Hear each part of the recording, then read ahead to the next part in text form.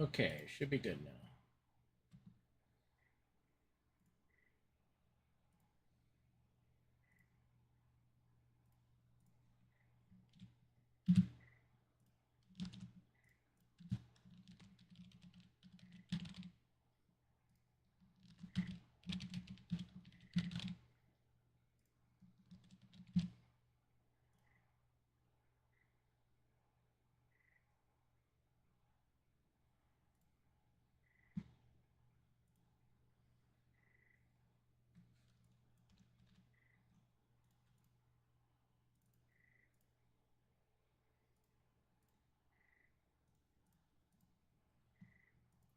Yeah, it just wasn't, for whatever reason, it wouldn't launch. It's not even Microsoft Word, it's just Notepad. I do all my notes on just basic Notepad, so. Or just like, why isn't it opening Notepad? I don't think it's the most egregious program on the computer.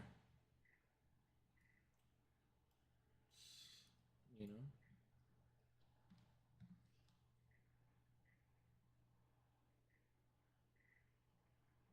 Yeah, it was just stuck in a never ending, like, loading circle. And I'm like, okie dokie.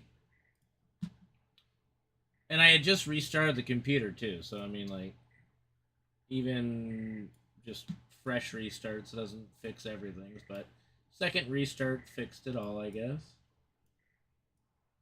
Whatever I had going on.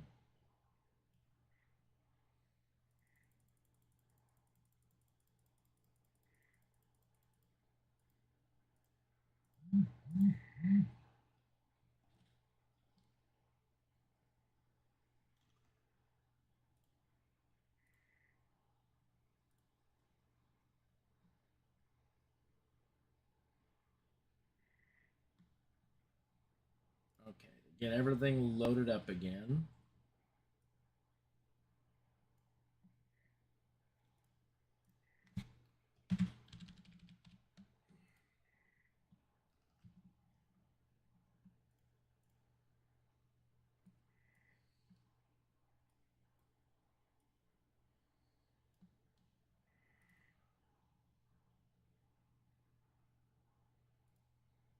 Pizza time.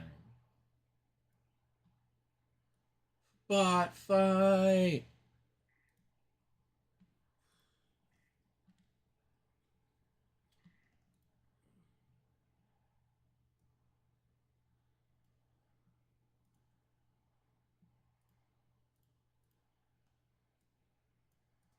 Whenever I see the word pizza time, I just think of um, Trolls in Time.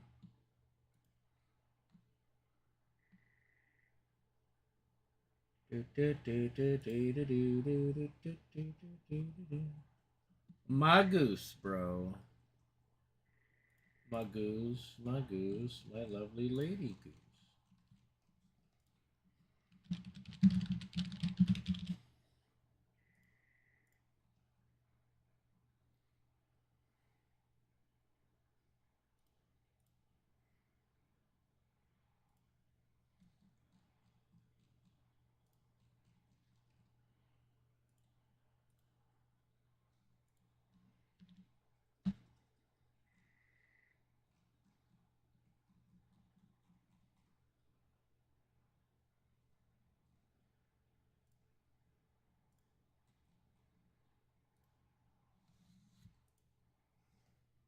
We'll see. I'm gonna go as fast as I can. At least try to.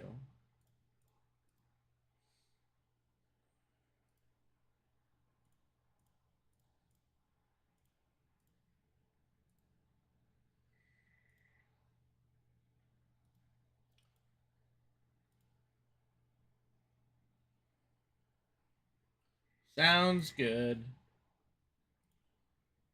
You do what you gotta do, my friend. Alright, I think I've got everything all set up the way I need it to be. Alright. Ready to rock and roll. And nope, I do not, because I forgot to rebind the splits From Toe Jam and Earl. Okay, false start.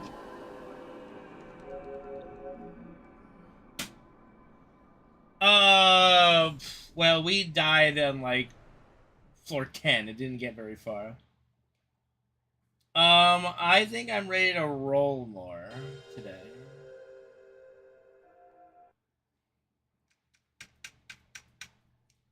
That's out. Yeah, it's a 5-second penalty.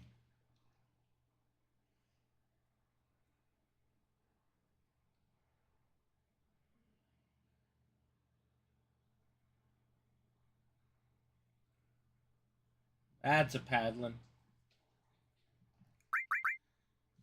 All right, let's go. Let's go. Mamma mia.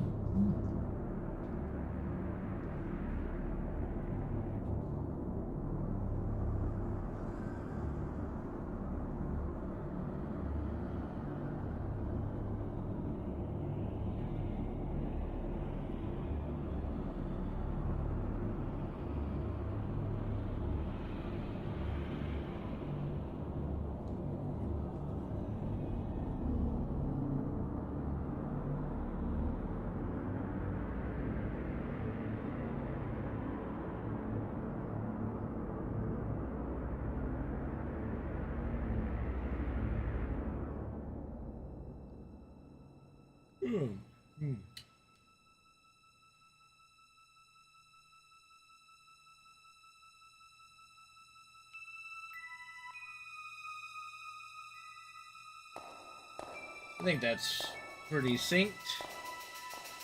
Let's go, dude.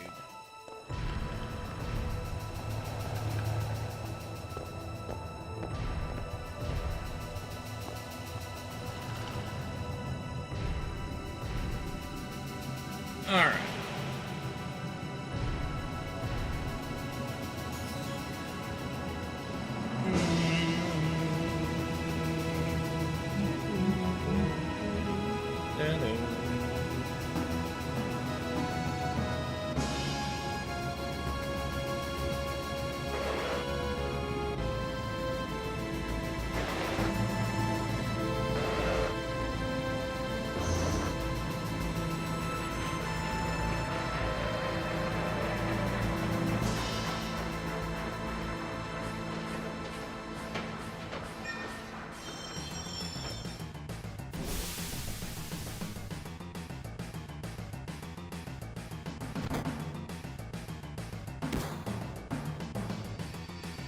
I mean, yeah, you can mess up and forget to do the steps at the beginning.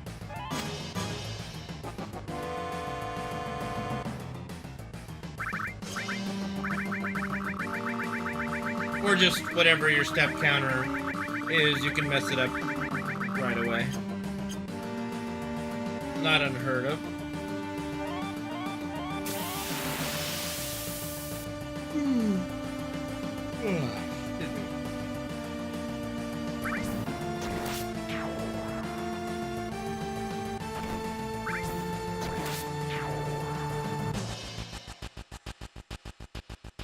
No.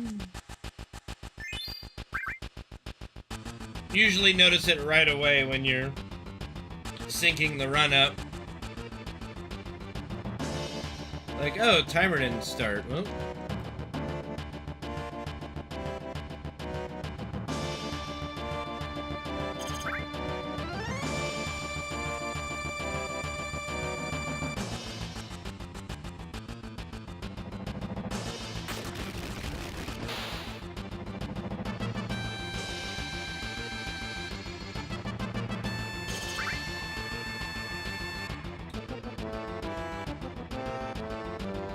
There's a new Jurassic Park and Scarlett Johansson's in it?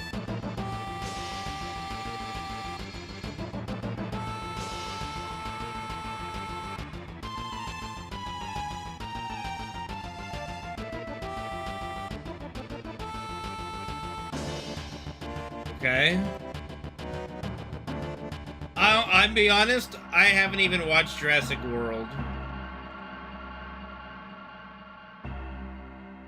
I was like, meh. Like, I'm a big Jurassic Park fan, a big dinosaur fan, and I don't know. I guess the part in the trailers that would have got people pumped up of, like, him riding a motorcycle, I think, with the raptors following him, like, would get people excited. For me, I'm just going, Jesus fuck.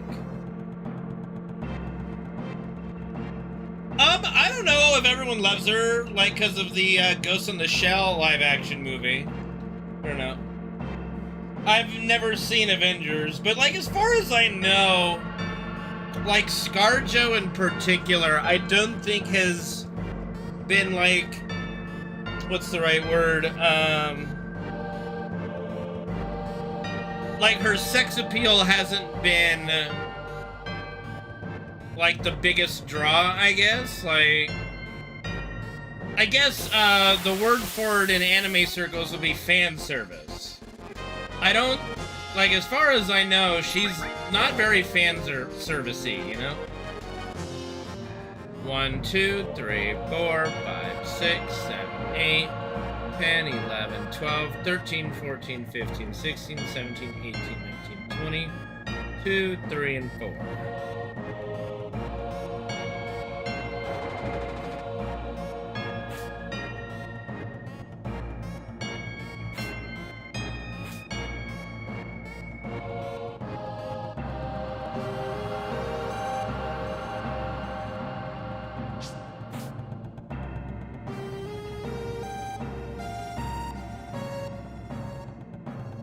Yeah, I've seen all the Jurassic Parks, but this is Jurassic World, okay? There's a difference. This is like a reboot. And, you know.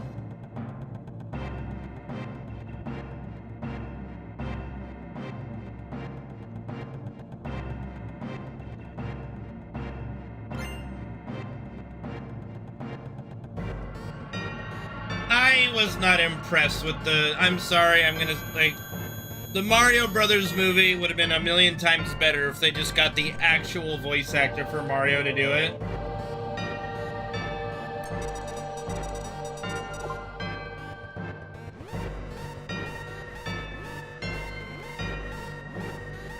I think the Super Mario Brothers movie is genuinely okay, but, you know, it's just one of those things where it's like, I'd rather just have the voice actor for Mario be Mario.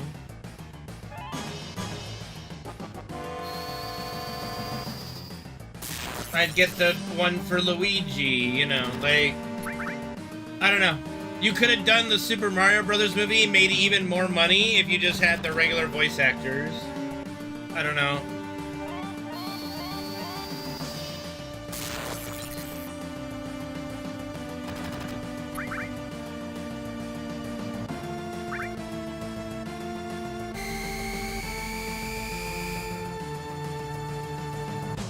I mean, that's what Chris Pratt tried to do with Mario. Like I said, it was just very distracting for me. To me, it was one of the bigger knocks on the film is the voices.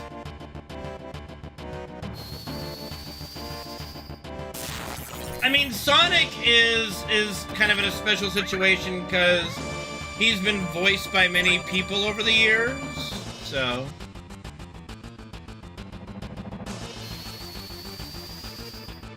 But, I mean, he's had voice actors in Sonic Adventure and stuff, so... I mean, you can argue... like, who's, like, the real voice of Sonic.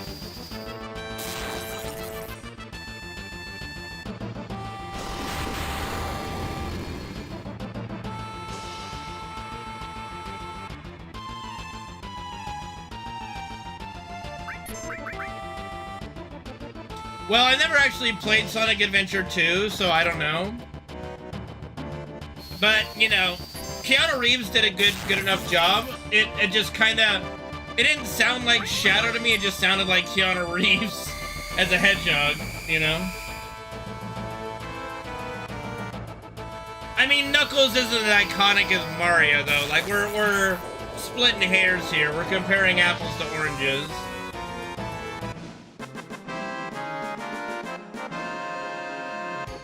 Like when, you have the same person voicing Mario for, like, his very first speaking role, and it's not like they didn't have cartoons and shit like that where he had to talk like a person. I don't know. What's up, Leggett? 1,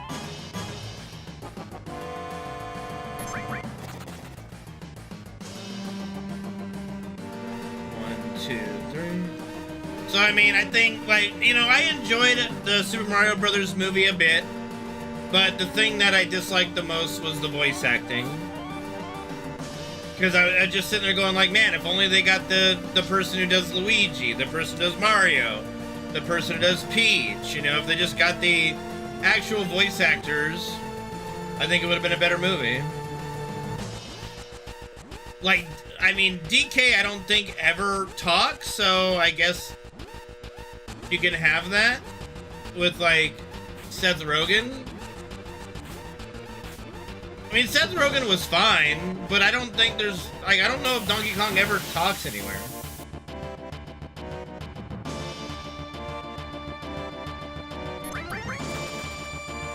I mean, I was expecting that. I was expecting some Super Mario's gotta save somebody. If it's not Peach, well, I guess it's gonna be Luigi.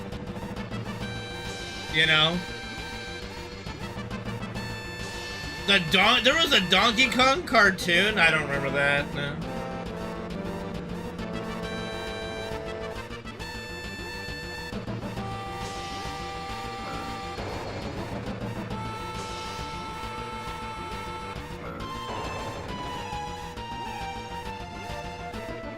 Like, you look at something like the Super Mario Brothers movie, right? Is there anybody who's going to see it because it's Chris Pratt as Mario? No. Is there anybody who's not going to see it because it isn't the actual voice of Mario? Yes. Is there anyone who would have taken, like, are there any kids that give a shit it's Chris Pratt, or they just want to hear Mario? They'd rather just hear Mario. Like, to me, it's a dumb decision, because you had to pay Chris Pratt more than you would have paid your voice actor, number one, and every, celebrity voice actor you got to play the parts, you would have paid more than the voice actors you've been having for a long time. It just, I don't know, to me it made no sense.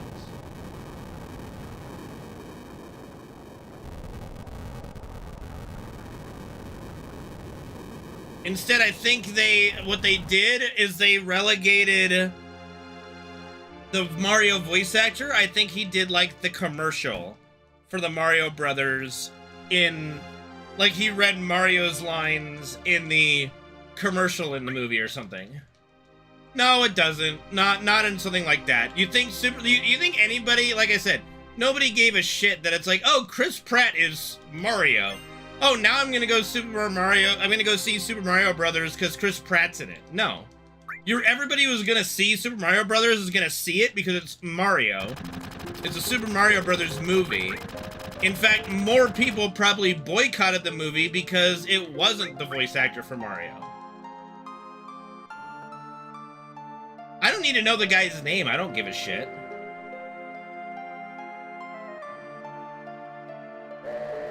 Yeah.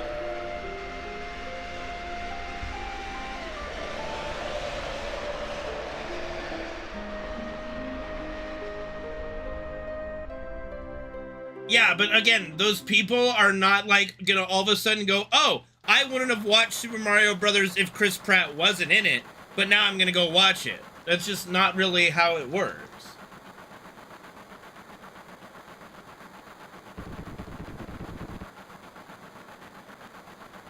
Of course it made him popular, but again, the people who were gonna go see Super Mario Brothers were gonna see it regardless. And more people, I would argue, didn't go watch it. I didn't go watch it in theaters because Mario's voice actor was not in it. You know? And there are a lot of people like me who did not go watch it because they just kind of shunned the actual voice actor who made Mario Mario for the last 30 years. They would have made even more money if they just had their voice actor.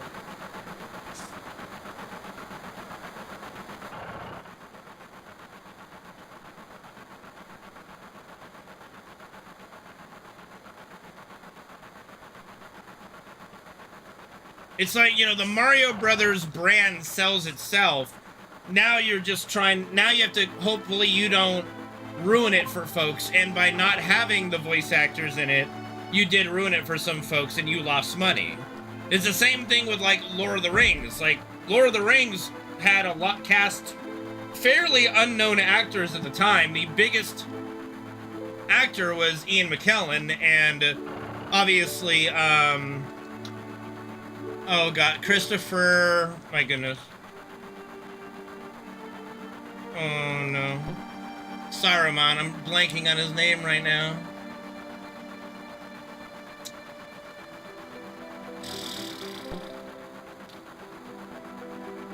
Come on. No, yeah, Christopher Lee. Yeah, duh. Yeah, Christopher Lee were like the biggest known actors there. No. Elijah Wood was not a big star at that point. Like, nobody was, not even Viggo Mortensen was a big star. You know. Bro, I give zero shits about Chris Pratt. I care so little about Chris Pratt. I care so little, I haven't watched Guardians of the Galaxy. I haven't watched Jurassic World, any of that shit. I don't give a shit about Chris Pratt. He made the Super Mario Brothers movie worse. There you go. That's what I know about Chris Pratt. Congratulations.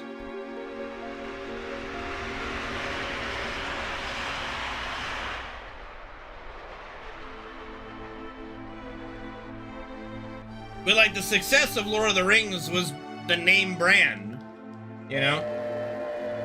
Thanks, Disguyer6.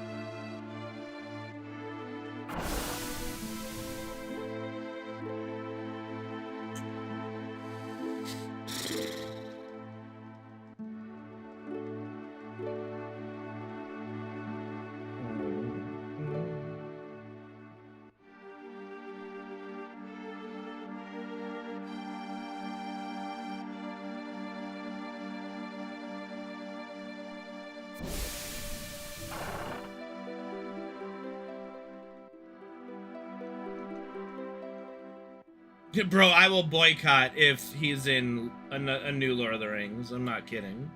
I do not care. It does not matter to me.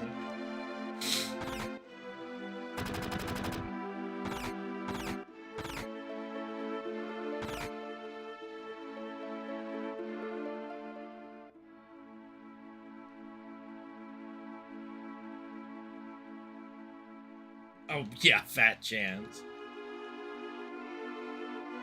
I don't think that I don't think that there's a chance in the world they redo Lord of the Rings for the next 100 years. Maybe 50, maybe 50, 60.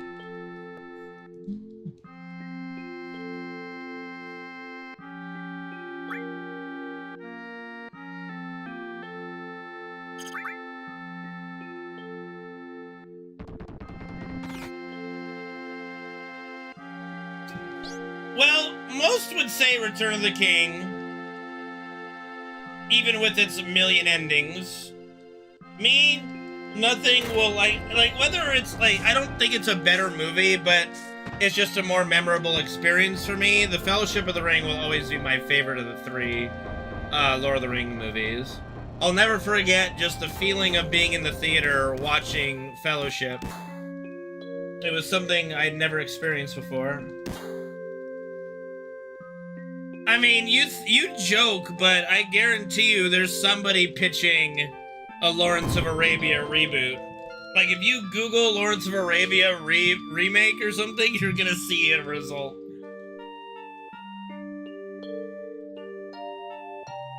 Hello, Gold Salsa, how are you? It's the only movie that I can ever remember being in theaters and just never wanting the movie to end when I was watching The Fellowship with my mom and dad. When that first came out, I had to have been like 14 at the time then, you know.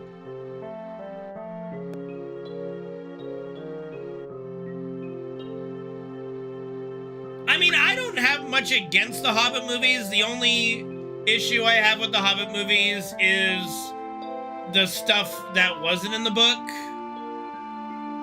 Like, I don't know. There was a few things in there that was just, I felt unnecessary, but overall I thought it was pretty good.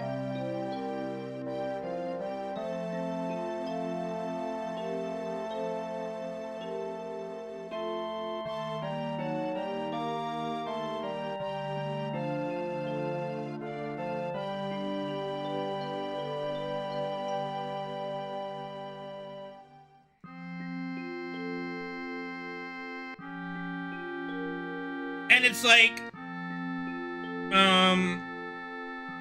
because like I think Shelob is at the end of Two Towers in the book, but in the movie it's in Return of the King. But I mean, yeah, it's whatever, yeah.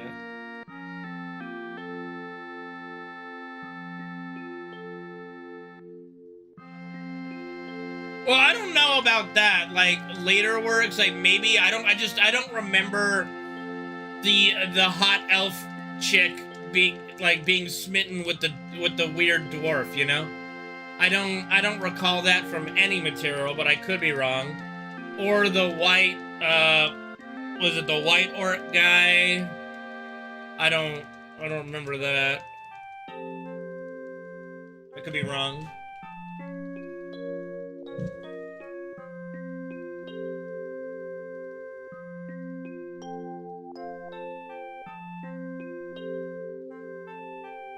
Like, FF7 Remake, to its credit at least, had stayed true to the original, like, 99%. So, I have really no qualms against the FF7 Remake thus far.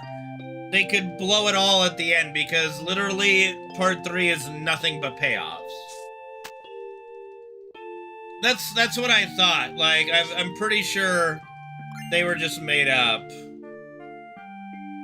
And I felt that was unnecessary. Like, I'm trying to remember, they did the spiders, right? Yeah, they got captured by the spiders, and he rescued them from the spiders.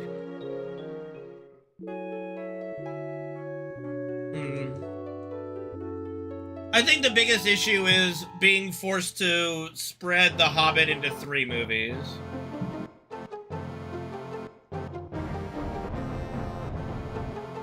Like, I'm pretty sure The Hobbit as a book is smaller than, like, all 3 Lord of the Ring books, sorry. And they had 1 book each, or 1 movie each book, so.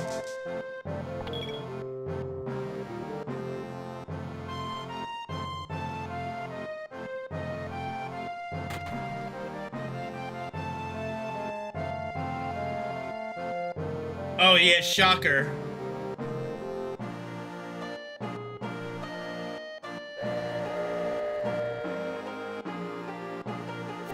Who the fuck's talking about spreading hobbits?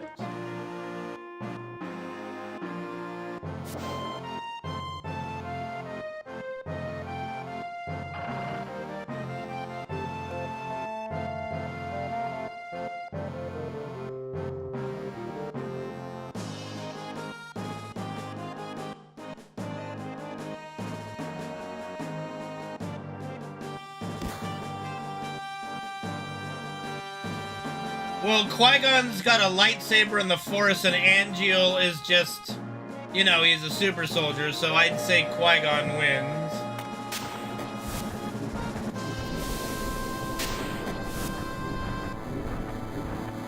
Like, Qui-Gon canonically is actually one of the best duelists in all of Star Wars. Like, Darth Maul is no pushover, and Qui-Gon did a very good job fighting against him for a long time.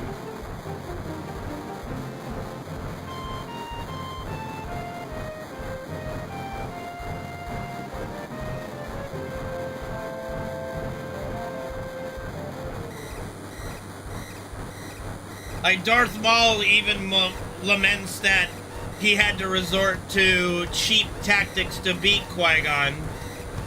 And it's kind of what was distracting him that allowed Obi-Wan to defeat him. Like, this is canonically so, but like Darth Maul felt somewhat embarrassed the fact that he had to do a cheap shot to beat Qui-Gon and couldn't beat him Straight up. Thank you, Thanos.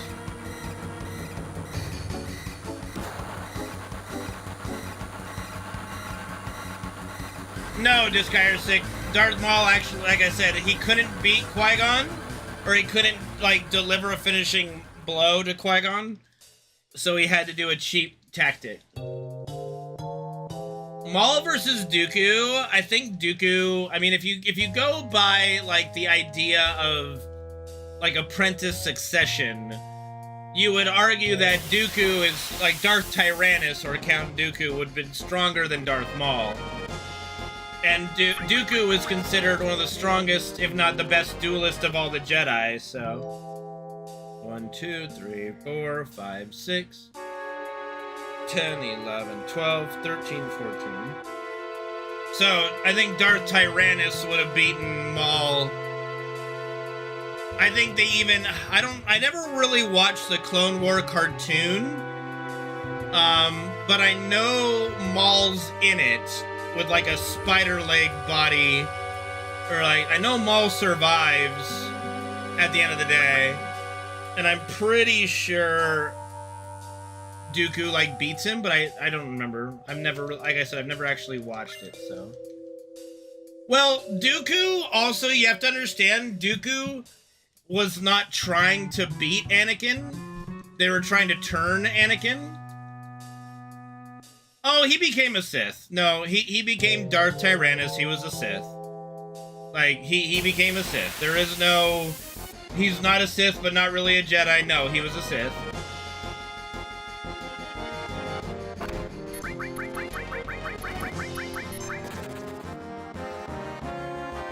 Yeah, he was the 2. He was the 2nd. Palpatine actually took him as his pupil, and that was 2.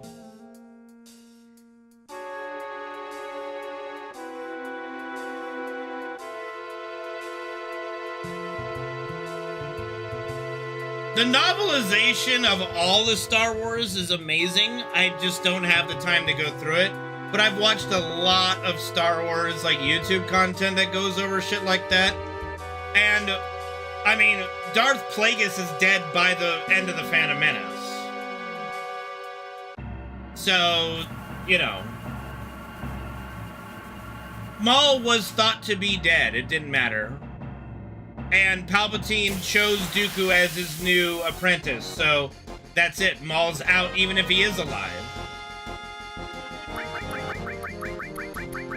I'll bet they even touched on that in the Clone Wars show, because I know there's a duel or a fight between Palpatine, Maul, and Maul's brother, and Palpatine just wrecks their shit.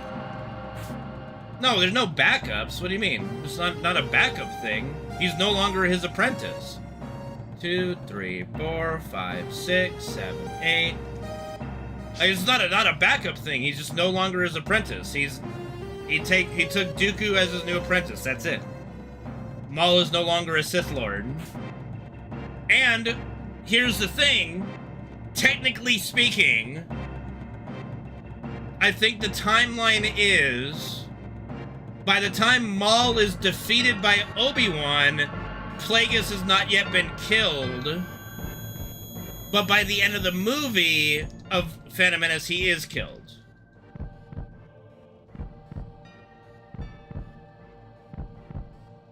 So Maul was never technically ever a Sith Lord because he was never officially recognized. Plagueis did not recognize Maul, obviously, because Palps was his apprentice still.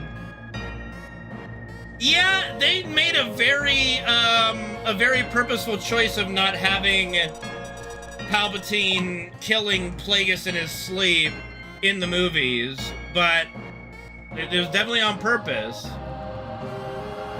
Not according to what they thought. Like, Maul surviving, like, I attribute that mostly to, like, Rufus and FF7. Honest to goodness. Like, Rufus was definitely dead at the end of this game, but they retconned it later.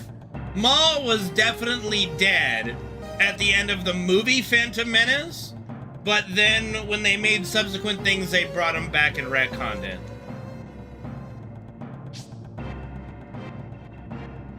She's just a Sith assassin, a dark Jedi, what have you. No, Darth Plagueis the Wise was his master, and he had killed him at, like, the end of the Phantom Menace. Like, when you see the celebration on Naboo, at the end of Phantom Menace, Plagueis is dead. And I believe it's the night of Qui-Gon Jinn's funeral is when Sidious killed him, if I remember right. 1, 2, 3, 4, 5, 6, 7, 8, 10, 11, 12, 13, 14, 15, 16, 17, 18, 19, 20. Yeah. The Rule of Two exists, and Palpatine was kind of going against the Rule of Two by taking Maul as his apprentice against, like the, you know, the Rule of Two and Plagueis' wishes, but ultimately, he was, like, seen as an assassin. Never got to the title of Dark Lord of the Sith because, obviously, that was held by Plagueis and Palpatine, well, Sidious. And then when Maul was defeated, and Palpatine had just killed his master, he took on Count Dooku as his apprentice, and now Count Dooku became Darth Tyrannus. And then, like, the idea was to turn Anakin Skywalker to the dark side, and Count Dooku thought that Palpatine was gonna get rid of the Rule of Two, and, you know, him, Anakin, and Grievous, and all these other dark side users that they've kind of built up, we're all gonna take the Jedi out together and rule together, you know. And then Palpatine betrayed him at the beginning of Revenge of the Sith by telling Anakin to kill him, and Dooku was going at like 75%, and that's what allowed Anakin to overpower him. General Grievous was just he was a cyborg, he was just there to help kill Jedi, that's it. He was never an apprentice or anything. Hey Mark, thank you for subbing to the channel, appreciate it.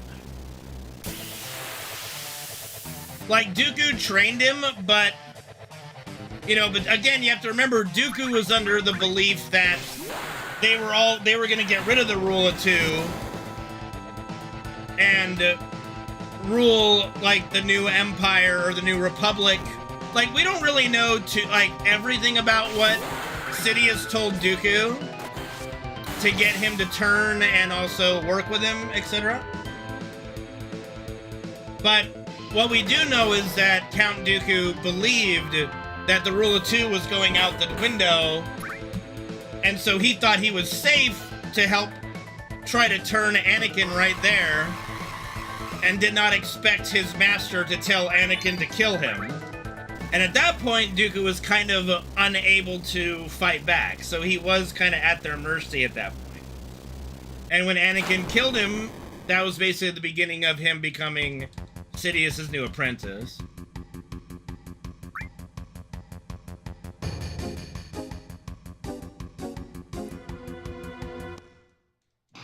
No, there were too many light side users, one would argue. The whole prophecy of bringing balance to the Force was at a time when the light side was overpowering in the galaxy and the dark side was in the shadows. Right? No, Kylo Ren couldn't even beat a girl who had never wielded a lightsaber before. I'm sorry, the sequel trilogies suck. I'm not even going to get into them. I'm sorry. The light side of the Force was too strong and in power for too long. The balance was basically the slaughter of all the Jedi, and the balance became Luke was now the only light side user, and the dark side, not beknownst to Luke, but there is another, like a former Jedi that took up the mantle of the Dark Lord of the Sith, who was off doing whatever. I don't remember if I don't know if that's not I'm trying to remember his name, goddammit. What up, youngin'?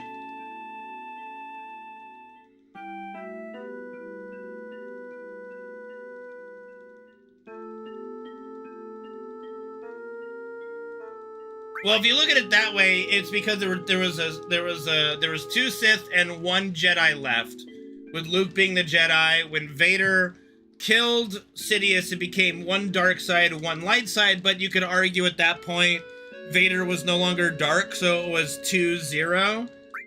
But it brought the galaxy back to basically a 0 point within the Force. Luke was now like the only surviving Jedi Force user, and now the world was kind of like at a reset.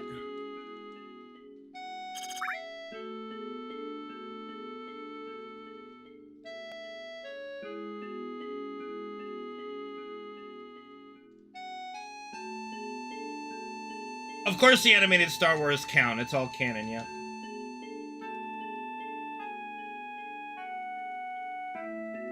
I mean, the thing about Kylo Ren, that, like, the coolest thing that the sequel trilogy did was have him stop the blaster shot in midair for so long. Like, that is something I always wanted to kind of see, you know.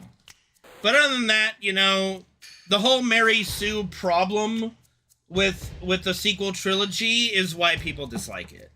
And yes, you could argue, well, Luke's a Mary Sue as well, but you do at least see him train a bit.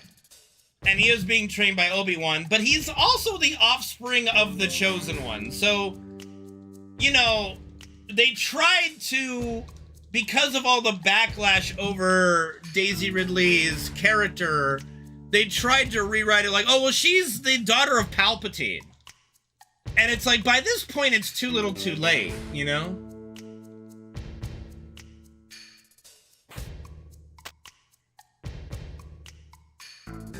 No, Ahsoka doesn't really count because she's more of a gray Jedi. She's always been kind of a gray Jedi. Just like Qui-Gon Jinn was basically a gray Jedi.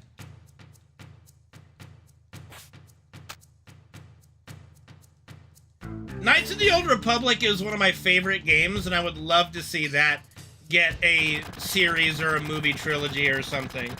Like, Knights of the Old Republic is awesome. The story of Revan and all that shit is very good. We're very well done.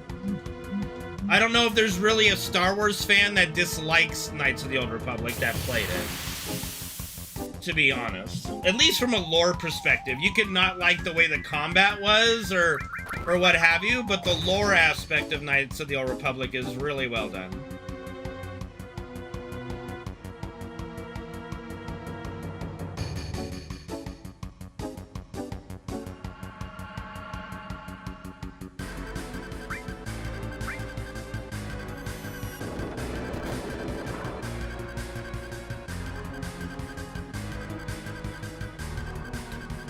Nope.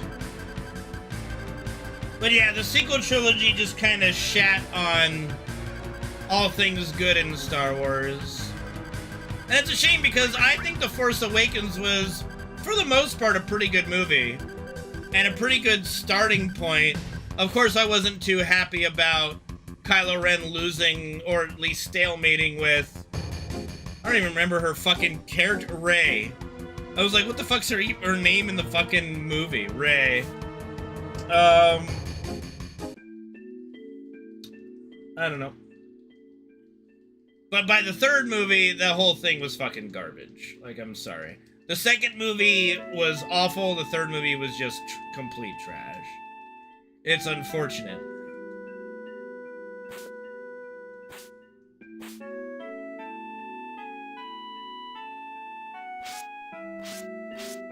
I think, honestly, I'm gonna be that guy. The fan service-y bits were probably the only interesting parts. I'm sorry. Like, the callbacks are the only thing that actually felt good. I'm gonna be perfectly honest.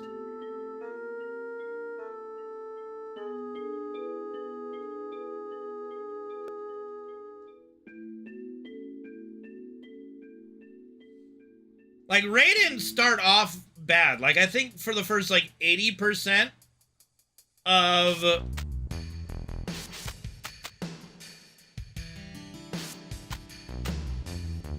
Like, 80% of that movie, she was fine. And then when the Mary Sue stuff happened, it's like, okay, well, this is now shit. I completely despise the second movie simply because they ruined Luke Skywalker's character. And it was a conscious decision to do that. And I don't have to like them for it, and I never will. Completely shit on the legacy of Star Wars over the last 30 years. In one movie.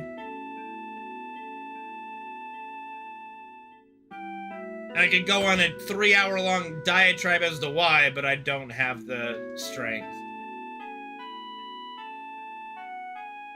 Like, the easiest way to sum it up is you took, like, the most optimistic person in Luke Skywalker, someone who felt that somebody like Darth Vader could even be redeemed, and then you turned into an old curmudgeon hermit. And it's just awful. Are you recruiting? Always recruiting. But we have quite a big roster right now. And it's... Thinking about the raid's going to start next week. Guys recruiting? But you're welcome to talk to our recruitment officer. But thank you for the 100-month resub, RO8. Appreciate you, dude. I mean, only if you're a big YouTuber. Like me, I'm still growing my channel. So a video like that, anything that would be worth its salt would get, like, no views.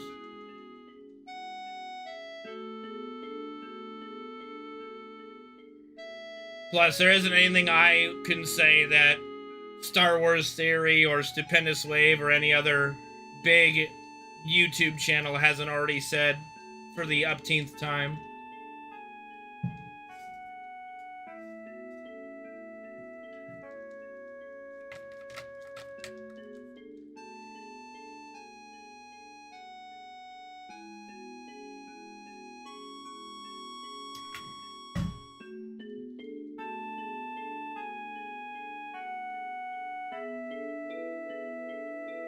Oh, yeah, I completely forgot about Leia's whole Superman moment out in space.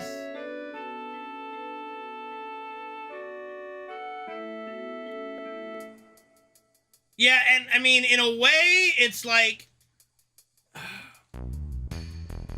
Look, canonically, at least in George Lucas's Star Wars canon, Leia does learn the Force. She is a powerful Force user, not to the extent of Luke, but she also, you know, she had a kid with Han. I think she's had multiple kids. I could be wrong, but, you know, the actual, like, legends and all that stuff story about Leia, it's not the most preposterous thing for her to use the Force to get back into a spaceship. The problem is you spent no time in this sequel trilogy showing Leia or doing anything with Leia that made you think, oh, she's you know, trained her Force powers, you know? Yeah, 3 kids. Yeah, Jesus. You know, like, Leia is very powerful in the Force as well. She's, again, not as good as Luke, but in some ways is better. But, you know, if you don't take the time to establish that in your sequel trilogy, when she, as you put it, Mary Poppins herself back onto the spaceship from the vacuum of space, it just feels silly. You know? It just feels absolutely silly. And unearned, right?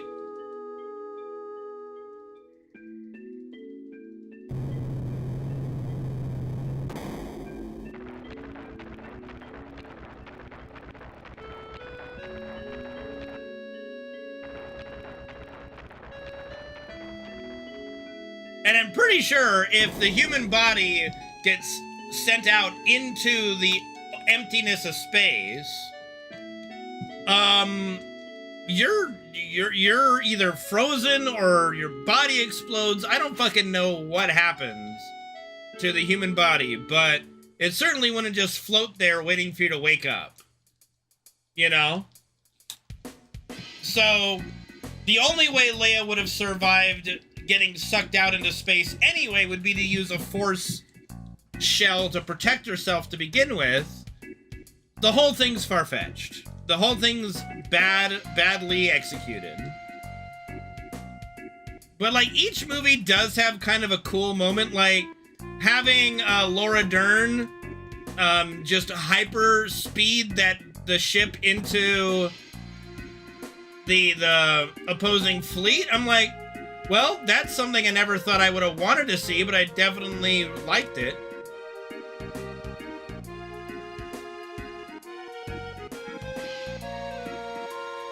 So, like, to me, that was, like, the coolest moment in that movie. My God, my controls are... Like, because I was always like, what does happen if you just hyperspeed into something? Like, are you moving so fast that you just bypass it, or what? And that just kind of went, no, you just obliterate it. So, it always makes you wonder now. The only problem with it now is it makes you look back and go, so every single time they initiated hyperspeed in Star Wars, they just had clear sailing ahead. Like, nothing ever was in their path? I don't know.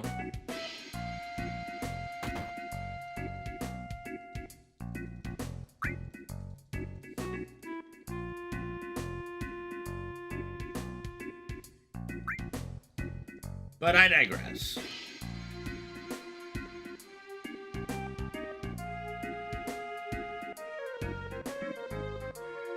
And with Star Wars Outlaws getting, like, the backlash it got, I don't know, I don't hold out much hope for a very good Star Wars game in the future either.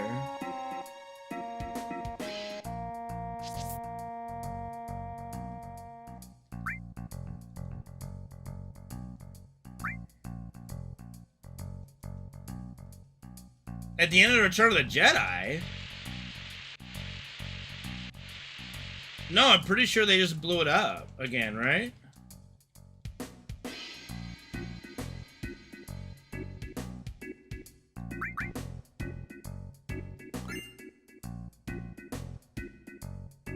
I'm pretty sure they just flew in and blew it up. Like, it's been a little while since I've actually watched Return of the Jedi, but I do believe they just flew in and blew it up.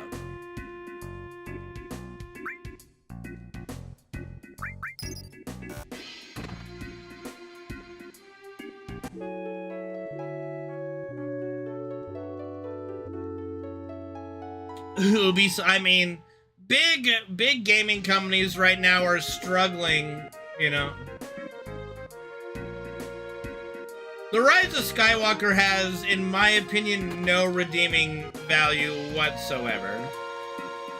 I don't remember being just so angry at a movie in theaters before, just watching that.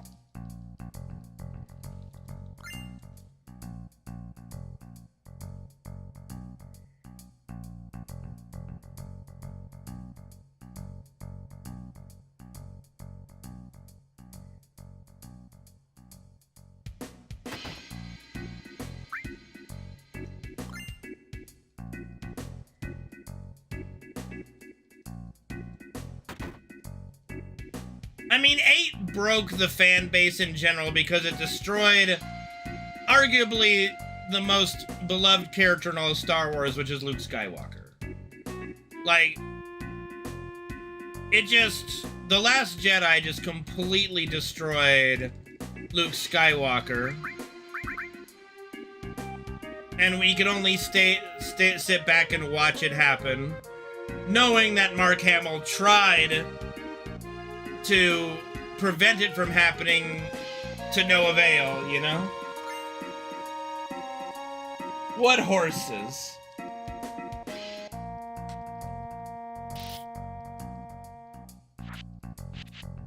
Oh God, the horses. Oh God, I forgot. Let's, you know what? Let's not bring that anything about that movie up, please. I'd appreciate that.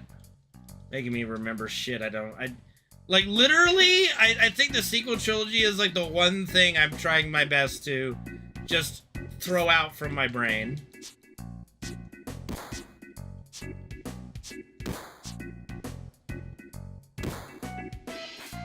George Lucas does not work on Star Wars at the moment. When he sold it to Disney, he gave them his outline for the next trilogy, which would have starred Princess Leia and her journey to becoming a Jedi. And they took George Lucas's proposed trilogy, said, we will honor your legacy, George, then threw it in the bin.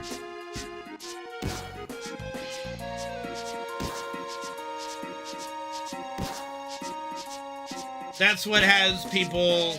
That's what has, like, hardcore fans like myself, I guess. I would consider myself a hardcore fan. Publicly, I mean, I don't think he's...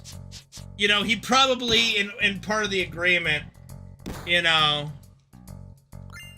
is not allowed to say anything too badly. But George has expressed his displeasure with the new trilogy. No, I mean, the prequel gets more love, especially nowadays. Like, the prequels got a little bit of a bad reputation when they first came out, still made a lot of money, but they are now looked upon very fondly.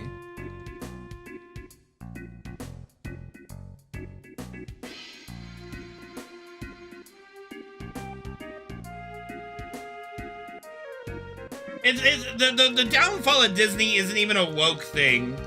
Like the people who cry wokeness don't even know what the fucking word means, number one. It's just poor decision making on what they think their audience is gonna want to see. At the end of the day, it's a business. You're in the business of pleasing the population of your fans, and they just are out of touch on what they believe their fans like. That's it. It's nothing more than that. It you know, it's a complete breakdown of management and decision making at the very top. You saw it with the Acolyte series, things like that. Just, here's what we think people are gonna like, and then it's, no, don't like that.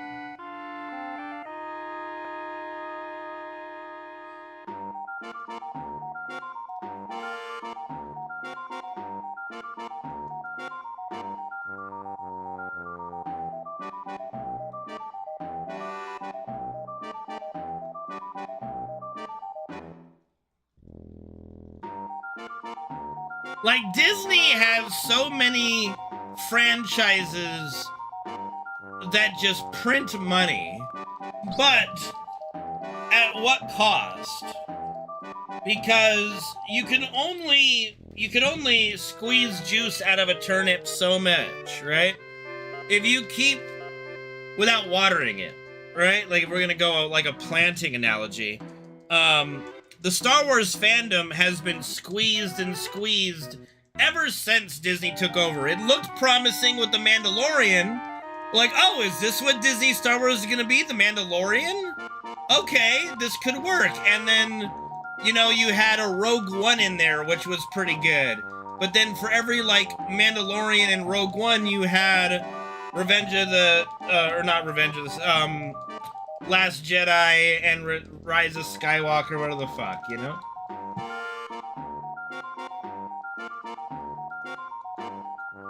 Why? Just look at the box office returns for the Lion King remake and you'll get the reason why. There's just not enough of people like me boycotting seeing those movies in the theaters.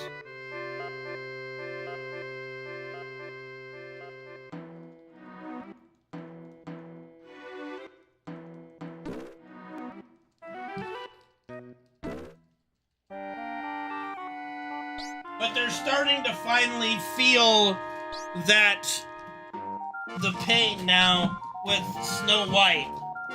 I think Rachel Ziegler kind of fucked over Snow White. But did the new Lilo and Stitch make good money? Did it? See, there you go. See, people will go watch. You know, they'll go watch a live-action remake as long as, you know, you don't completely fuck it up like Snow White.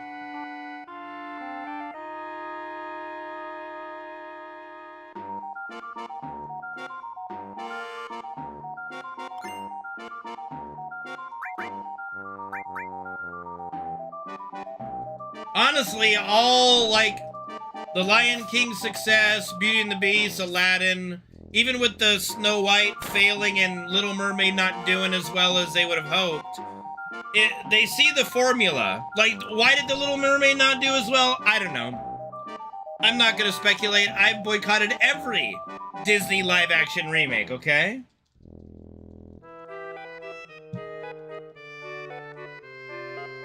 But what does Little Mermaid live-action and Snow White live-action have in common? Controversy. Controversy of casting, decision-making, whatever. And so all that says to me is in the future, live-action remakes are going to play it super fucking safe.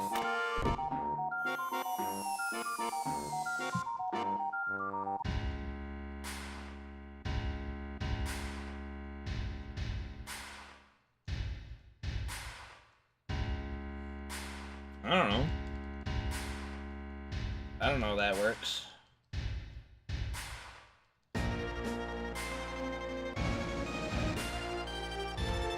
What up, Shinto? How's it going, man?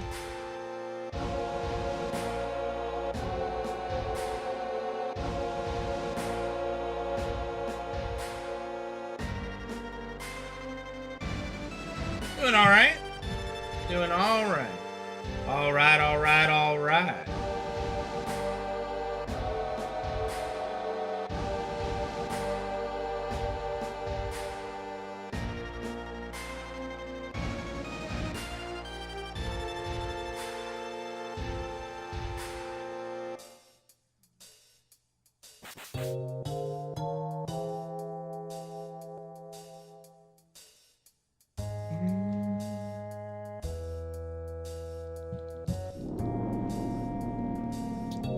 Never gonna get a Treasure Planet 2.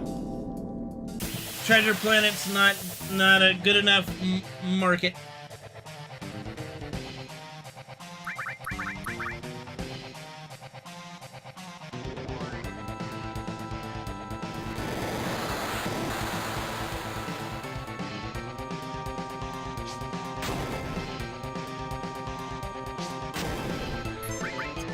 I think, like, those that really like Treasure Planet,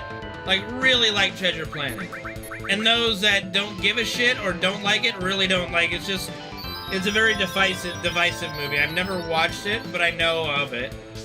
I know it's just Treasure Island, but in space, but from what I understand, it's done really well. Hey, what's up, Blasphemous? How you doing, dude?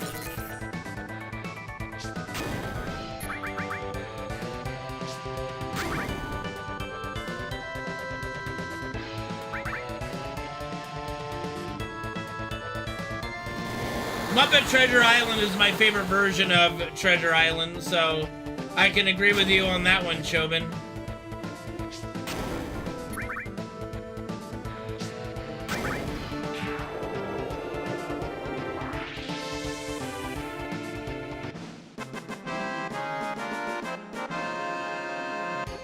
Muppet Treasure Island is actually low-key a really good movie. I think it's the best Muppet movie, but, you know, I think it's low-key a really good movie.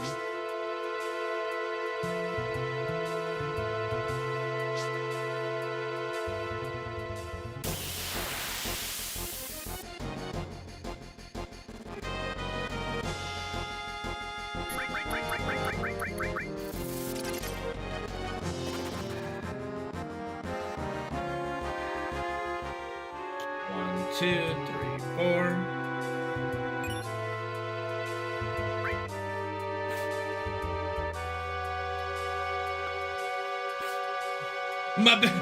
Muppet Little Mermaid. Muppet Beauty and the Beast. I have not watched Happy Gilmore yet. What, Treasure Island? Or you just mean the Muppets? Oh yeah, the Muppets in general? Yeah, I don't know. I mean, Jim Henson died not, like, quite a while ago, right?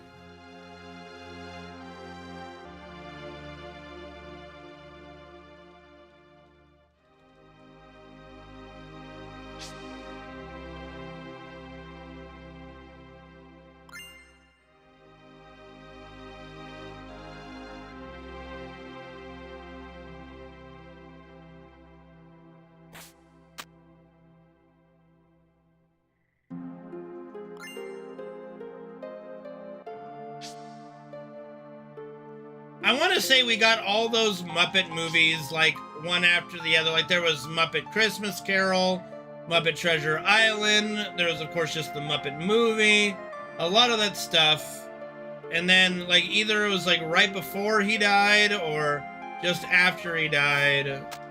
They just kind of stopped making them.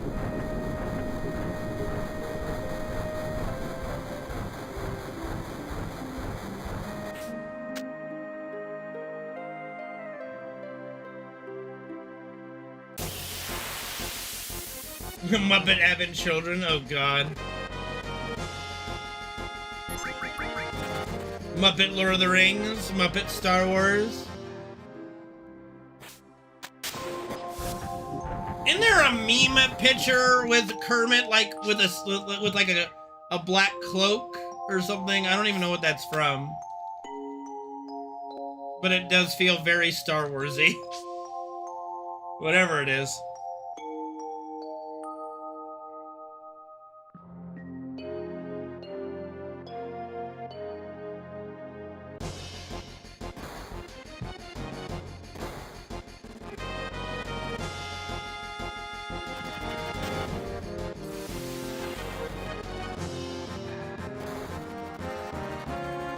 Is that what it is? Is it Palpatine Kermit? Oh, I'm afraid the deflector shields will be quite operational when your friends arrive.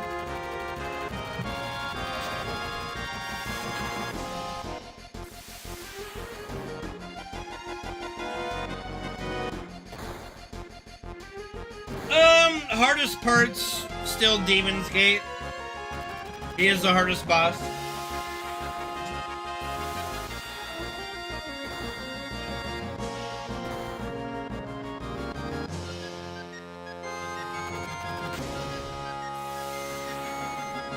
Managing the step counter is always challenging. Thank you, Disguyer6, for the rip.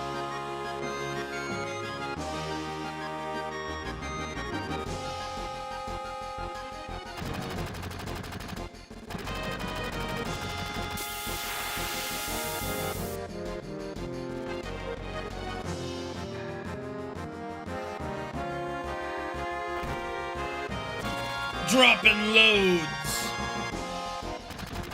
1, 2, 3, 4, 5, 6, 7, 8, 10, 11, 12, 13, 14, 15, 16.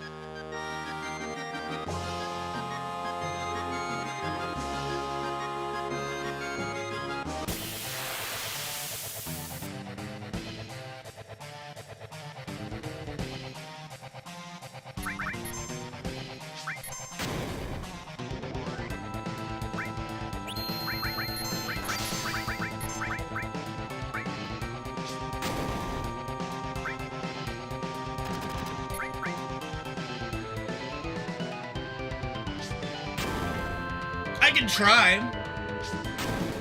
I can see if my way of explaining it will help.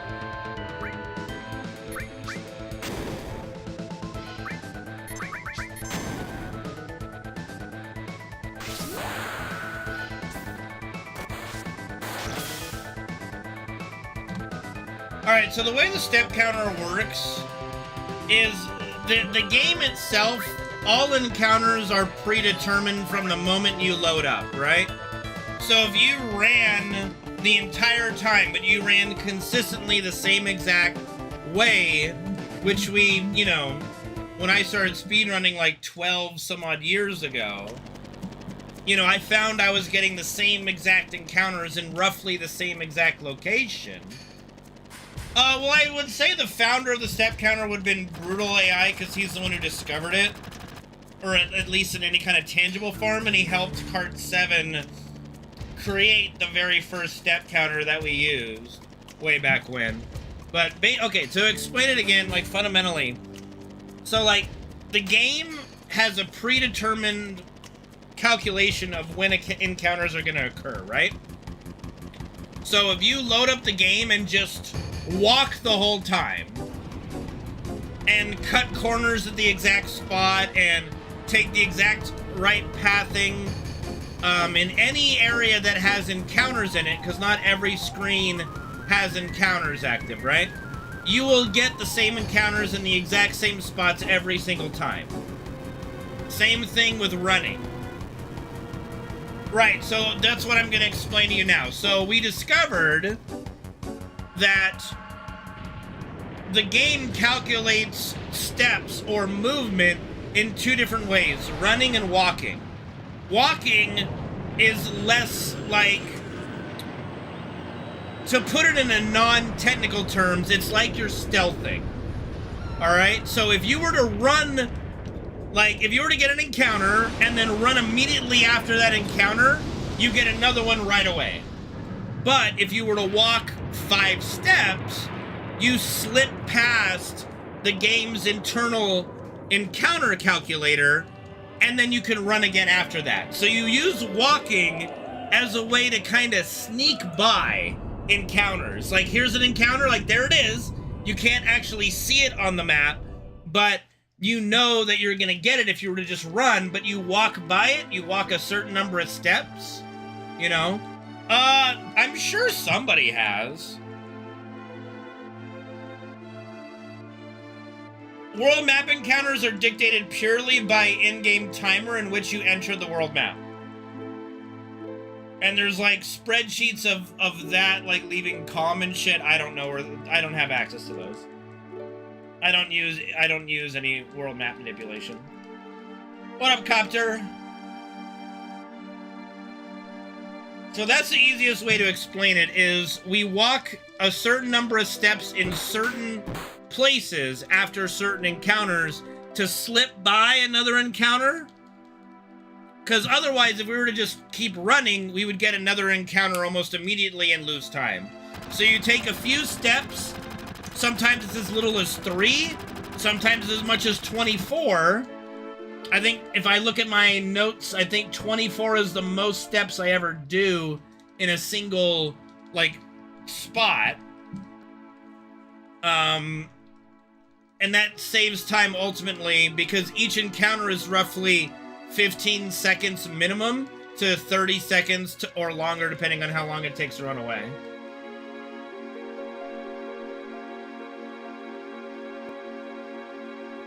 Good luck with that one, Copter.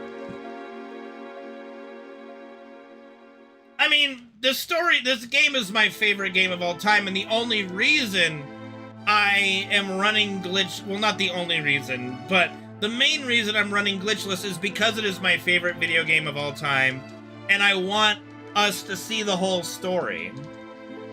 My favorite part is the live stream cutscene, and I can't wait for that part in part 3. But yes, like, the story does still hit home for me, but things like, you know, like, everything hits everybody differently. For me, the Aerith death is not, like, sad. It was never sad. Not because I dislike Aerith as a character, I think she's fine. But my first ever playthrough, my team was Cloud, Tifa, and Aerith, and she was my white mage, and I was so fucking mad. As 10-year-old me, I was so mad that she died. I'm like, well, there goes my white mage. So I didn't even have time to be sad. I mean, the all bosses route just adds the weapons, really, and I guess you could consider Wu-Tai an addition, but it's really not that interesting, the all boss run. I would be more interested in the all boss run if you didn't have to do the W item, like, source duping to achieve it.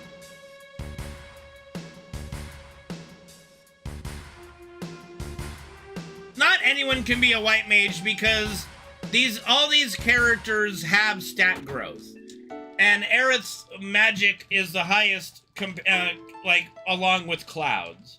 So as a magic user, Aerith is unparalleled.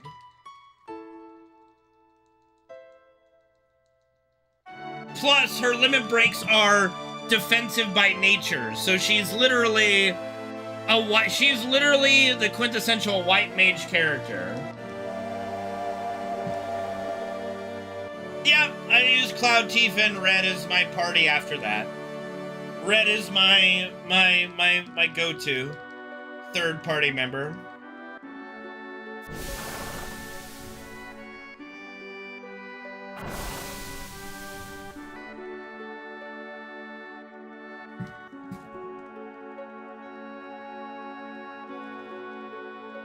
Quintessential is essentially just like the definition of. Like, Aerith is the definitive edition of white mage. It's like, it's the one that checks all the boxes, the quintessential. The poster child white mage.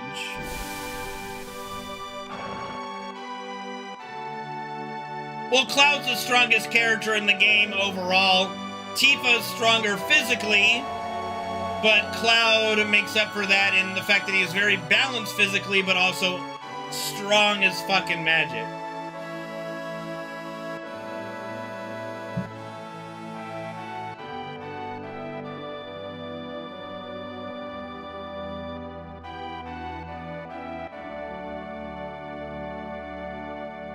Essentially game, in a way, yeah.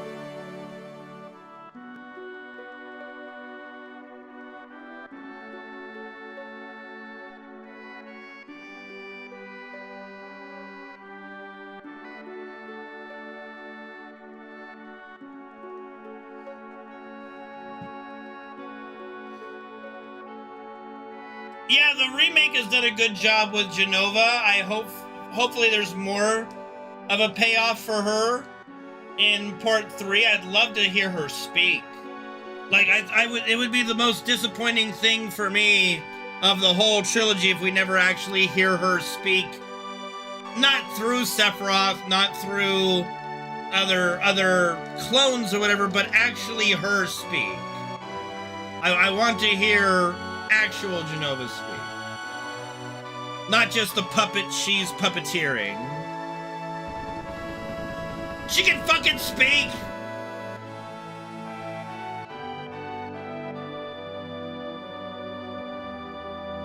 You think an intergalactic space alien genius of a crazy magic god thing can't speak?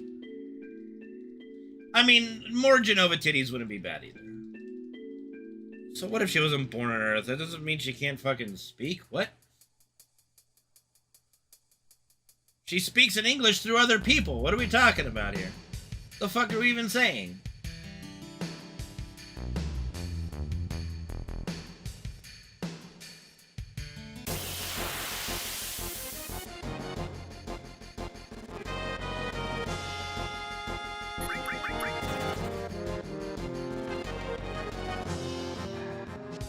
Like, Jenova speaks using other people, you know?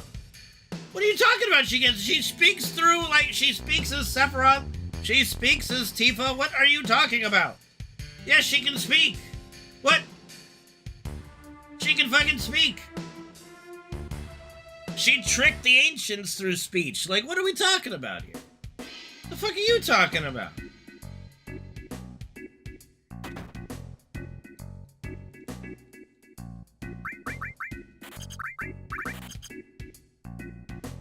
Come on, what?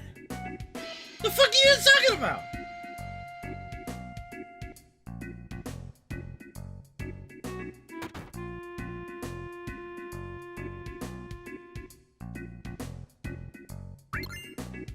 Oh my god.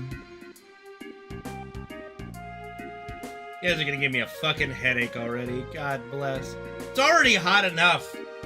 Oh Jesus, it's 96 right now? Feels worse in my room. We even have the air on and everything, and it's still fucking hot. I think we have the air on. I mean,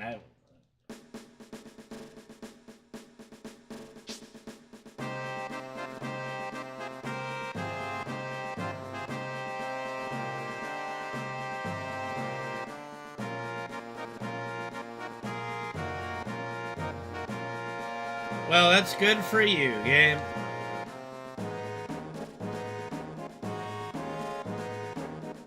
No, if it was that way, Chobin, like, you might forget in somewhat in the beginning of Disc 2. Do you remember going in the Whirlwind Maze? Cloud gives the black materia to one party member, then goes off. We fight, we go off and we, like, fight Jenova Death and such, and then move forward. Then Tifa comes running back, tells whoever you gave the black materia to go forward, Cloud's in trouble, right? And then transforms from Tifa back into Sephiroth. No, he's not manipulating their body. She's taking their form. Because that's not Sephiroth's body, that's his form. Sephiroth's been in the Northern Crater the whole time. So that it is not taking and manipulating them and speaking through them. She's literally shape-shifting into them, a la Mystique from X-Men, and speaking as them. Deceiving as them. She is a deceiver. She deceived the ancients and basically caused the deaths of all the ancients except for a few that were able to seal her away. You know?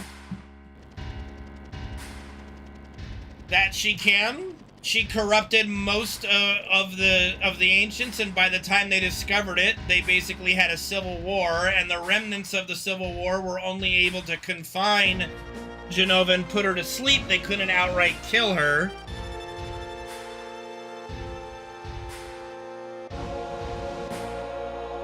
No, she's changing it into those forms. She's taking the form.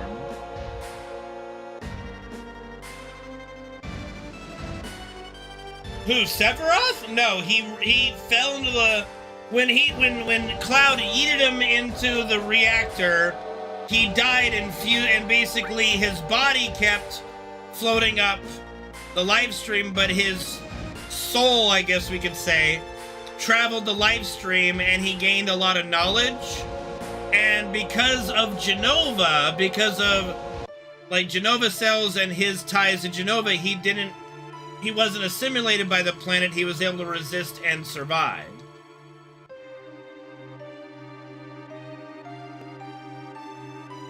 But he is trapped in like a Mako crystal in the Northern Crater and is awoken by Cloud giving him the black materia, all that jazz. Why? I don't know. They never really explained why that woke him up, but you don't really need everything explained.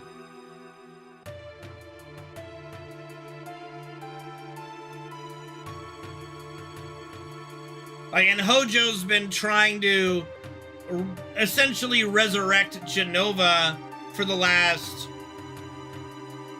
it would be 5 years or longer. Actually, it would have been longer. He's been trying to revive Jenova since they first discovered him like 40 plus years ago in the timeline. And Sephiroth is his best experiment using Jenova. And then when Sephiroth was killed by Cloud, he kept trying to wake up Jenova. You know, he's got to keep going forward. What accent will she have?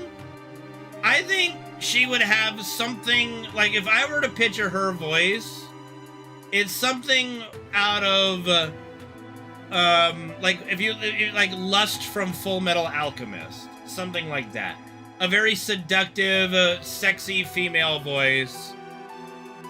At least as her native voice, but she can take anyone's voice. We might never hear her actual voice. They might just relegate her to always speak through another character's voice. I hope not, though.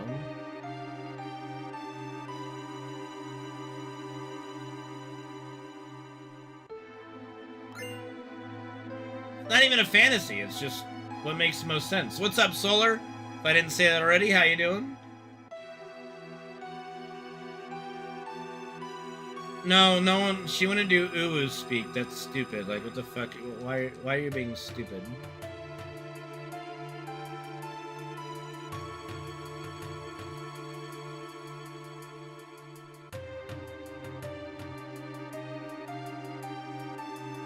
Yeah, I remember.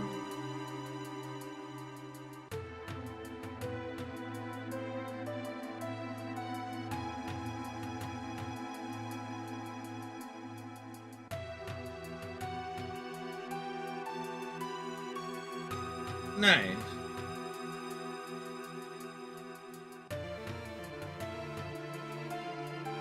That's awesome. But I mean, like, there are plenty of examples, not just in anime, but in movies themselves, of like a female that uses her seduction or her tone of voice to further her agenda, and Jenova would be the perfect kind of character to use such a tactic. That's cool.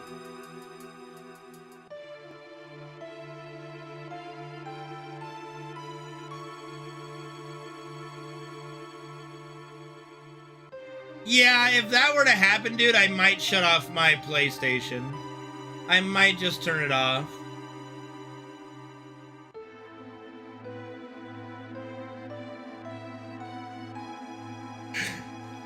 But we know that won't happen, so don't worry.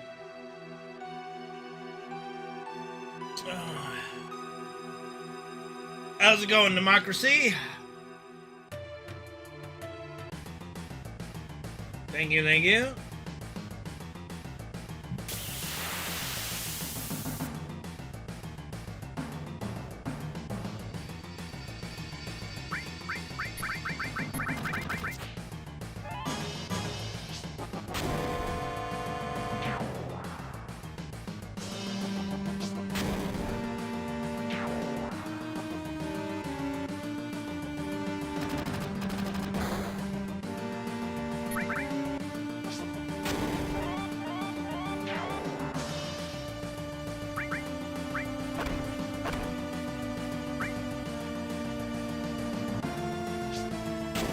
I don't know if that's, we can say that's true,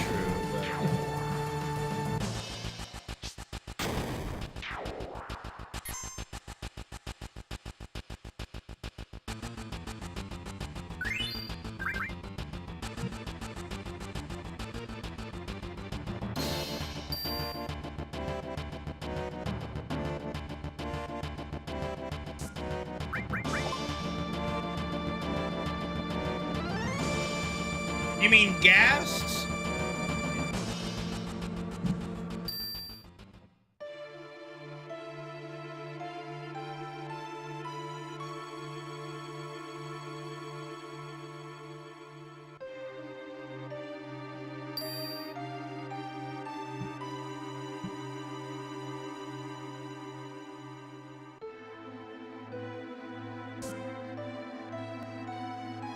Oh God, we do not, please, let's not talk about Genesis. We were having such a good time. We were having such a fucking good time. We don't need to talk about Genesis.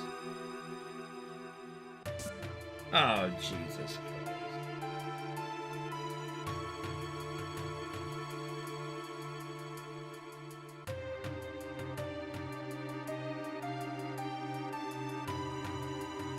Genesis is horrible. Oh my God. Fucking pretentious prick.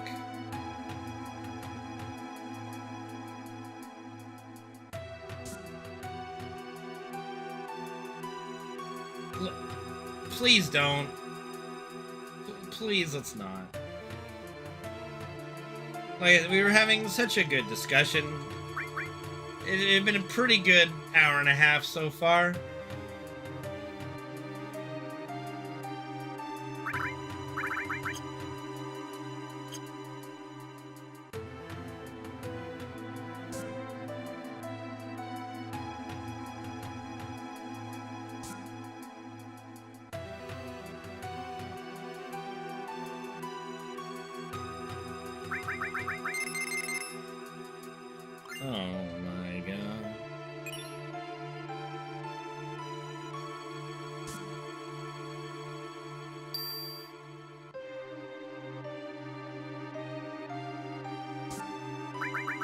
Yeah, you know, Crisis Core might be my most disappointing FF7 thing that exists.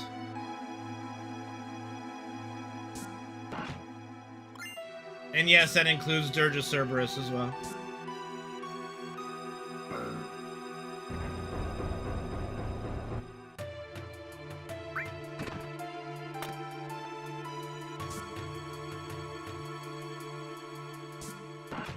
No, I don't hate Zack at all. I think Zack is a great character, and he's a great bro, but Crisis Core is not enough about him, Cloud, Sephiroth, etc. Instead, they throw in multiple characters that nobody asked for, and nobody has asked for since, creating quite possibly the most boring character that's ever existed in not just, you know, Final Fantasy, but perhaps all of gaming. Like, Angio might be the most boring character that exists in anything. Like, ever.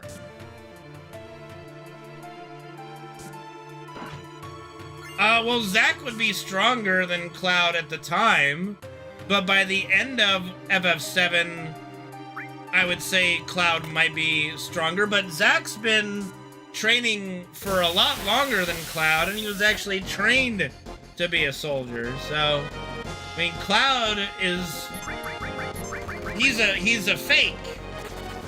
He's a wannabe soldier, you know? But he overcomes that situation and saves the world anyway.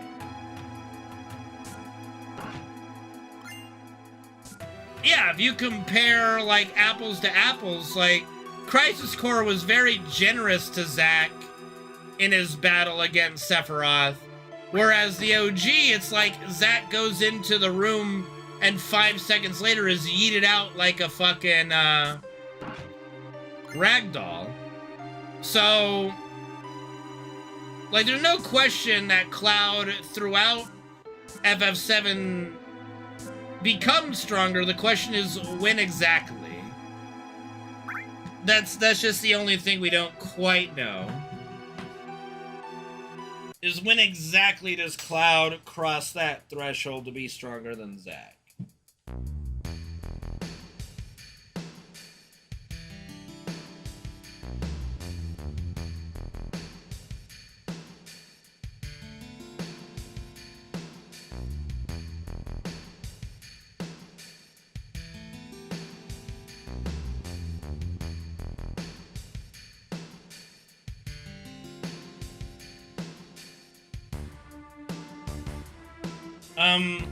Solar, I hate to break it to you. Cloud never activates Super Saiyan. He's not a Saiyan. I hate to be the bearer of bad news, but Cloud's not a Saiyan. So is Scarlet. Is she a Saiyan? I mean, Saiyans have black hair traditionally, you know?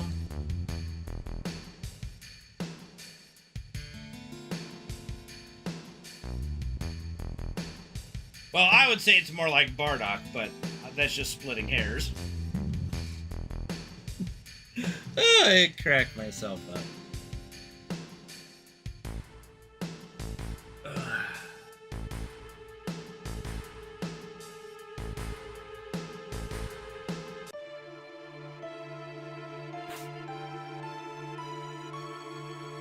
Yeah, but when he's Super Saiyan, it stands upright and like the hair is like it goes straight up in the air, and Cloud's hair is just kind of, it never really does that. So I think this is just base. There's no Super Saiyan coming in here, you know.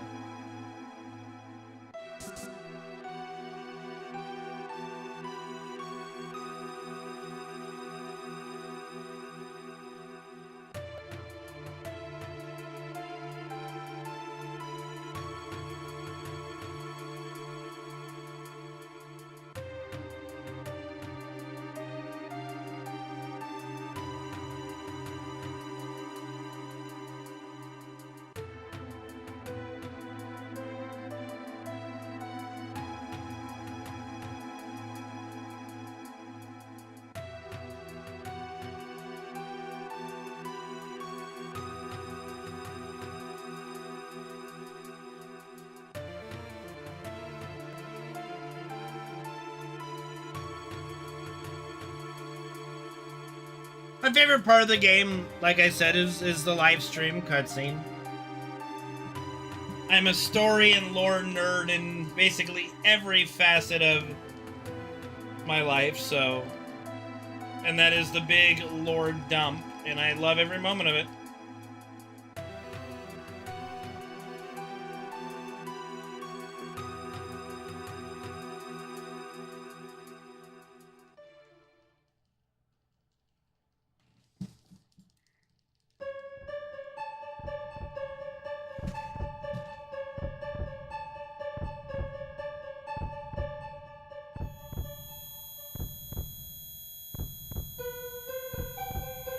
Never said this is my favorite cutscene.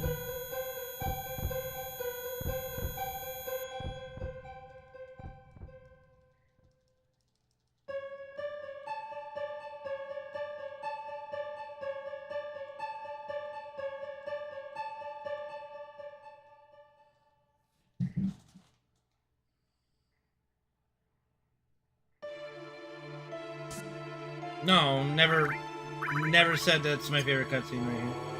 What?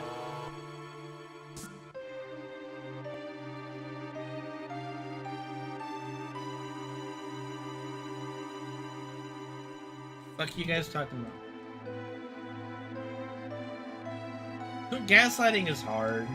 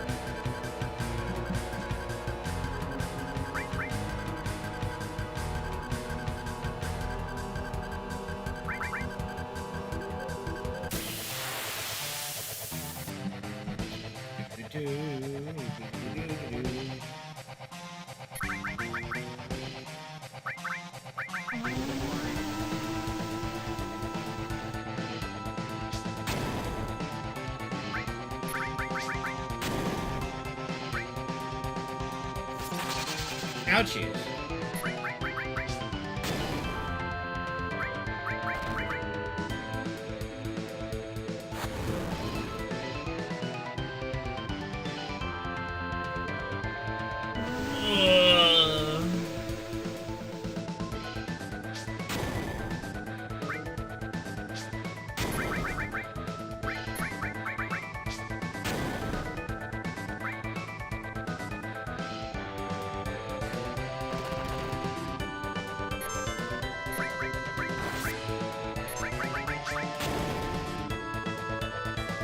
Am I? No.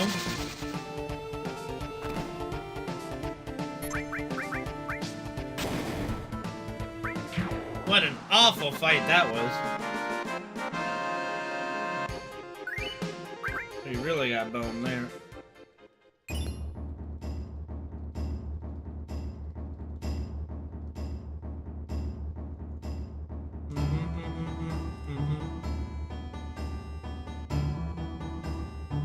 No, I can't even see it.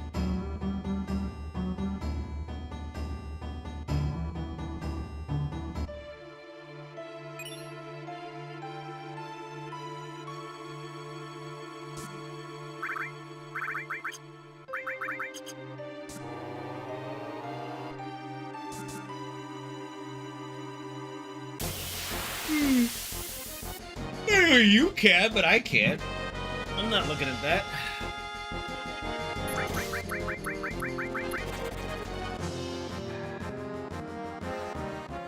One, two, three, four, five.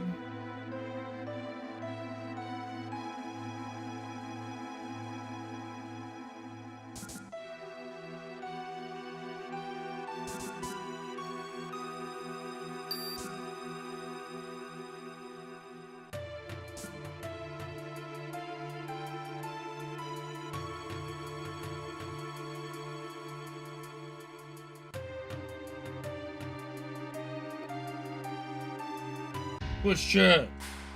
No, Twitch chat. Twitch chat.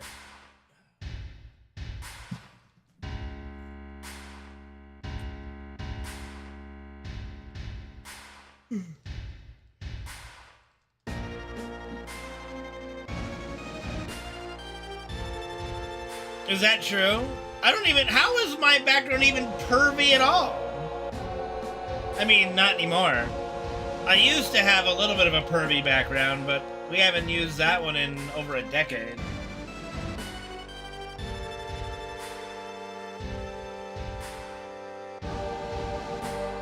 I don't think anyone can dislike Rude.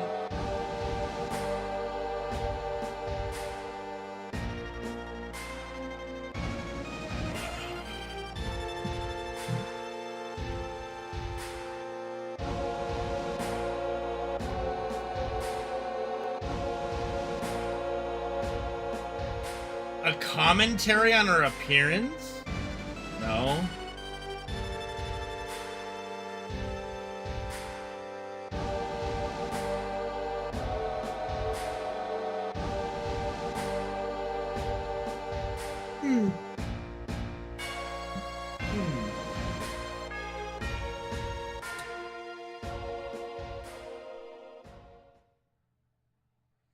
The odd thing is that it was actually a line, like, so we had a kind of a risque picture of Tifa covered by two, like, censor bars that had text in it.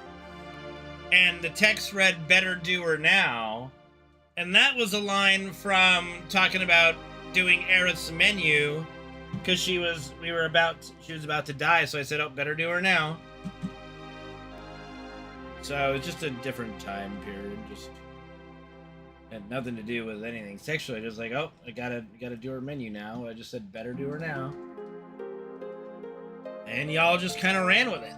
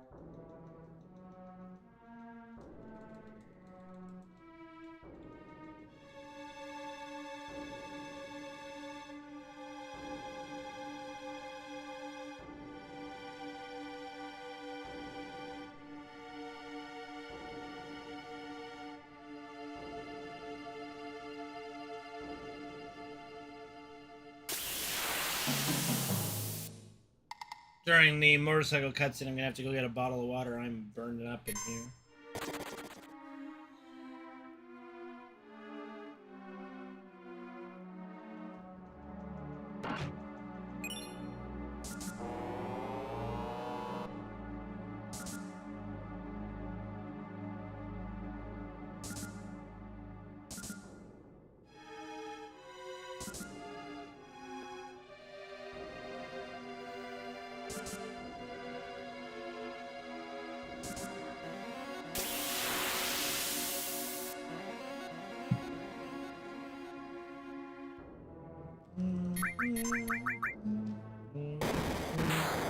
Ouchies.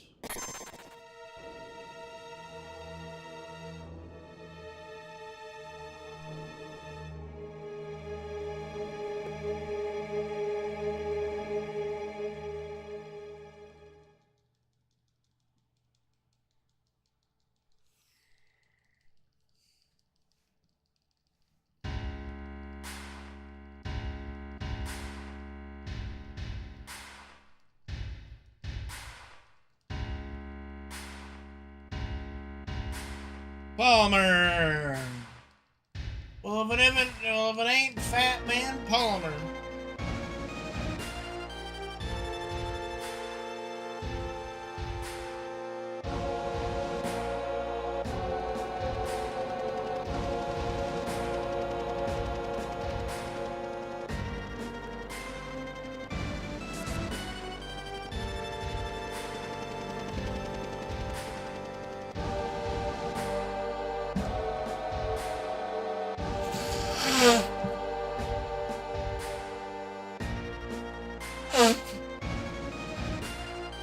What a crew.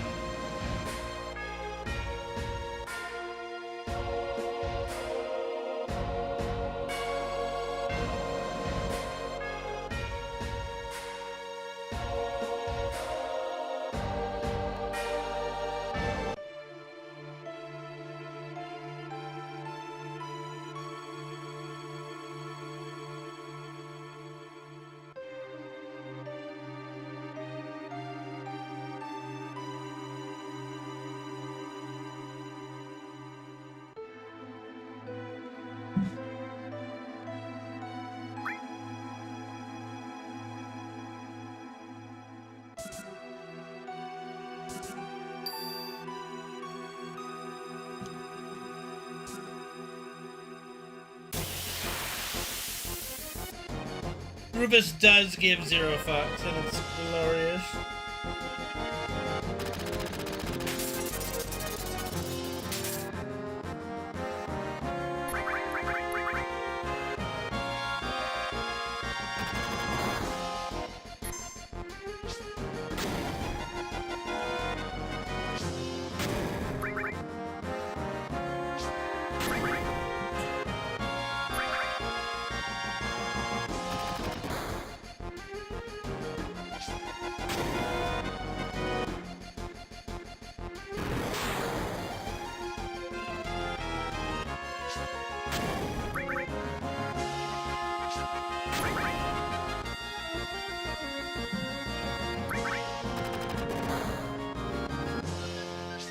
I like Rufus in the remake. He's cool.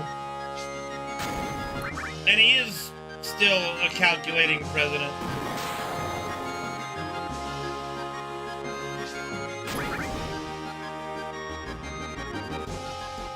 And he is powerful.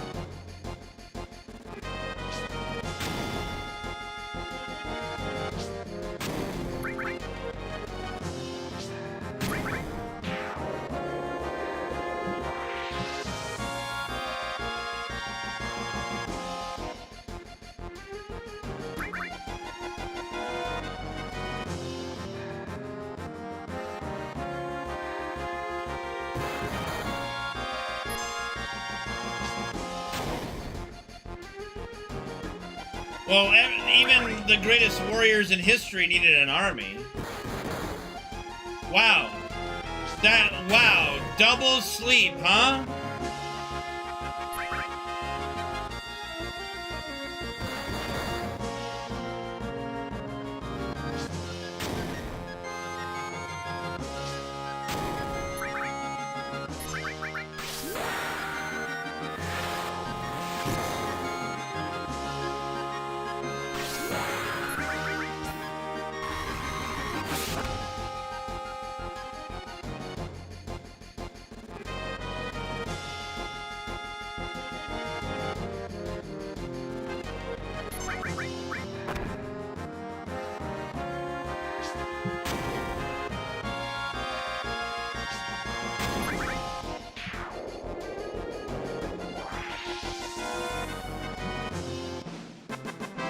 I mean, to be fair, Rufus shooting coins in his attacks is not even the most goofiest thing that the remakes do.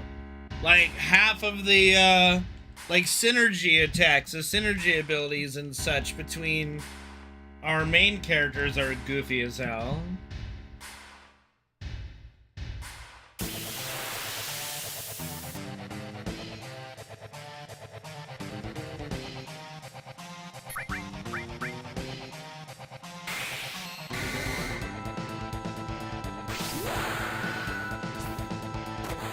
Whoa-bam!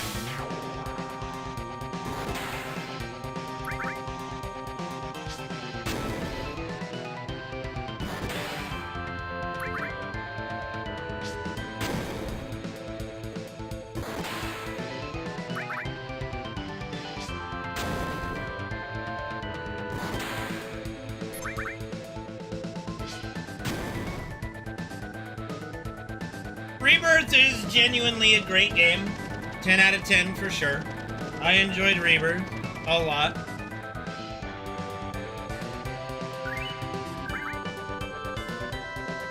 I need to get that bottle of water. I'm gonna fall asleep on stream here from the heat.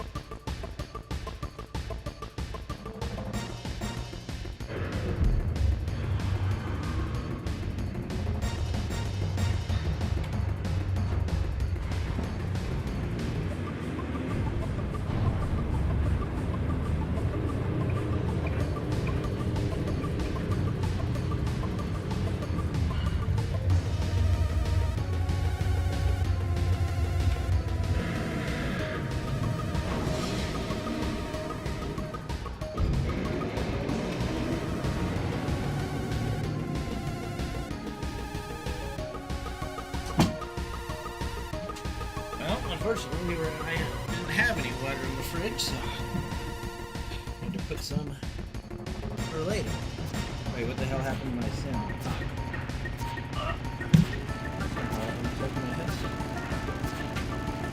There we go. Wow, that was easy. I didn't do anything. I mean, Rebirth. Like, Rugrats was cool when we were like 4.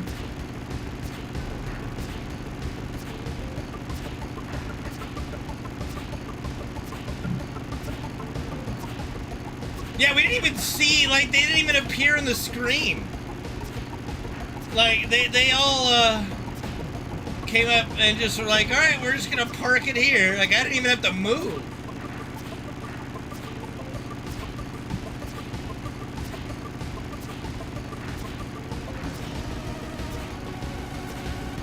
I don't think it's the first time I've had 3 reds in a row, but it definitely was the most, like, funny looking, or immediate, probably. It was just like, boom, 1, 2, 3, done. Like, alright.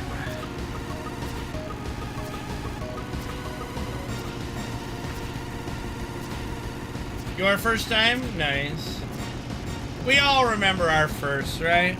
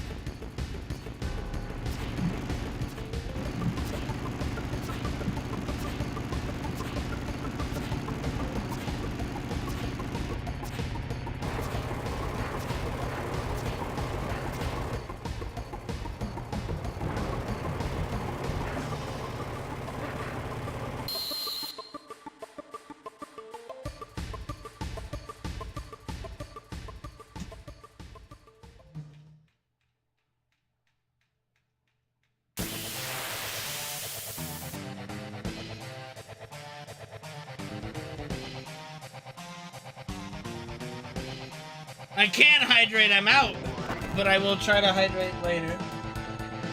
I did put some water in the fridge to cool up, but right now I'm fucked.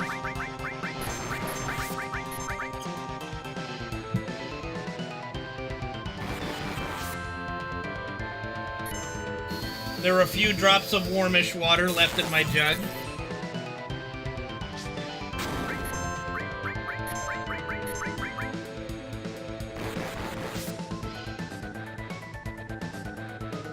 I thought I was, honestly.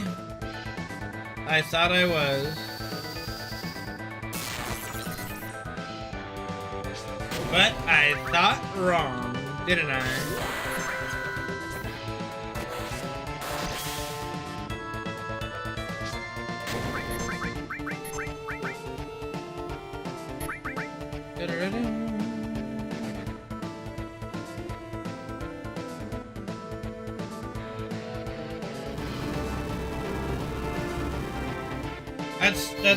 I think mine might be bigger than 40 ounces. No, it's not 2 days, but it's pretty good.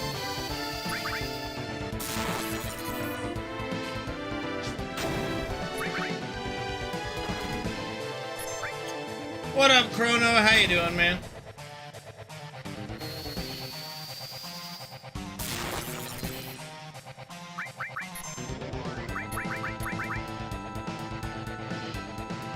Like, my jug holds a half a gallon. I don't know what that is in ounces.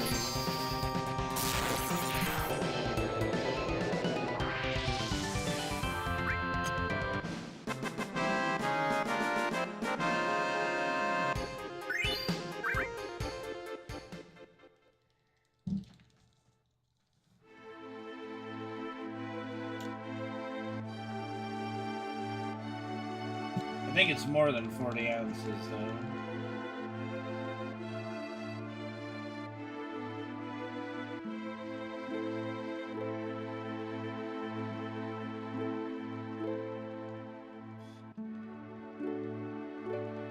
Half gallon.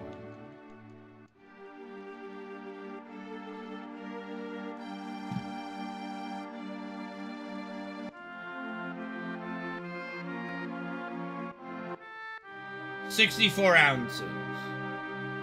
So eat your heart out, Gabe. Nope. Yeah.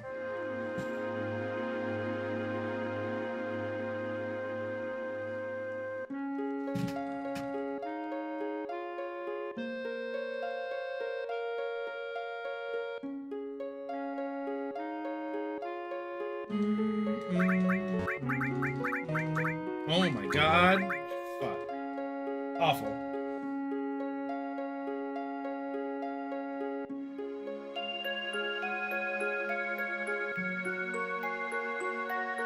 Nobody asked if you were thirsty, motherfucker. Jesus.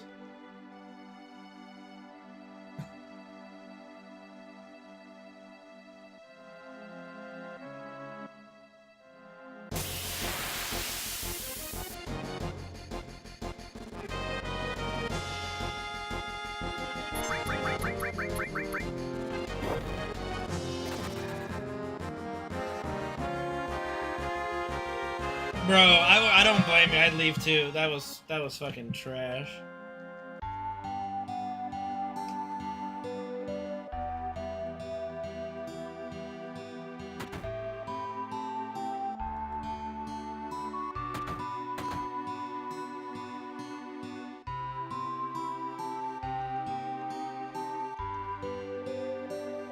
Yeah, traditionally we don't drink bottled water at my house. We have filtered water from our fridge, but we have like leftover bottled water from the last time we had to evacuate for a fire, so I'm just trying to drink them, get them out of the way. We're down to the last 2 bottles, finally. Bougie? Bougie? What about me is bougie? I think isn't that the opposite effect that catnip's supposed to have on a cat? I could be wrong.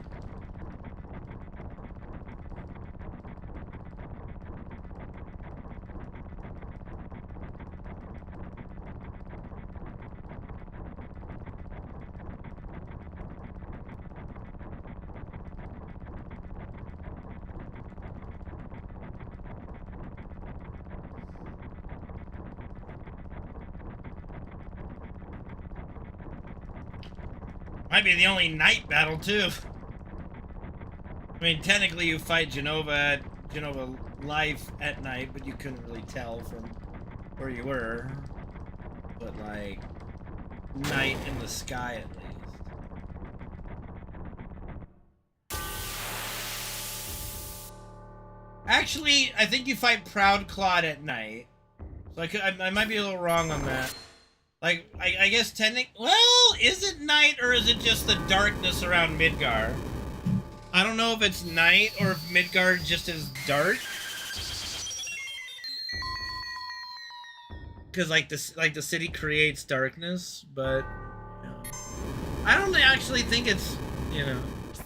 Yeah, but when you're fighting them, you're at the upper plate, so there are no sun lamps. The lights are only. There's only lights in the slums. It's the artificial lighting. But the sky around Midgar is dark. Just by nature. Even if it's daylight. Because, yeah, like, diamond weapons attack during the day. Yeah, it is during the day, so it's not at night. It's just dark because Midgar skies are dark. So, like, this is, like, the only actual nighttime encounter as well.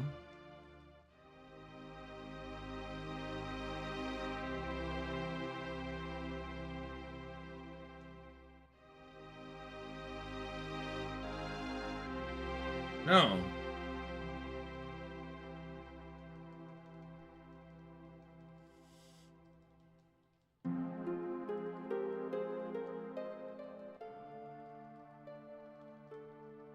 Shipping what? They're friends. Tifa and Aerith become close friends in the short time they're together. You know, before Aerith dies.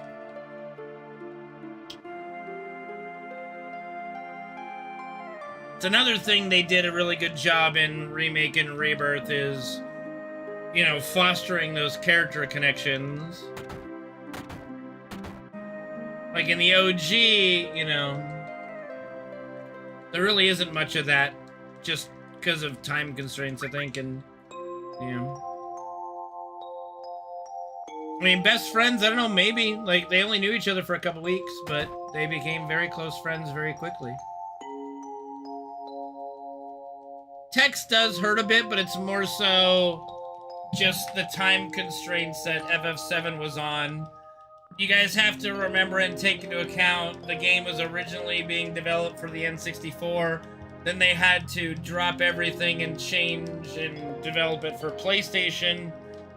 It's actually a miracle that FF7 became a good game, because it was in development hell, like so many other games in the past, a la Duke Nukem 3D or whatever it was, or Duke Nukem Forever, I think it was. Some movies that go through development hell and finally release, you know, usually suck, but every now and then there's a good gem. I mean, Expedition 33 is a good example. It was in development for 6 years. So, development hell can sometimes be good, sometimes, but most of the time be bad.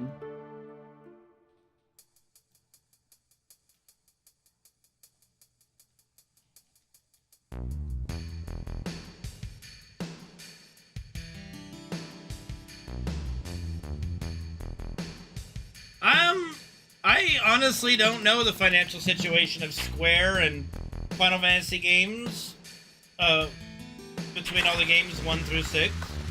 I can't imagine it was pretty bad. I don't know.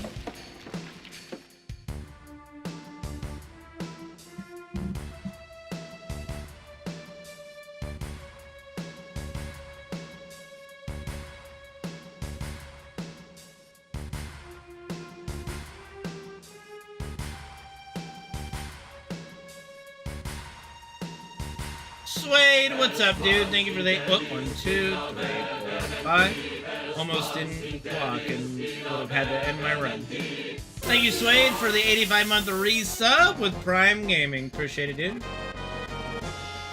Hey, Owen, how are you? I've been doing good. Thank you for asking. Hopefully you're good as well.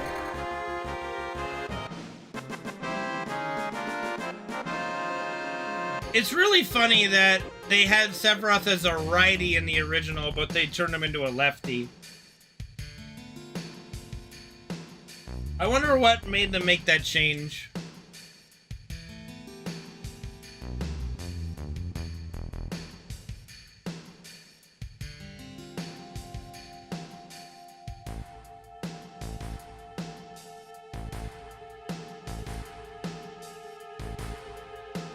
Yeah, let's be grateful that some of the story stuff did get changed.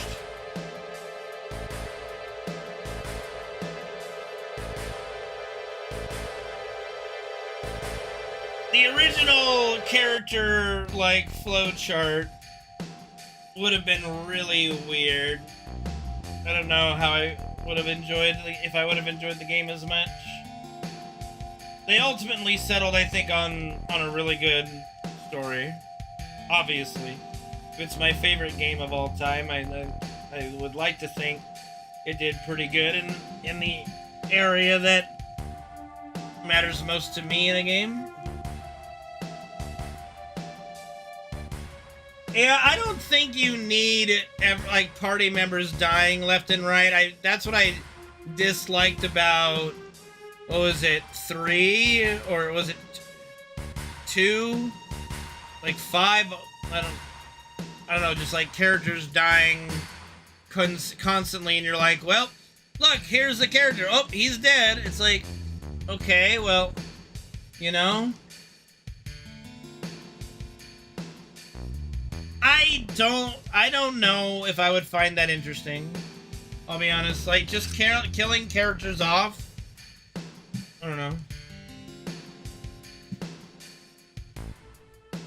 Like, I think they did the best thing, which is literally every character in FF7 has a tragic backstory, and some more tragic than others, obviously, with, I think, Sid being the least tragic of the bunch. But if you look at every character in FF7, their lives were fucked, man. I guess Reeve. Yeah, I guess Reeve. We don't really know enough about Reeve's backstory, but yeah.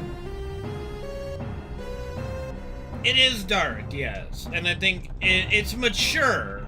It has the most mature cast and the highest age brackets of characters, you know, you aren't playing as a bunch of 16, 17-year-olds like you do in games before and games after.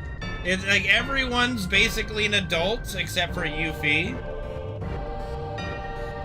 And Red technically in his species, but he's still 48 human years old.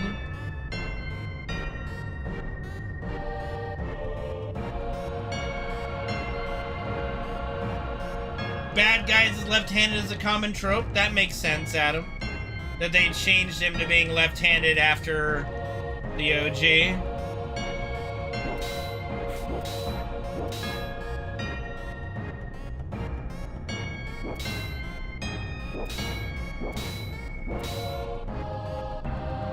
It's just kind of funny that he literally spends the whole part of the original being right-handed, and I don't know if Kingdom Hearts made him left-handed. I don't know what was the first medium to make him left-handed. Might have been Advent Children. I don't know the timeline of it, but I'd be curious to see which is the first thing that switched him to being a lefty.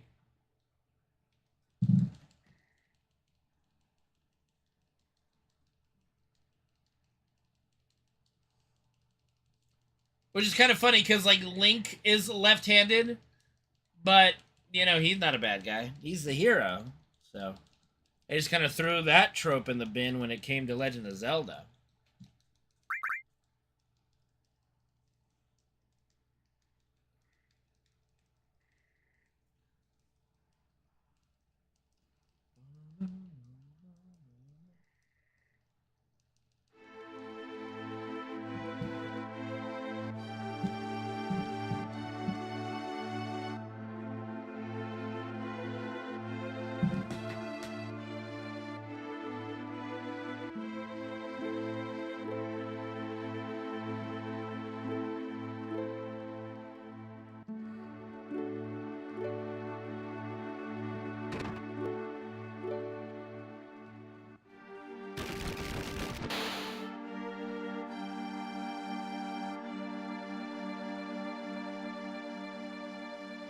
Stuck on an invisible wall, always nice.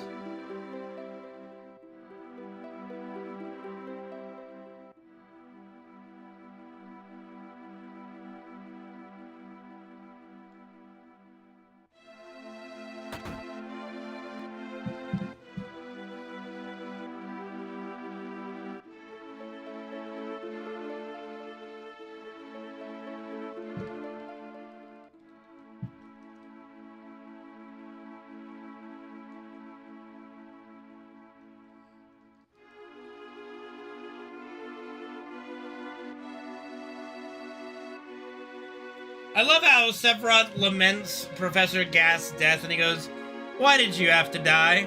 'Cause Hojo killed him. That's why he had to die."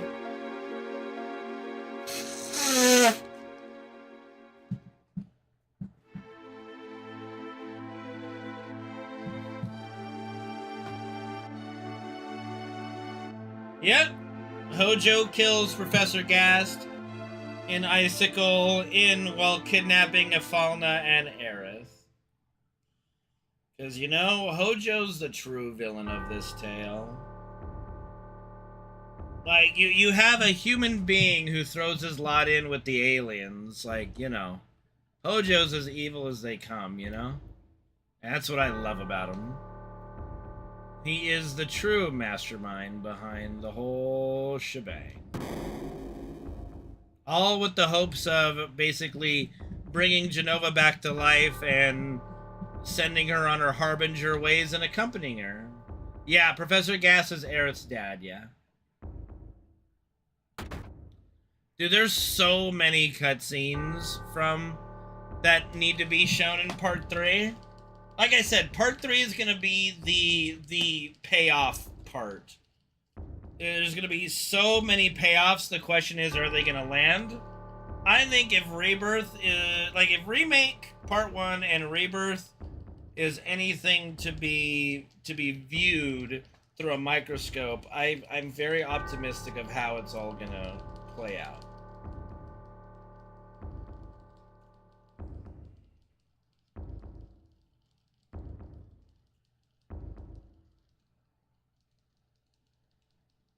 Yes, Hojo is literally chaotic evil, yes. He has joined the alien overlords, you know, but he's not just a random dude that embraces our alien overlords. No, he's a man in power with great knowledge that's able to change the world to enable the alien overlords to take over, and that is a way more diabolical position than you really ever see in any kind of media.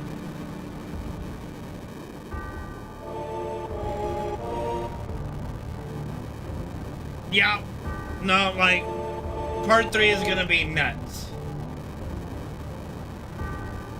Oh, it's gonna be, like, the first playthrough is gonna be 100+ hours, just like Rebirth, I think. Like, we're gonna take our sweet-ass time with part 3, and it's gonna be a long deal. I might not jump right into hard mode like I did with Rebirth. I don't know yet. We'll see.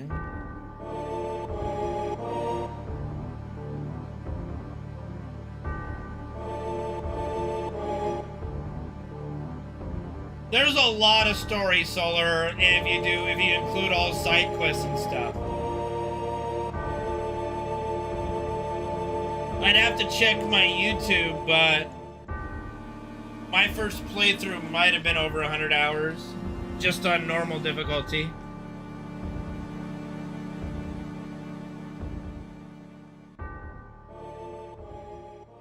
I mean, but what do you mean just the story part? Side quests were story. Like, what are you talking about, just the story part? Well, you can't, okay, but you can't say no side quests because side quests are story. Like, you can't say no side quests. Side quests are story. So, like, to me, you would include side quests into, like, you know. Yeah, but you can't call it the story if you don't do the side quests, in my opinion. Banger, what's up, dude? Thank you for the raid. Is the game? I didn't find hard mode that bad for Rebirth. I just grindy, you know. Hello, Kit Kat Bar. Good to see you. Hello, Banger. Good to see you, buddy.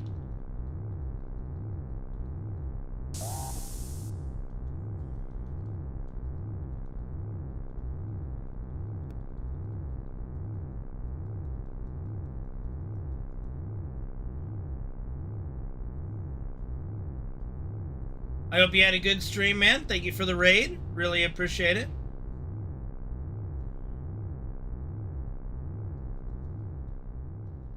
Well, I think, Josh, the way Hojo works is that the moment they discovered Genova, Hojo drank the Kool-Aid, you know? No, like, story only, to me, includes the side quests. Because a lot of the side quests are story-oriented. You know? You don't just go the bare minimum and call that the story, in my opinion.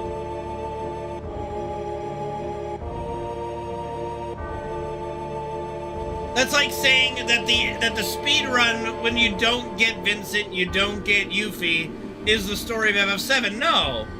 The story includes Yuffie. It includes Vincent, yada yada. It's not a matter of importance. It's part of the story. It's an overarching story in FF7.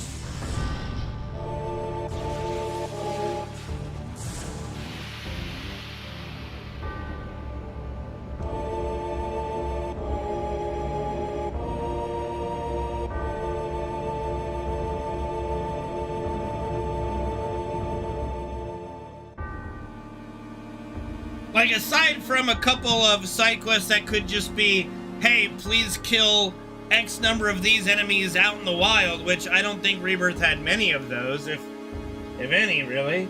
The majority of them were dedicated to enhancing character development and story.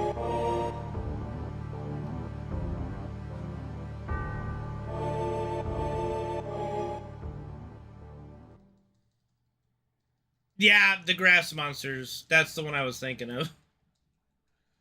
Bro, they one-shot everybody in hard mode. My hard mode, that was one of the hardest fights in hard mode. What's up, Jaker's Tree? How are you? Or Jaker's Tree? Thank you very much for coming by today. I think it's sidetrack at all. What are you talking about?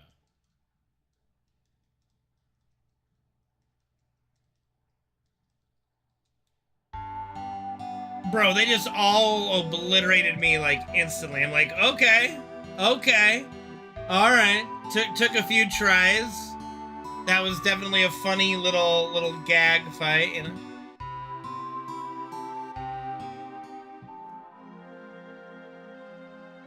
Yep, I got the Reshi cloak.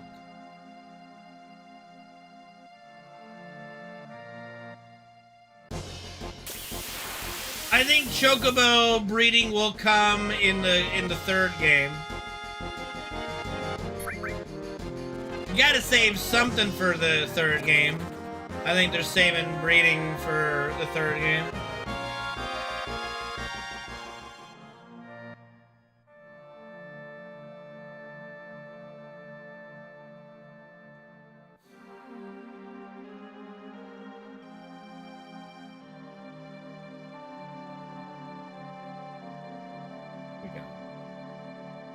I think we're all curious how Knights of the Round is going to go.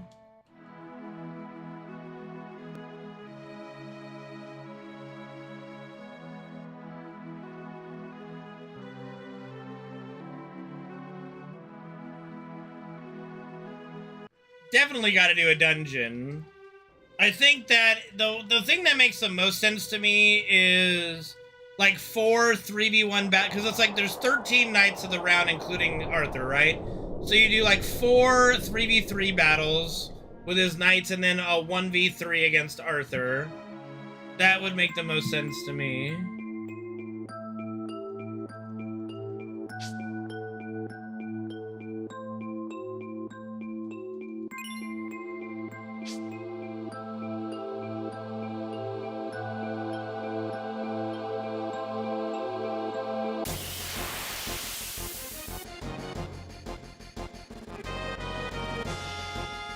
What do you mean for once? I do good takes all the time.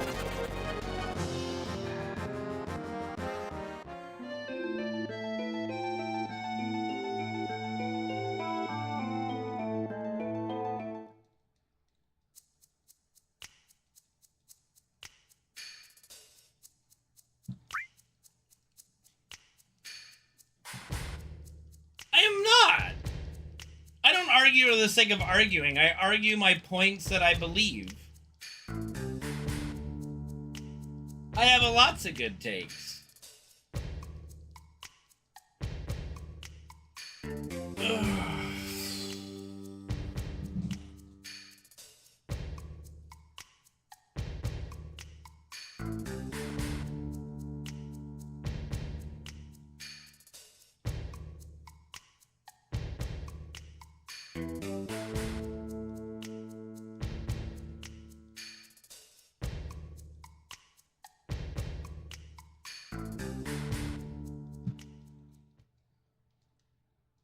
I don't think you're gonna get anything like that. 1, 2, 3, 4, 5.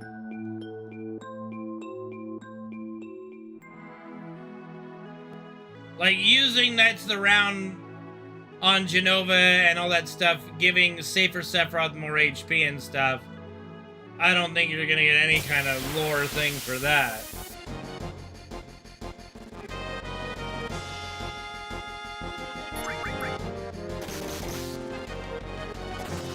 I mean, number one, that's not even based in like a lore. That's just a mechanic to keep you from one-shotting Sephiroth with Knights of the Round, because you would one-shot him otherwise. Essentially, they didn't want you to be able to beat Sephiroth without seeing Supernova, is essentially what it is.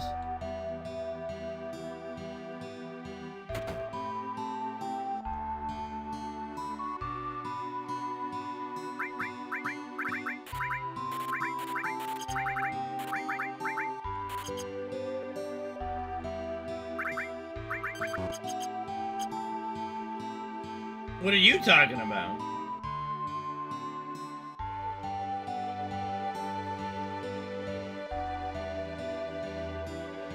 Yeah, I hope that too, Josh, yeah. I hope we get all kinds of different colors.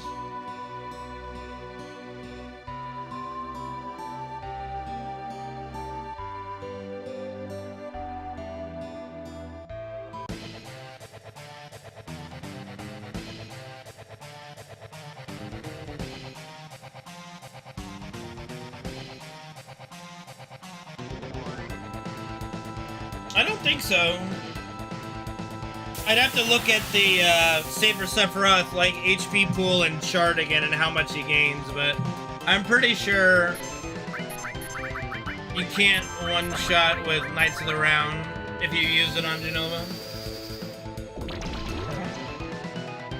It's close though. I mean, it does a lot of damage, obviously.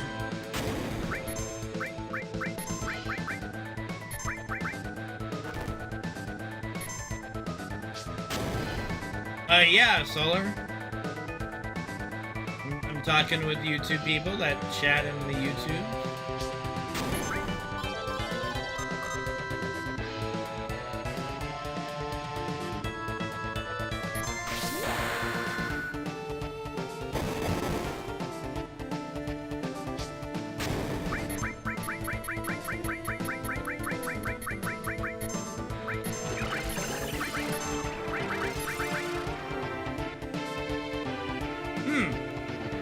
I wonder why it's not displaying.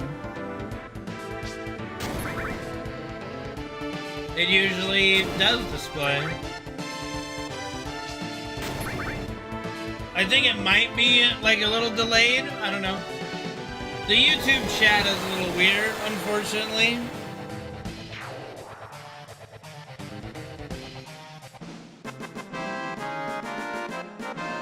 It ain't my fault.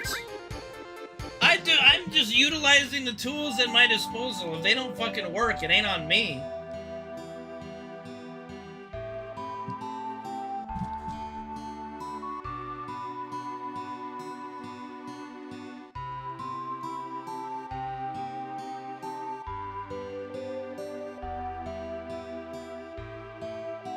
You do matter.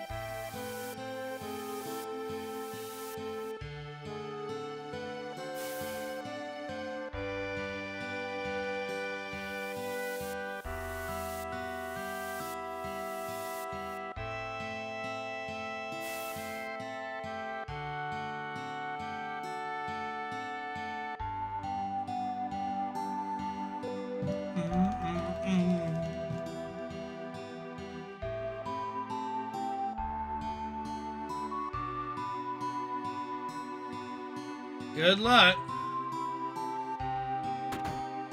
That's not too bad. 10-second delays, a lot less than I thought it was.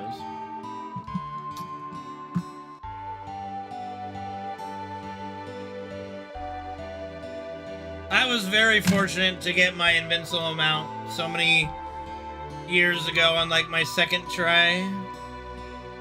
I don't even mount farm anymore because it's like, okay, well, what's the point? I just spent all my RNG luck on that. I'll just retire now.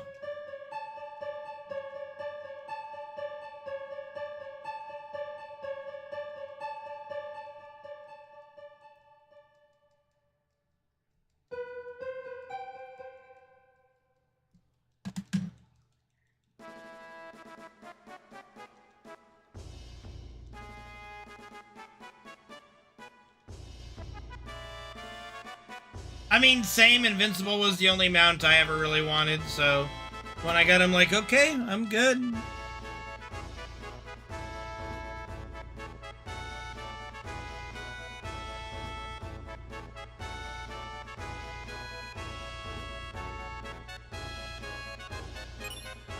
I don't think I've even tried to get Memoron's head.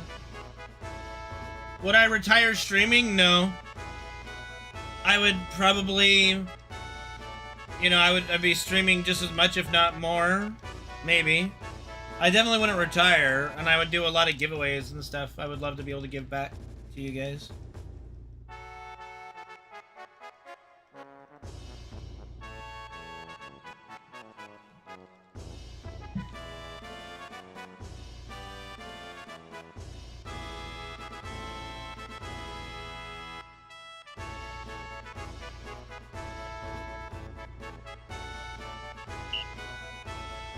That's pretty cool, Solar, yeah.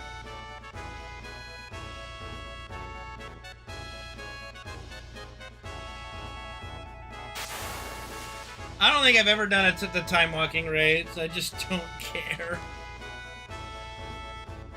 I don't know, like...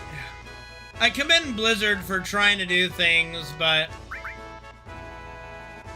I don't know, just... Their most interesting content is their current... like content of raiding, and even then they drop the ball a lot on that, so I would just like to see them excel. I don't want Blizzard to be bad, in all honesty.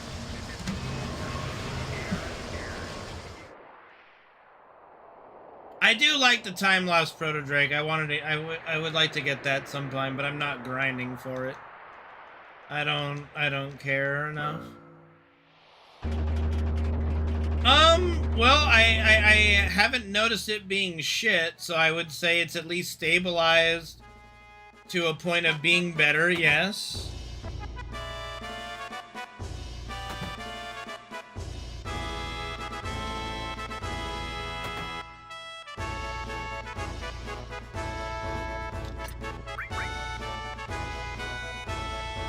Everybody's got a Thunder Fury Blessed Blade of the Windseeker at this point. You know, I think it's been memed to the... I think that was the first meme that ever existed on World of Warcraft, and I think it's all but dead now. I don't remember the last time I saw somebody spam Thunder Fury Blessed Blade of the Windseeker.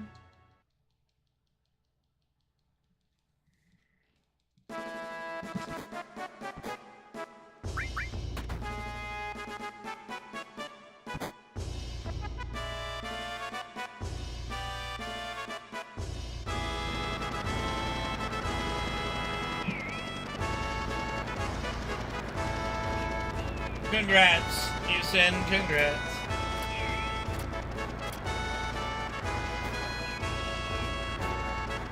Did somebody say 4 strength, 4 stam, leather belts?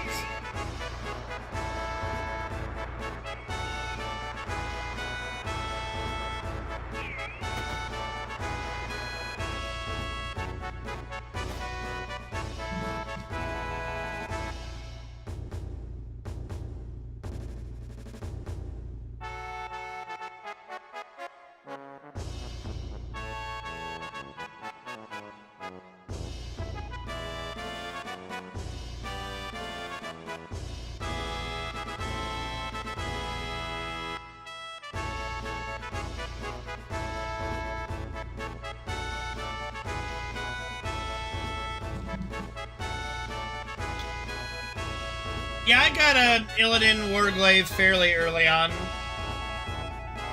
Couple tries to get the Warglaive. I was like, yay. I think there's like 2. I think you need to get both. But then again, actually, I don't think you need both anymore. I think just 1 works for both hands now.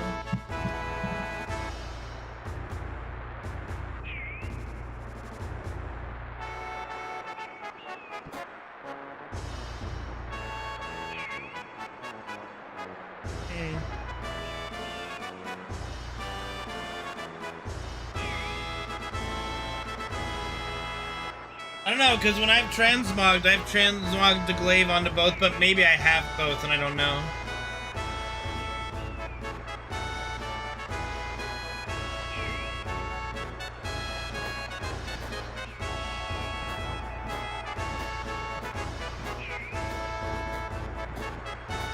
Oh, that was a really low starting rating. We fought our way back. At least we got, you know...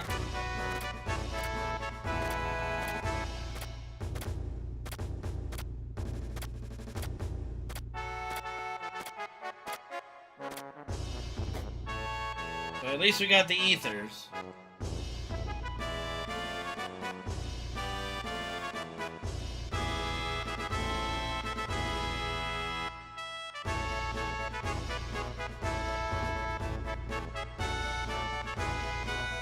Yeah, if I ever actually made a demon hunter, I mean, I'd just transmog Illidan's blades. There's no other blade I would use or no other glaive I would use. Thanks, Flood. Good to see you, man. But I don't have a demon hunter.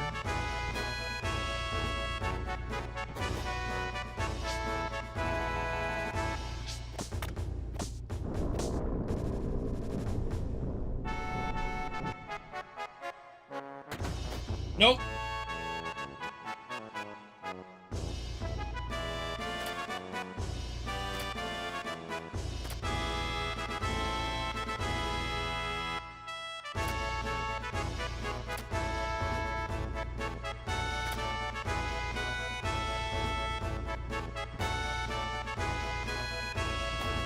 Yep, the 1-button build came out while we were progging on Mythic, yep.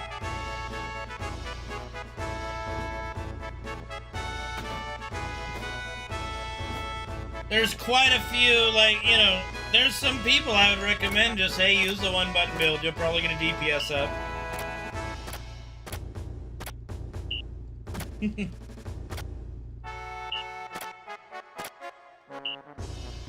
I don't play Frost DK.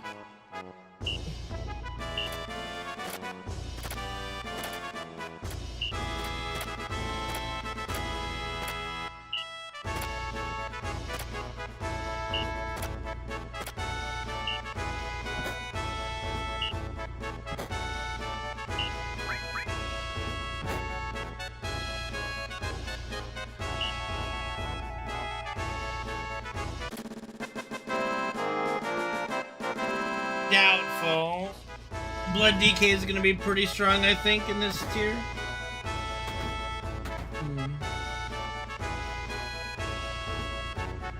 I mean, some will, but you'd be surprised, like, I think how many players would perform better just doing the 1-button rotation. Like, I'm genuinely curious. Like, if you had half your raid doing 1 button but surviving, you'd probably get through most things, most content, you know.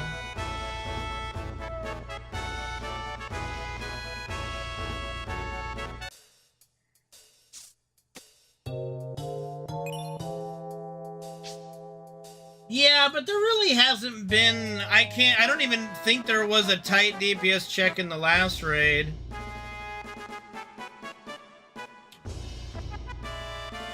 The entire last raid, it did not come down to a tight DPS check. It came down to doing the mechanic.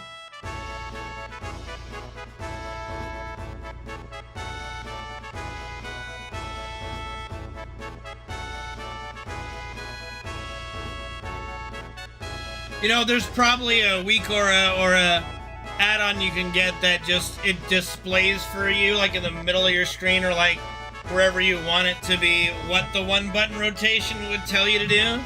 And then you just do that without the cooldown penalty.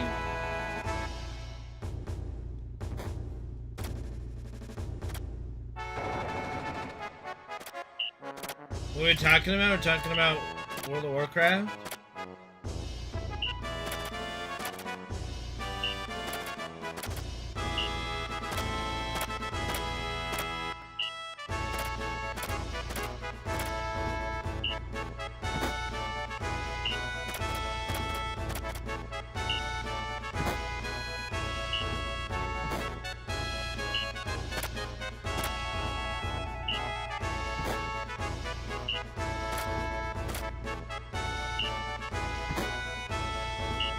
I think if Liquid wins again by like less than a raid day, there's gonna be that discussion's gonna continue of global release times.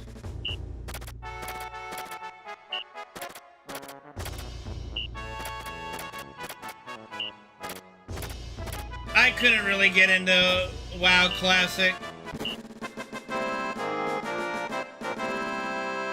They couldn't even launch it in the actual build that it was on launch, so just, I don't know. Lost a lot of interest with Classic WoW.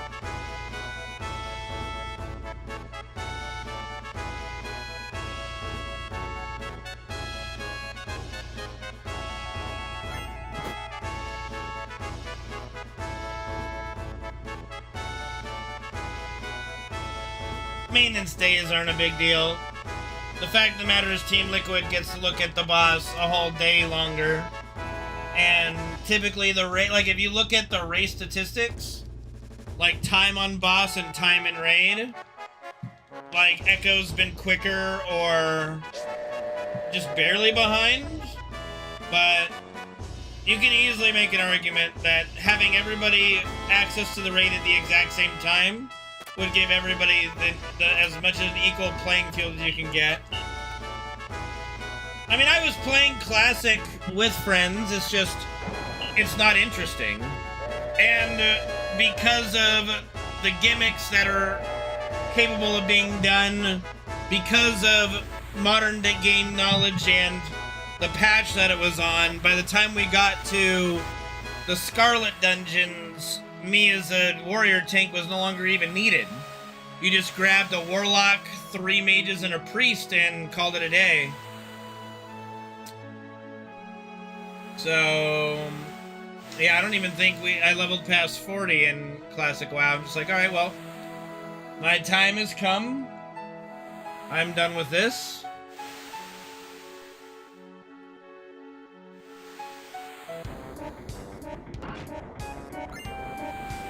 There's just nothing challenging about Classic WoW, unfortunately.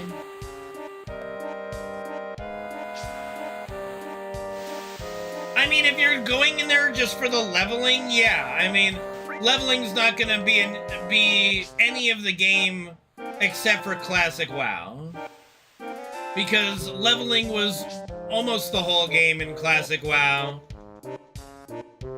But in subsequent expansions, it's all about getting to max level as quick as you can to then do the content, so.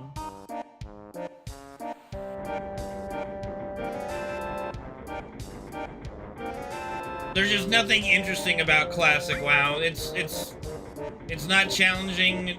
The raids aren't difficult. Like, nothing's difficult about it. Just, I can't really play something that's just like putting the easy setting on something, typically, you know, and get an enjoyment out of it.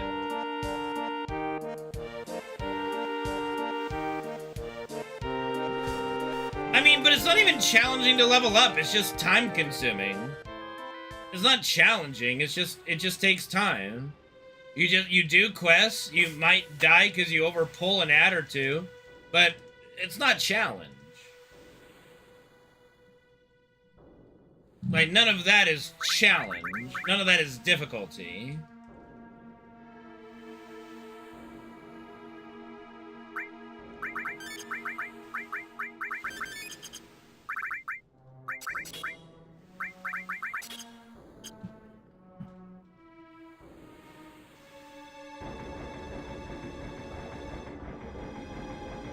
And I guess, like, when you play World of Warcraft on the hardest content level, and then going back to, like, Classic WoW, it's like, okay, like, where's the mechanic? Like, what am I... Anything? Bueller? 1, 2, 3, 4, 5, 6, 7, 8. It's the John Travolta meme from Pulp Fiction, just looking around like... Where? Mechanic where? Difficulty challenge where? And like the biggest hurdle of like Classic WoW back in the day was when you had the 40-man raids. You had half of them with bad computers, half of them, the other half is a bunch of kids, and then you had maybe 7 or 8 or 9 people that were genuinely like competent in the game. And then so you would barely kill some of the bosses sometimes. But now you take a 40-man raid of modern WoW players and throw them into Classic WoW. It's the easiest fucking thing in the world. So much so there's hardcore Classic WoW because it's literally the only difficulty of WoW you could make a hardcore version in. With the hardest content in that game being like the raids.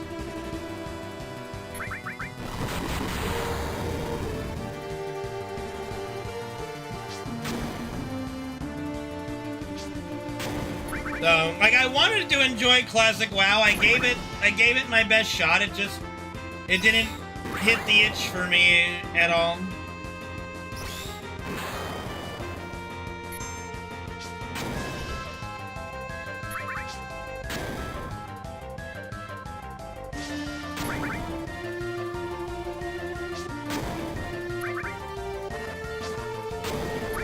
I'm sure, like, Classic WoW and, like, Classic BC and things of that, like, going back and doing old content is more enjoyable for those that maybe can't do modern, like, Mythic or just don't want to. So it's probably a good, just, content amount for them. Okay, can we not kill Tifa, please? Like, sweet mother of mercy.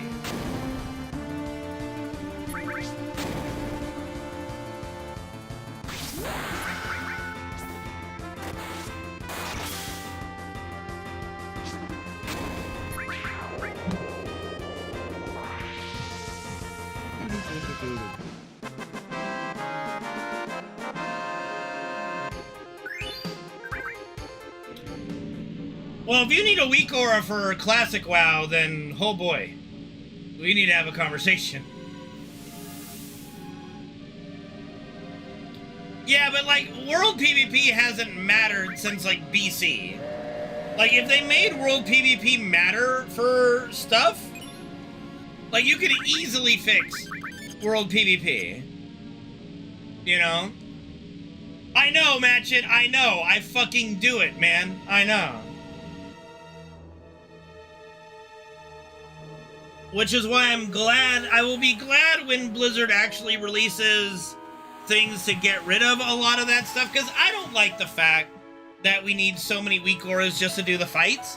Like, that's not difficulty or challenge either, I would argue. When you have a mechanic in like, Mythic raiding that is so complex that there's two options. One, you have like 7 or 8 different people talking all at once, or you break off into groups in Discord and everybody's independently in a different group, or you just have a weak aura do it for you.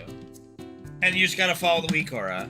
Like, you know, it's just an unreasonable level of difficulty that a simple weak aura fixes. That's not difficulty either, you know?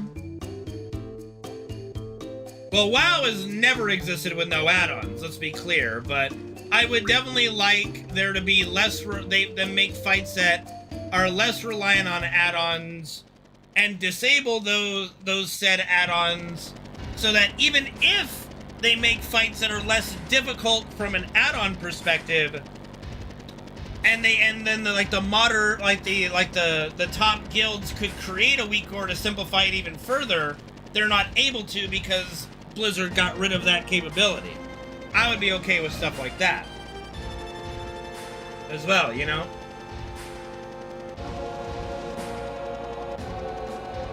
I think that's where I think you're wrong, is, you know, I think they do grasp that concept, but they openly admitted that they have been designing raid bosses with weak aura in mind for expansion after expansion now. Probably for over a decade now. And so the real solution is not to make fight mechanics so complicated that the weak aura simplifies it to a point where now it's a normal boss mechanic if you follow the weak aura, right? That was their band-aid. The fix is to eliminate the capability of using weak aura, but then make the fight more intuitive to solve. Which is also why I like FF14 raids so much, is because all it is intuitiveness and learning pattern recognition.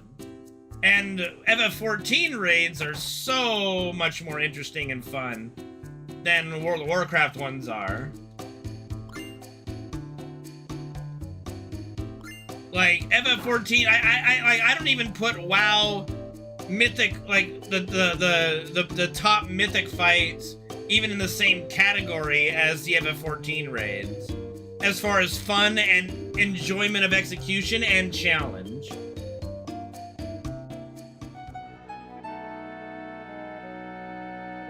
Ultimates is a whole nother beast, but you know what you're getting into with Ultimates, and that is part of the appeal of it as well. Even though I don't do Ultimates, I don't think I'll ever be able to have the time to do Ultimates. But I can give the FF14 raid team, the raid designers, credit where credit's due. The 14 raid fights are far superior in my mind than anything WoW has done in the ever since I started raiding.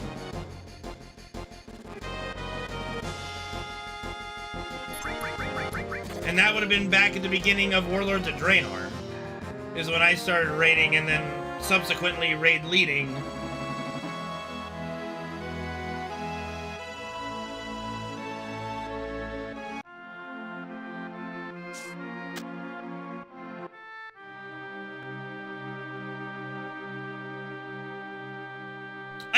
I did like Hans and Franz a lot. No, Warlords of Draenor, I really enjoyed that raid tier. It was so much fun. Well, just the whole, like, all the raids. Like, it was not just was my first time ever raiding, but it was genuinely fun. 1, 2, 3, 4, 5, 6, 7. I don't even think we did Mythic in there. We might have killed Mythic, the first boss, the knife hand guy. Kargath, I think his name is. Maybe we killed the Butcher on Mythic back then.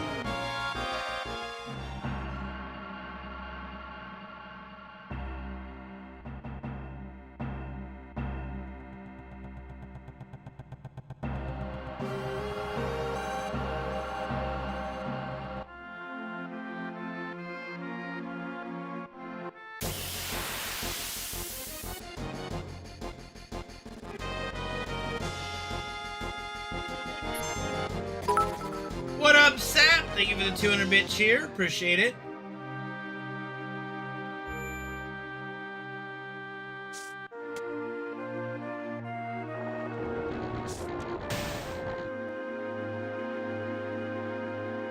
But yeah, I genuinely think that, like, WoW Classic has its place. It's there for those that don't want to, like, have to think too hard. You know, be a sweaty little gamer boy or girl. They can just have a good time with friends and clear content. And even the hardest content in that game is fucking easy, comparatively.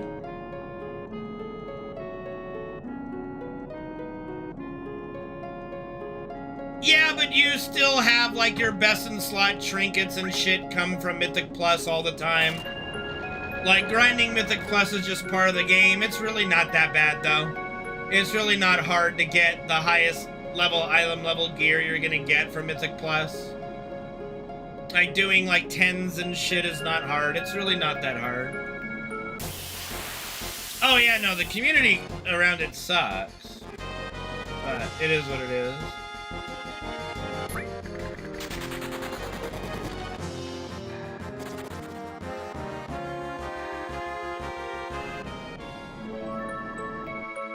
One, two, three, 4, 5, 6, 7. But there are so many toxic communities out there.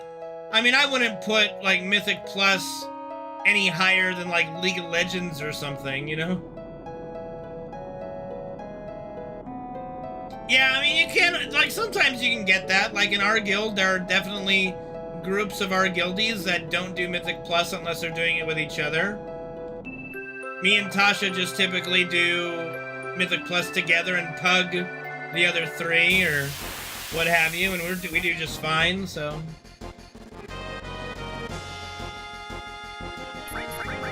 That is correct, that is true.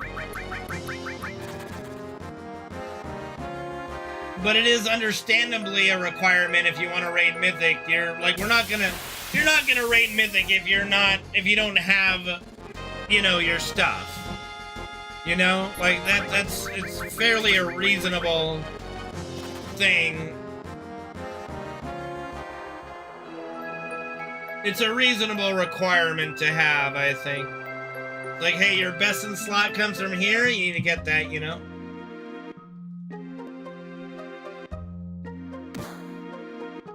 I think it's like somewhere around 17% or lower RO8, somewhere around there, maybe.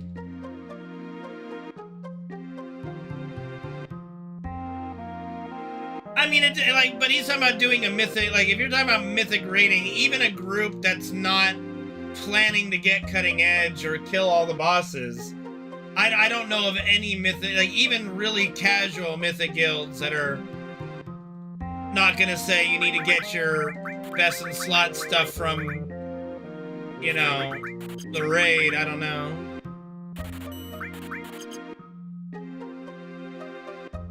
Or from Mythic Plus, I'm sorry.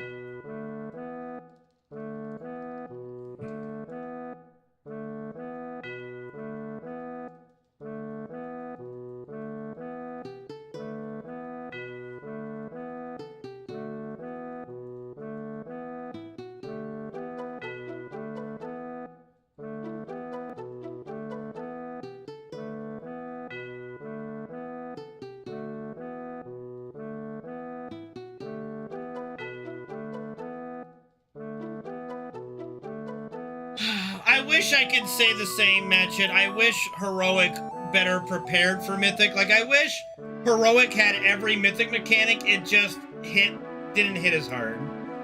Unfortunately, Heroic does a very terrible job of preparing you for Mythic content. I think that's why it's such a barrier of entry. I really do wish Heroic was more challenging and more akin to Mythic than just normal plus, you know?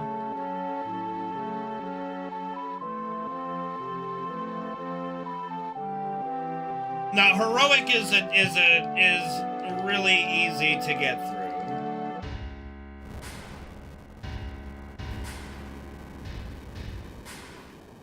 Bro, everybody thought that Galliwix would have a secret phase because it was just so fucking easy. And then when he just melted at the end game and everyone's like, wait, this is the final boss? Everyone's just like, okay, like every comment, like everybody just had to shit so hard on Blizzard for Galley. Like, that was horrible.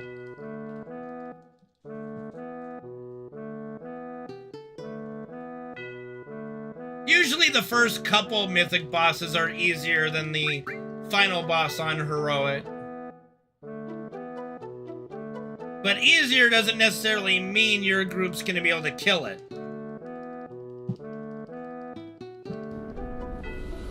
That's not guaranteed either.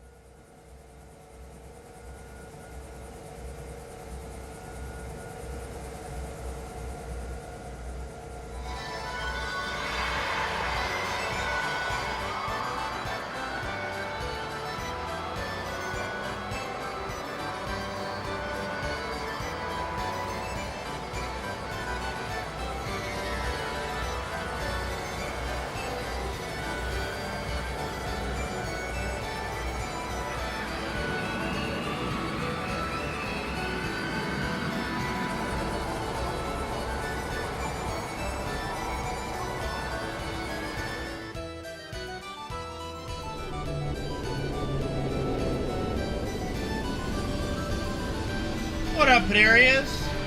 Yeah, we're hanging in there. How are you hanging? Short, shriveled, and always to the left. Hey, Fletcher, how's it hanging?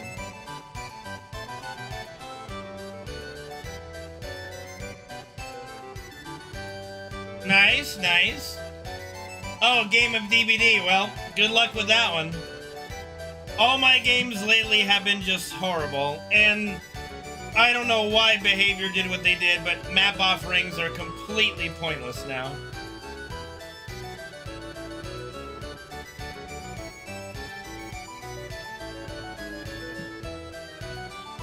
Completely fucking pointless. Oh my goodness. Well, I hope you're not using his useless perks on your Rick Grimes grind.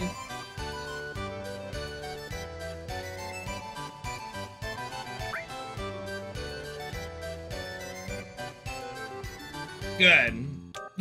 I have still yet to embark on the Adept, getting the Adept achievement for the new survivors yet.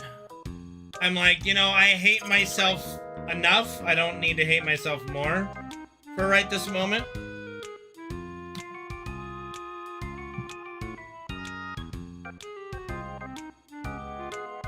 Literally had a guy leave me on the hook. I had 3 people alive. I was on first hook at endgame, and all 3 of my teammates left. They're like, I'm sorry, I just had to get my Adept achievement. I'm like, fine!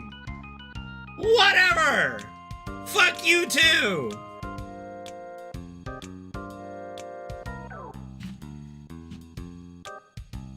Motherfuckers. I'm sorry, I have to get my Adept achievement. Me. Fine. No wonder you were doing fuck all game. You were just avoiding confrontation so you would escape with your stupid Adept achieve, motherfucker.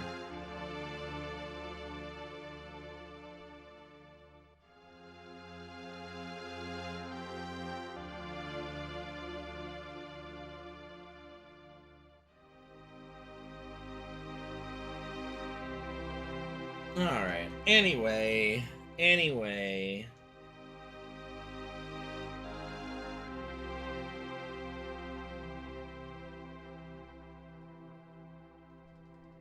Oh yeah, no, I'm not angry very often, honestly. Like, I can't remember the last time I was genuinely angry. I don't really get angry.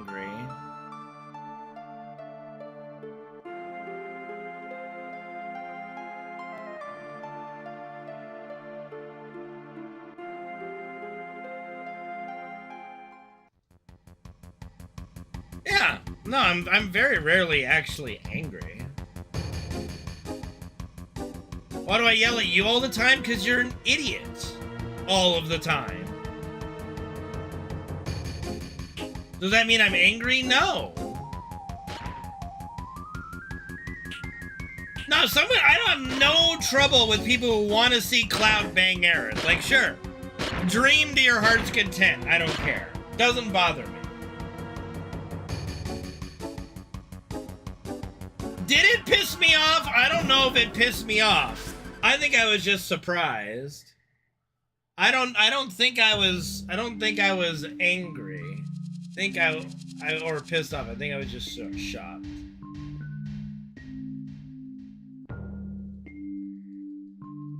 Like, I have no problem with people enjoying their fan fiction nonsense, whatever. Have fun with it. I don't care. It's when people try to claim fan fiction as canon, that's when I have trouble keeping it together.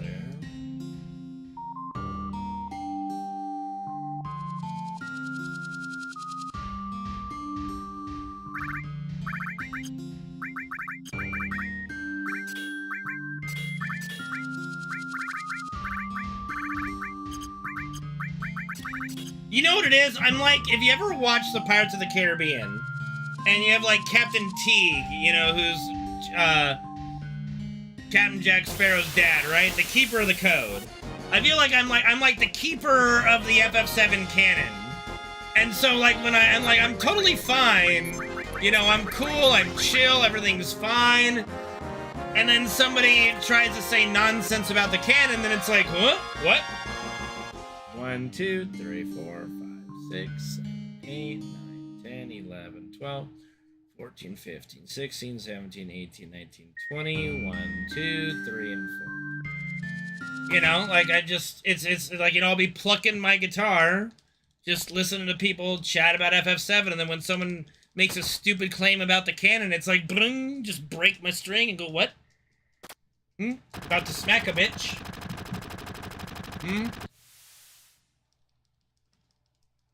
Bro, if that happens, I will be the first to admit that they completely jumped the shark and have changed the story. I'll be like, well, they were keeping true to the story up until now, but I guess they decided to change it, and we'll always have the OG story, and then remake is no longer the OG story. They are now two separate stories. As of right now, it's the same story being retold and expanded, with the way Remake and Rebirth have played out. It's still the same story.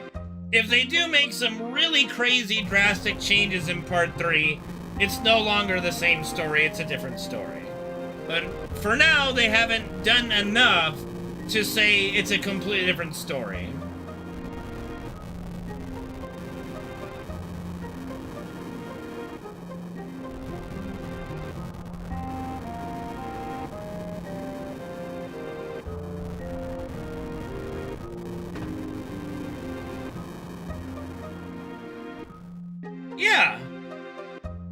Yeah, at this point, Owen, yeah, the blockade on Rebirth spoilers has been lifted a long time ago. What up, Nick? Thank you for the raid. How you doing, man? Welcome, welcome. Hopefully you had a good stream today. But yeah, the embargo has been lifted on Rebirth spoilers and chatter for a long time now.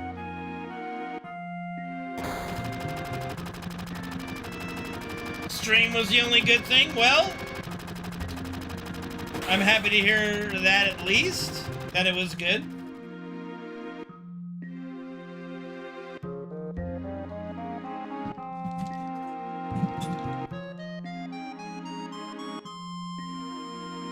Dicks, dude.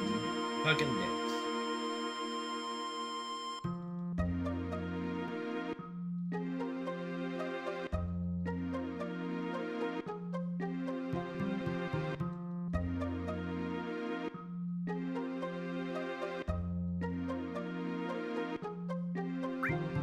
No, they've already stated that they're linking everything up with Advent Children. Like, Advent Children's the end, like, is the ending. There is no good or bad ending. Like, Aerith's already dead in Rebirth. Like, it's already done. Like, there is no Aerith's gonna live that's coming in Part 3. It ain't anything like that. I think anyone who believes so is just wishful thinking. And they're grasping at straws that don't have any rhyme or reason to exist. Besides just blind hope. No. Like, what would you even call it's not that's not even alive or dead. It's not even alternate universe.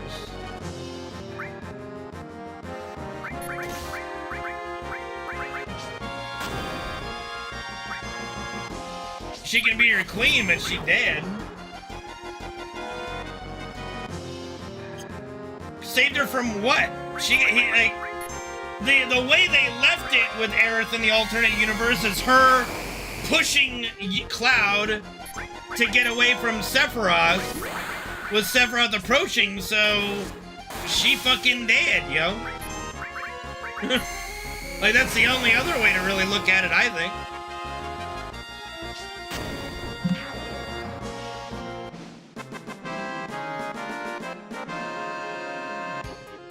I mean, there's regret for many things for Cloud. Regret that he couldn't save her. You know, I don't know if anything has anything to do with saying goodbye. Like, I don't think that. I think it's just regret that he couldn't save her. In fact, he was the one who almost killed her, as we know, because he was under control.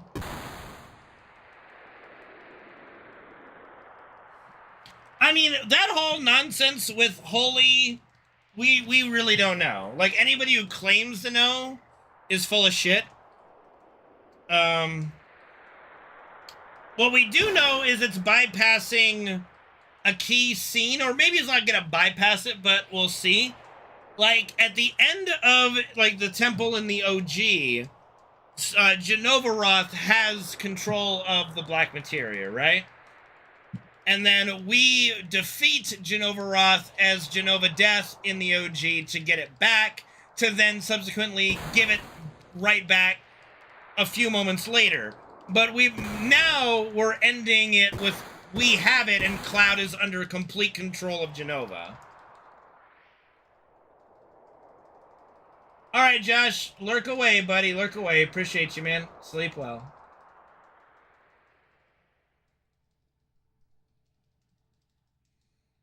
Well, the reason why it looked the way it did is because the prayer for Holy hasn't been cast yet.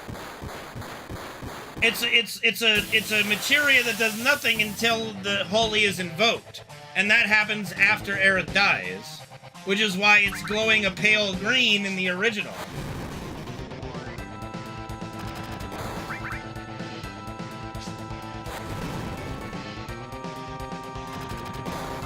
Uh-oh!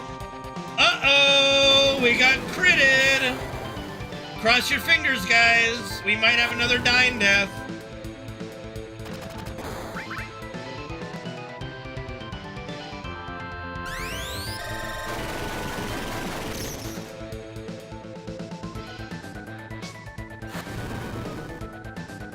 We're good. We're way good. We're fine.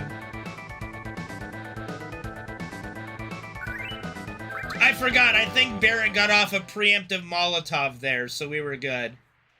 If he didn't get off that first turn Molotov, we were going to be in a little bit of trouble. But because our ATB was so good, we had our first turn Molly that the crit didn't even matter because we had a whole turn more than Dine did. So he didn't get a chance to even do another volley. GG no Dine-Ree.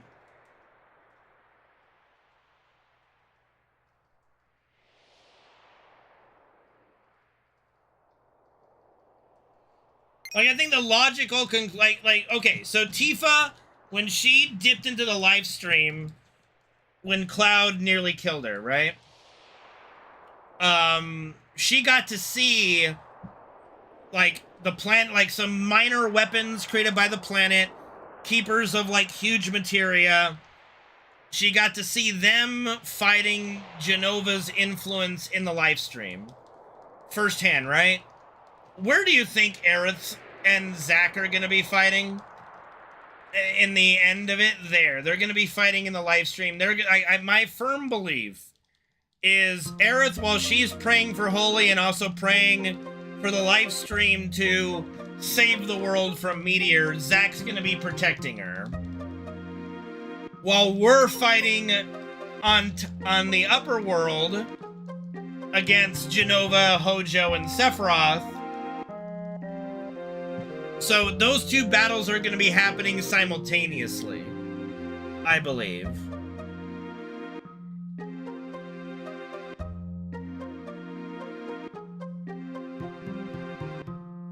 I mean, I think we are near it because we do go deep into the crater, Solar, but we're in the northern crater portion of it where Holy is locked away.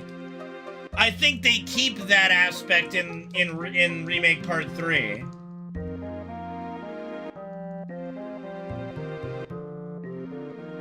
I have no idea what the hell you're talking about, Gary.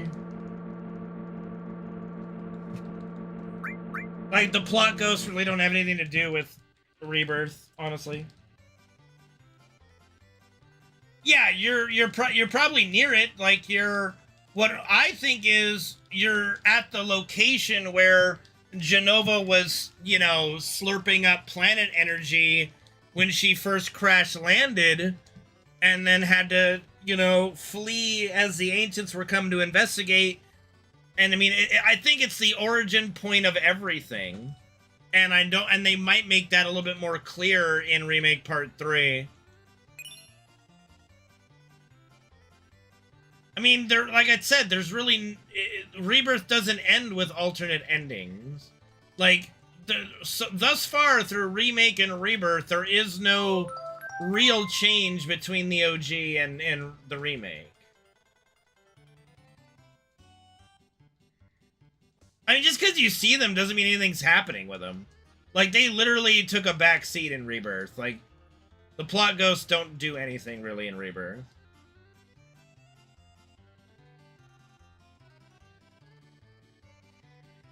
Okay, don't watch it. I'm not telling you to watch it. I don't give a shit what you watch.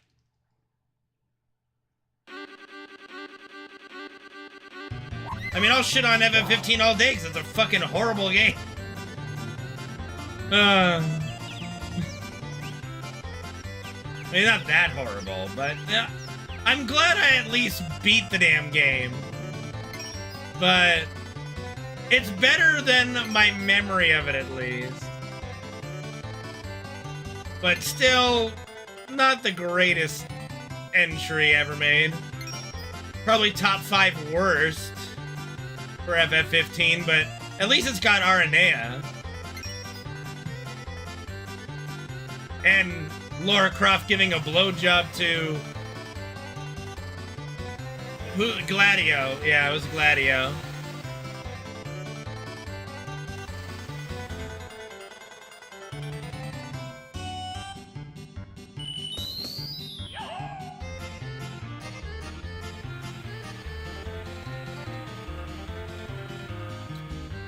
I mean, that's up to you, Sap.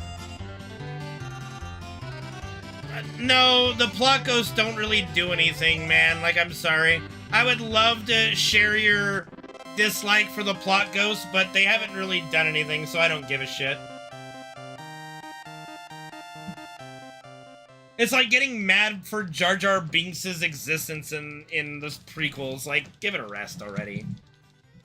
You don't like them, why? Because what they represent? I mean, the ghosts are an OG, like, idea they had even back in the mid-90s. So I can't even fault them for having them exist when it was a thought process they had a long time ago.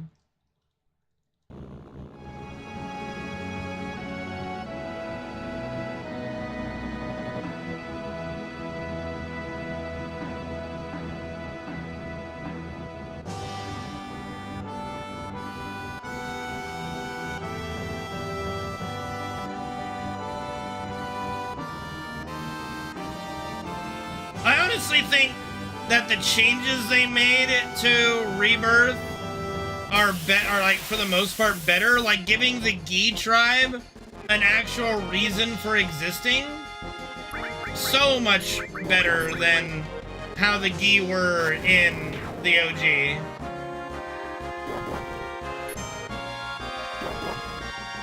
Oh yeah, I can't wait for the voice acting and tactics. It's gonna be good.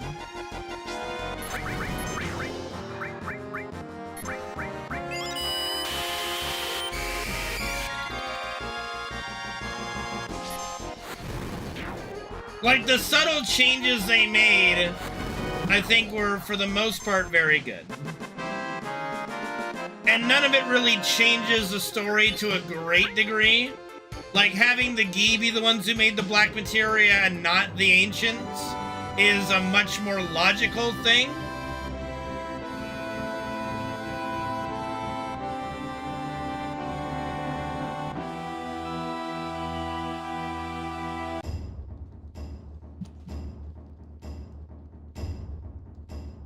Way better than the OG Gi, who's just like some random tribe that attacked these guys. We're like, okay, so who are they? They're the Gi, alright? Oh, is that it? We don't get anything more? Okay. They're just evil spirits now? Okay.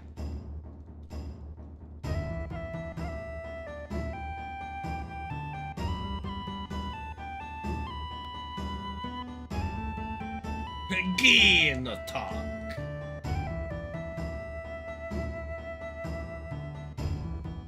We are the ghosts who say, "Nee."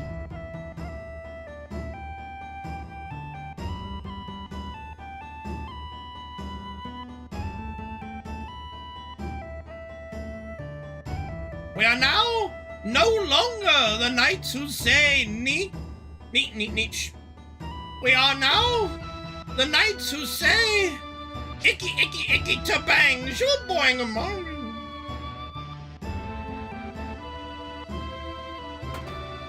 Well, it's not meant for 5-year-olds. Like, nothing from Monty Python is meant for 5-year-olds. Maybe the Ministry of Silly Walks, but that's about it. Like, what 5-year-old's gonna understand the Argument Clinic sketch? They might find the Dead Parrot sketch funny, but they wouldn't find the Cheese Shop sketch funny, which is my favorite sketch of all time.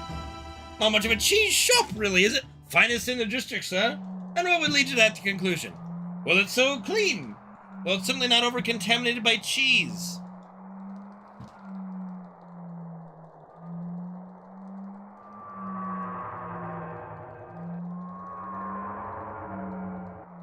No, kids nowadays, you know, they need, like, Dora the Explorer. I don't know, when I have kids, I'm just gonna show them cartoons from the 90s, man, that's it. The Murder Bunny, they might... Okay, if they don't find the Murder Bunny funny, then... I don't know, man. On second thought, let us not go to Camelot. It is a silly place. I mean, first of all, you're trying to introduce Monty Python to a young girl. That's probably where your first mistake. Just throwing it out there. A 5-year-old girl, I don't think is gonna really appreciate what Monty Python is.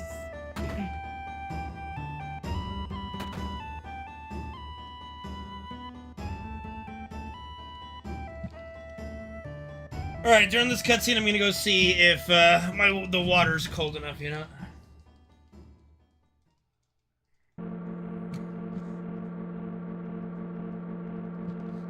No, my mom, as my mother has always told me, I've always been different from my sister. There's a huge difference between boys and girls, even at a very young age.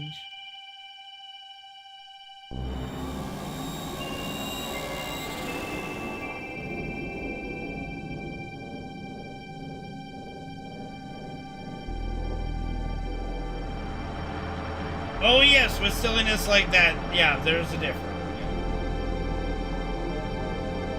Bro, I've talked about it many times on stream, game.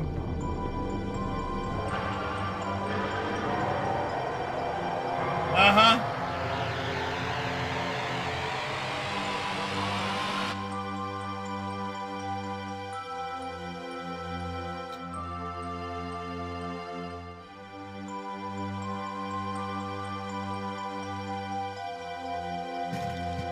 I'll be right back.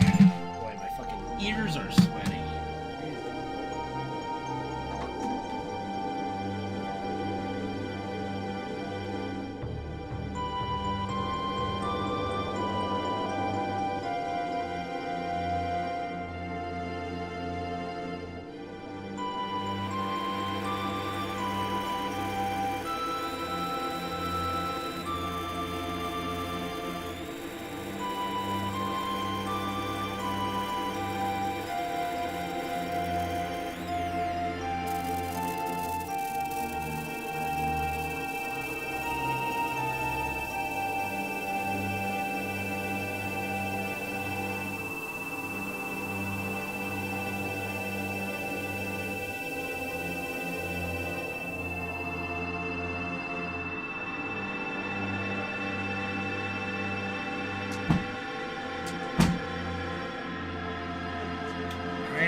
Had to throw the water bottle into the freezer because it's not cold. Hopefully we can get the water from the freezer around Rocket Town.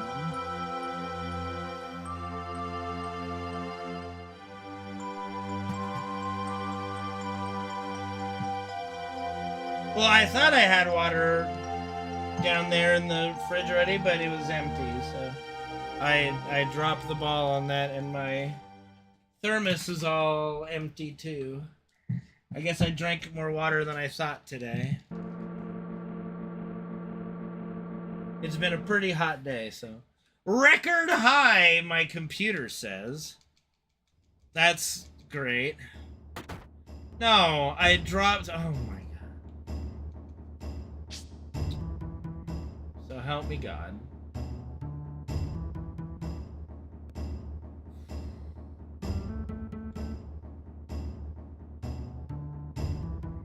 You're weird for even thinking that with what I said. Don't look at me.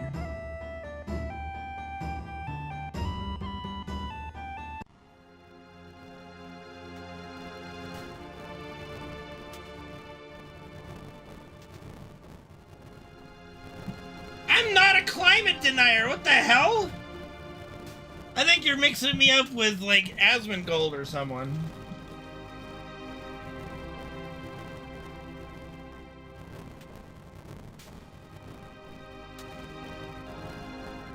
Yeah, I don't know what I did with the ice packs we had. I used to let Freddy sleep on the ice pack, and they might be under the bed. They might have fallen under the bed or something, because I don't know where the ice packs are. But I used to put those ice packs together for Fred all the time when it was hot.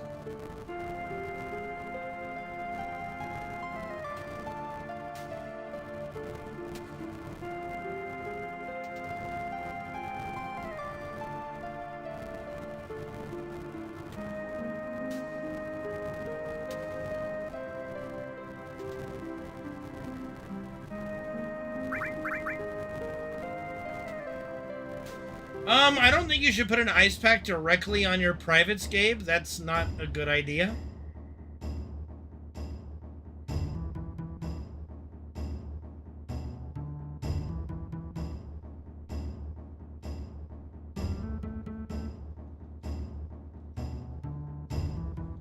Bro, I'm the one living through global warming. I would be the last person to deny its existence.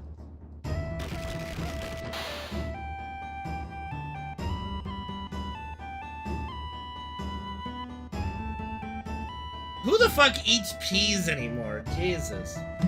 Ugh. God, one of the worst vegetables ever. Yeah. Peas and no thank you. And surely you could give your 5-year-old a better than peas. Yeah. Ick, ick, ick.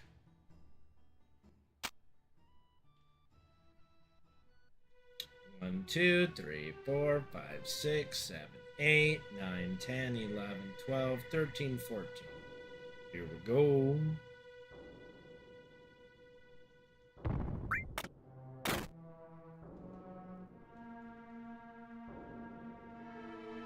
You know, peas are not even okay in cup noodle. All right, like don't even give me any of that shit. Like, Jesus.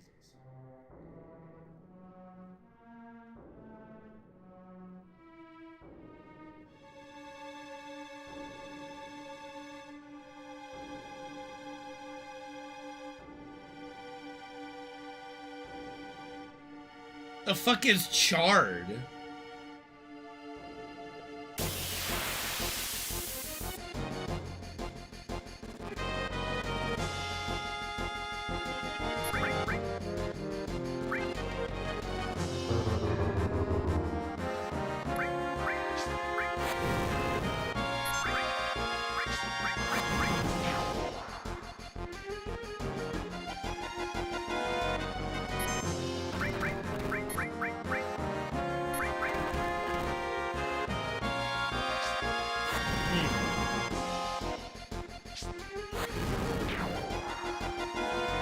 I don't want to eat it.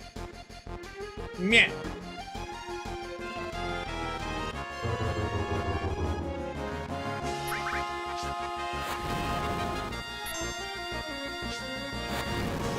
More than just pastrami.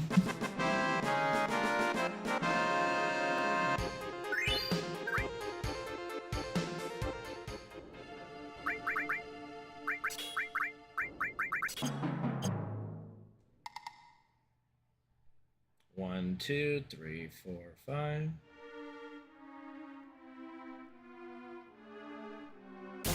Beats? Ugh. The beats! I-E-U. Killer tofu. Ooh-ee-oo. Killer tofu.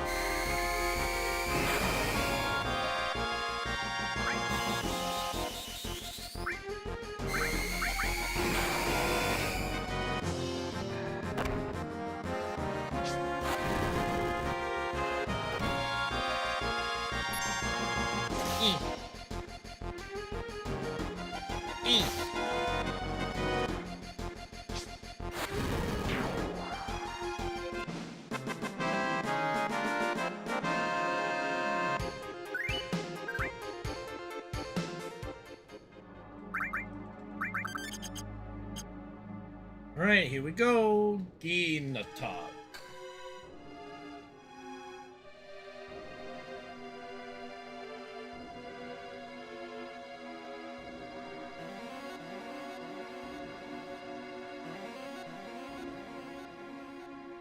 What's going on, Penguin?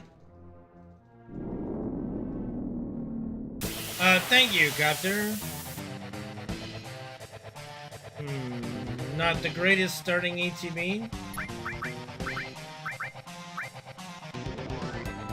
Oh, nice.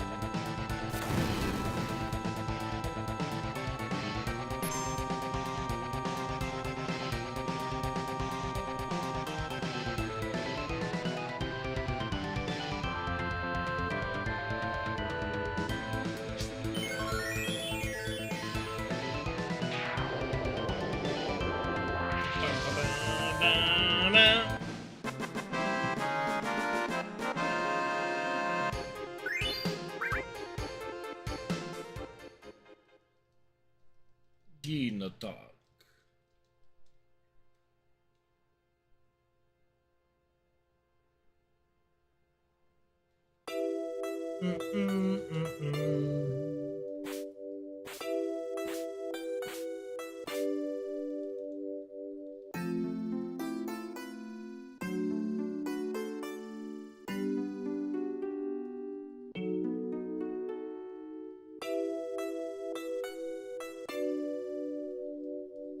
I miss my baby boy. Really need to get a dog soon. A dog or two.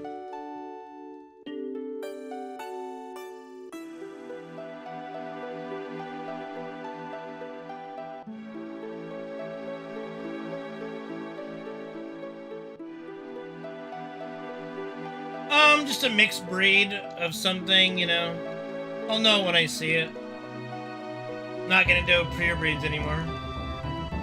Oh, definitely getting a puppy. We've always gotten dogs at puppies.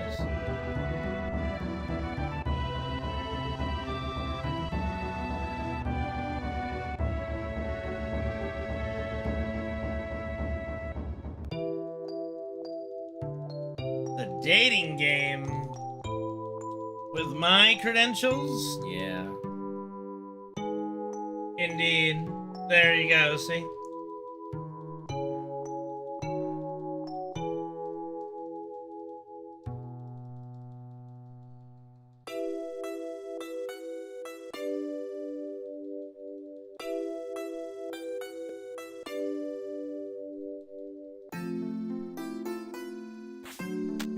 I have have to push the tremolo.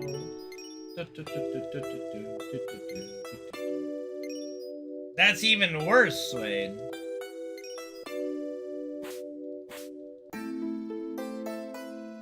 Depends.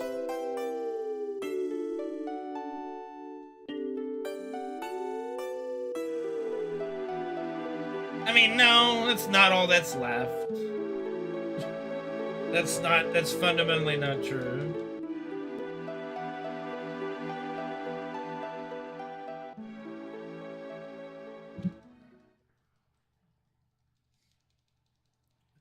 I keep getting older, they stay the same age. No, I'm just kidding.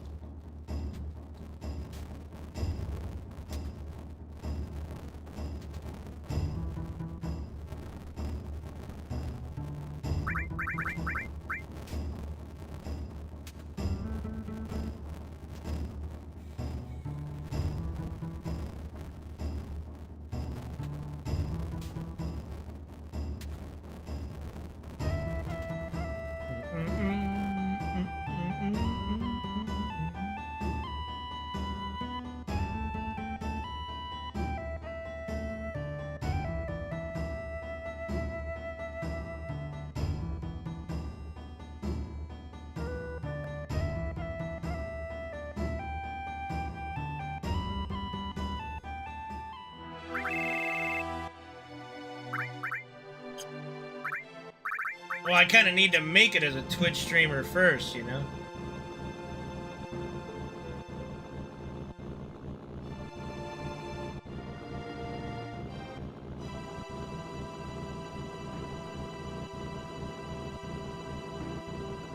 Depends on how old I am. But no. I would not date, and I would be dating for the purpose of having children, so I wouldn't date someone who wasn't able to do that. Oh, and thank you for giving a sub for the channel. Really appreciate it. Thank you for the support. You guys make my stream possible, like I said. Thank you so much for the gifted sub.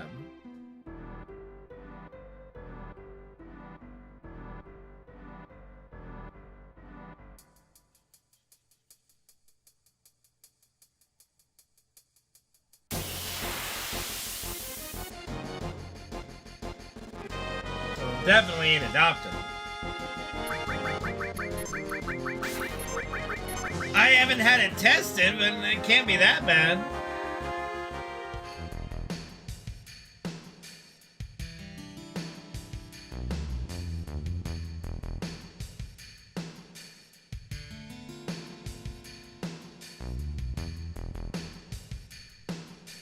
Nobody at the moment.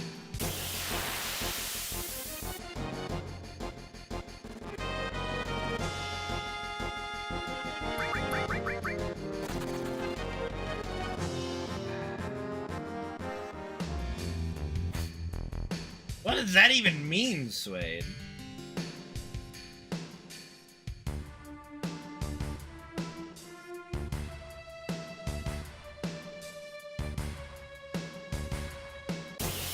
I mean, I'm kind of not into guys go get a co, so it would be a disservice for me to enter that market to the wonderful guys that are out there that do swing that way.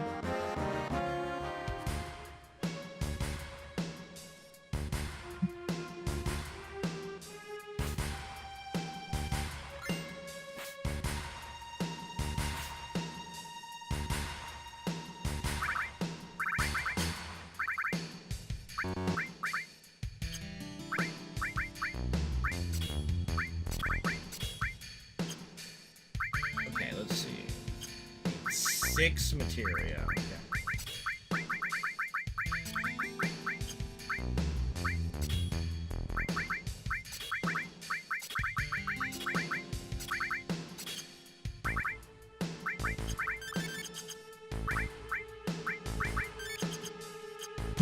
All right, here we go.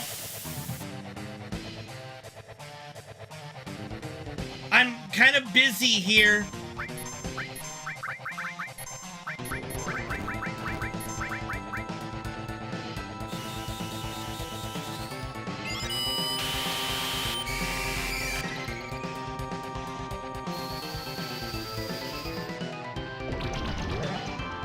Oh, that would have been nice if it actually hit. -.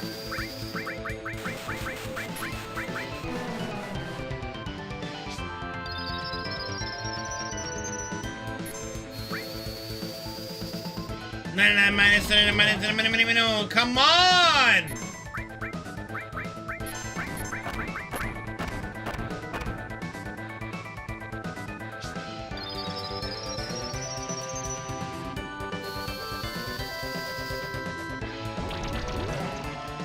You gotta be shitting me right now.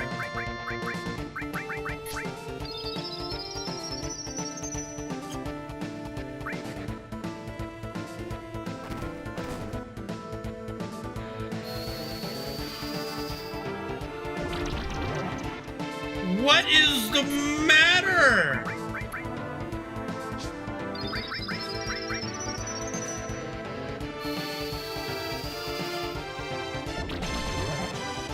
Okay, we got the 99 right there. Okay.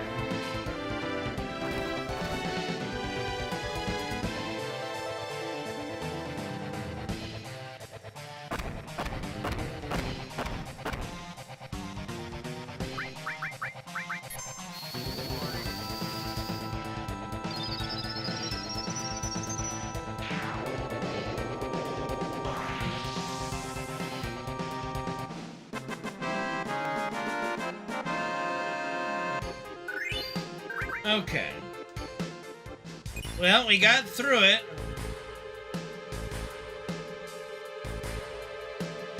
I think they mean use one, but I think they mean start using one.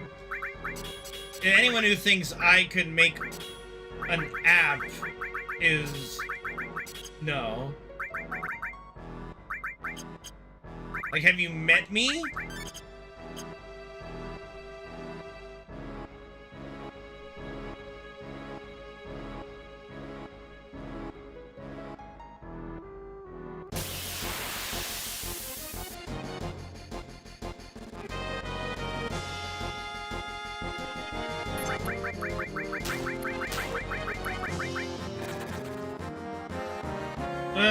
I don't know. Probably pretty different.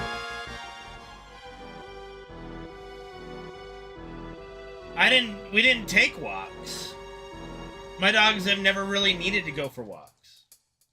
They just kind of hang out outside and get their exercise out there. They never really needed to go for walks. Never taken a dog for a walk before. Nope. Our dogs have never needed to go for walks before.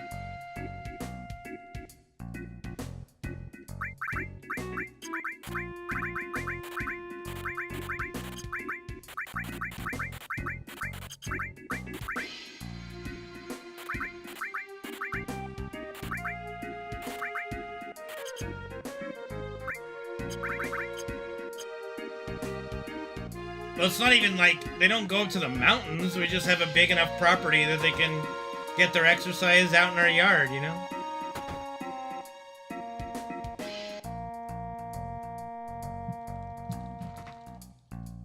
My dogs have never cared to go for a walk. They've never shown interest in going for a walk.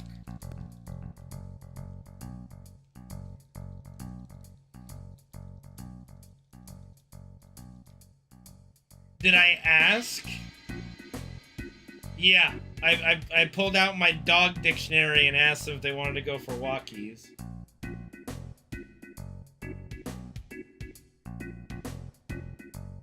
Or just, my dogs have never needed to go for walks, Go Get It Go. Because of the property we have, and they just never needed to go for walks. Nope, they never wanted to go for walks. They don't care.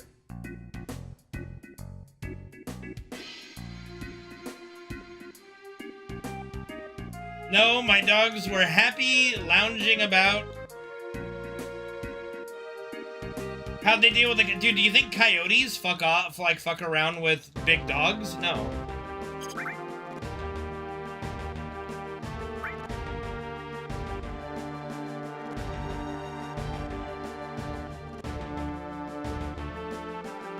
Yeah. Coyotes are are scavengers by nature anyway. They rarely ever actually kill their prey.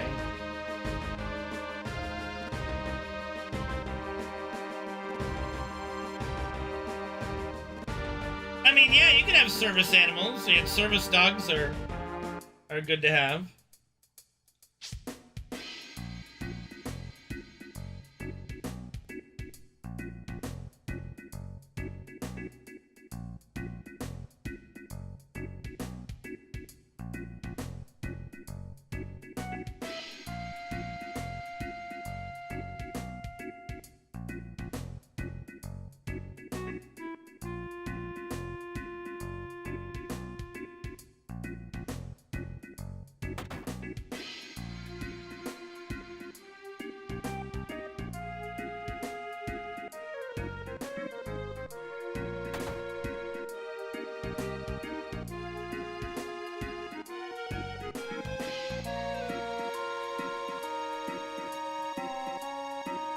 Hopefully. I mean, I've met some people through streaming, and it just hasn't gotten very far in some scenarios. It's fine. Am I religious? Fuck no. I'm about as atheist you can get. I joke all the time about being set on fire every time I have to go to a church for like a wedding or a funeral or something.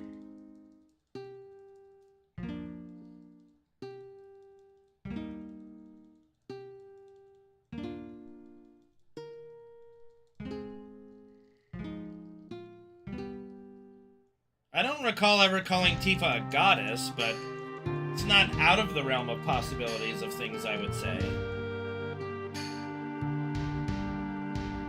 Oh, I gotta check to see if the water in the freezer is cold. Once we get to the countdown coming up here.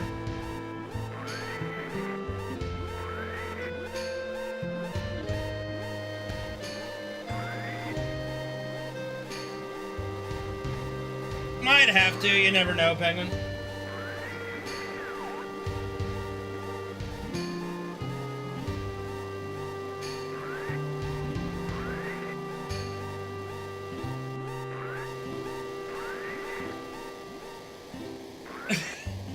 No kidding. Alright. Yep. Be right back.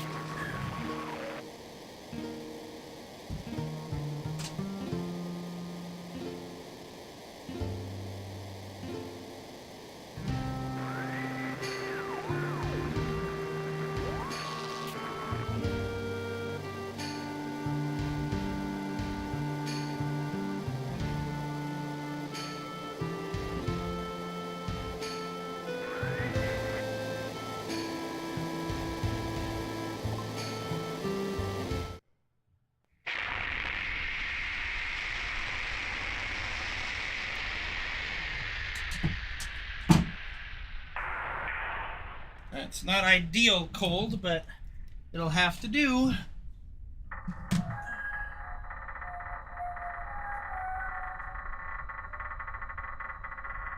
No, that just sounds silly to me, Copter.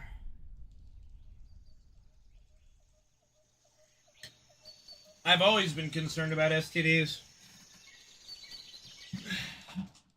That ain't anything new.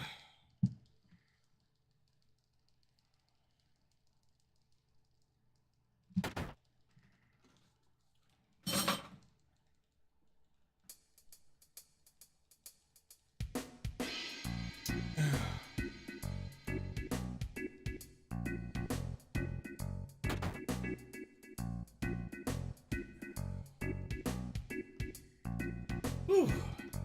That's refreshing.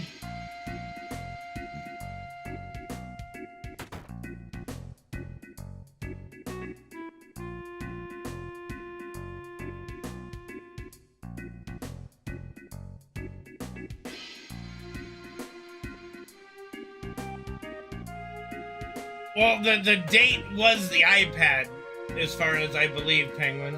That's what I gathered from it. I don't know.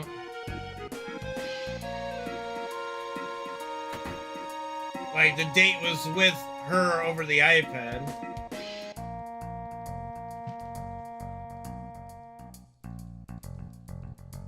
Like, that's just a whole nother level of pathetic. And, you know, that's the other issue with this era.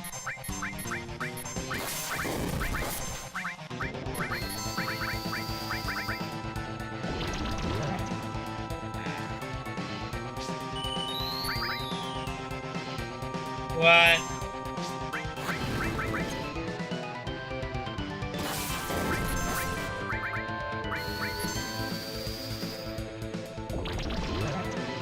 Why would I do that? I don't need to go to dinner with someone.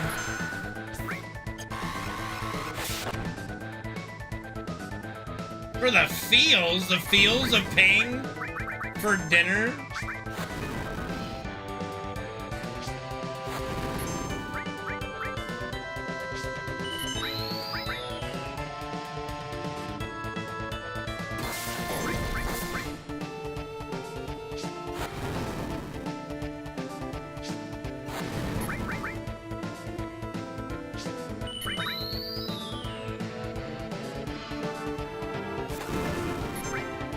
I mean, I've been with people. It's not that's not the issue.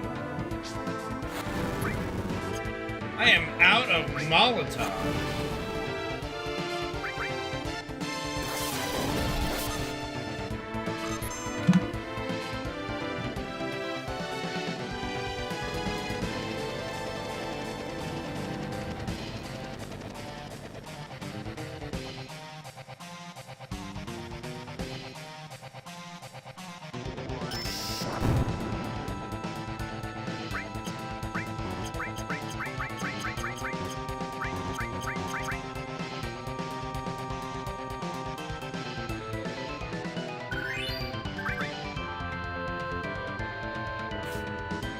From chat? Not that many.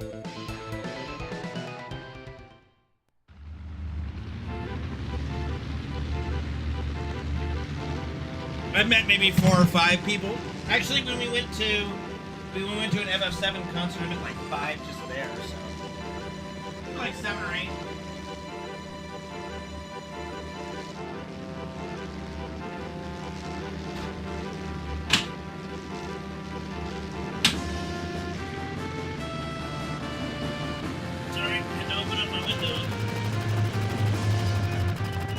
Not my birthday. Birthday's in December.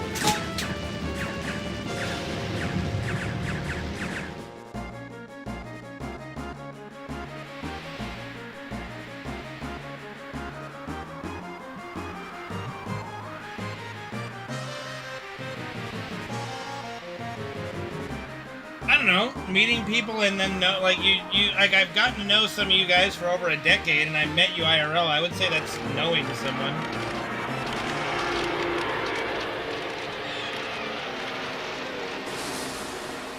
Like, I want to just I want to put a giant discount of, oh god, can't even think, it's so hot.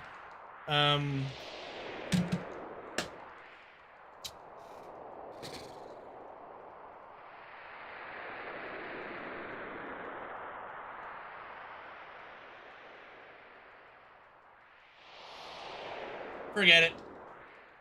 I can't think of what I wanted to say. I want to discount, like, talking to folks almost every day. Like, you know, I talk to you guys more than I talk to my IRL friends. You know, it's just a difference of friendship.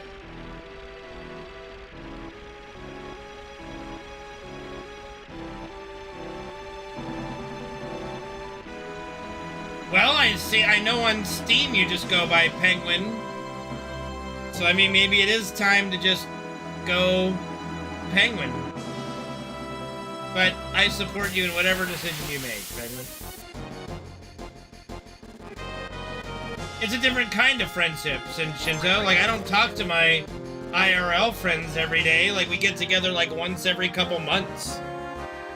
But, you know, like, I talk to you guys almost every day. It's a different kind of friendship.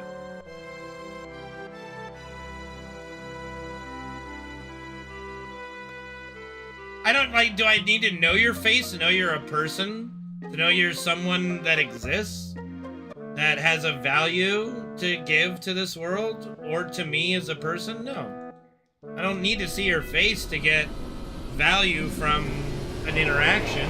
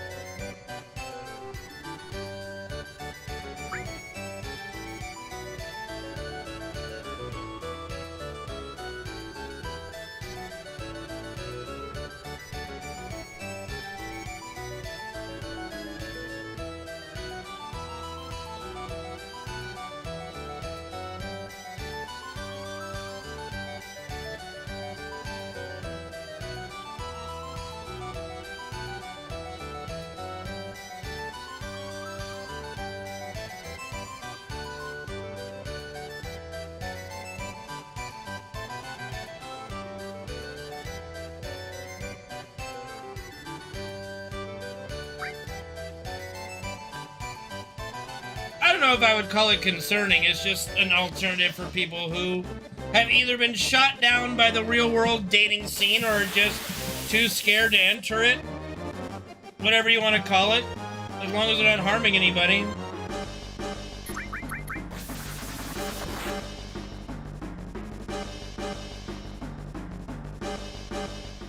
Well, of course it's basic. But we're guys. That's all we're looking for is basic needs anyway.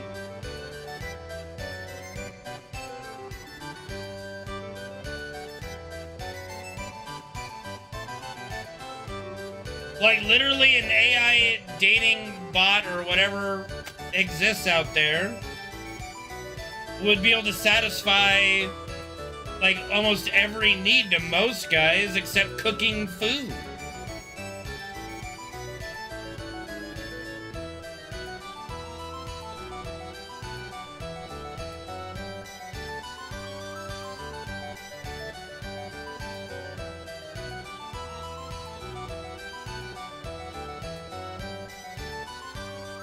Look, most guys are just looking for someone to greet you when they see you, warmly, have some nice thing to say about you, fuck you, be sweet with you, and call it a day.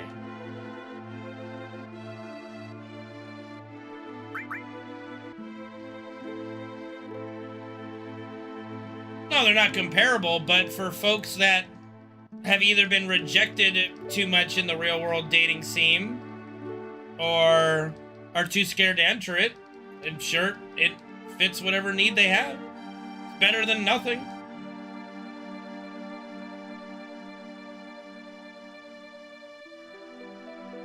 If it keeps a few people from shooting up a school, so be it, you know?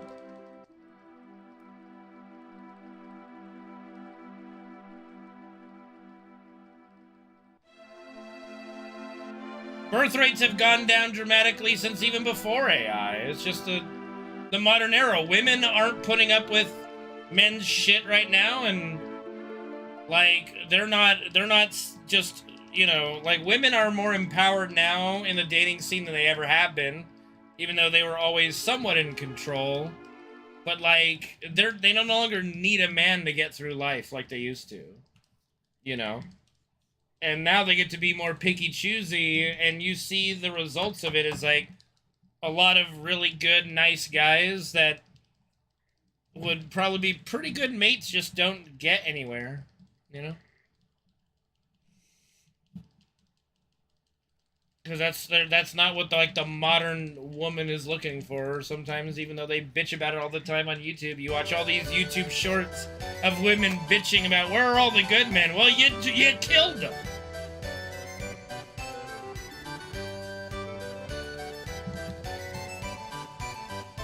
It's like what Dave Chappelle said in one of his comedy skits. Yeah, women complain chivalry is dead. Yeah, and women killed it.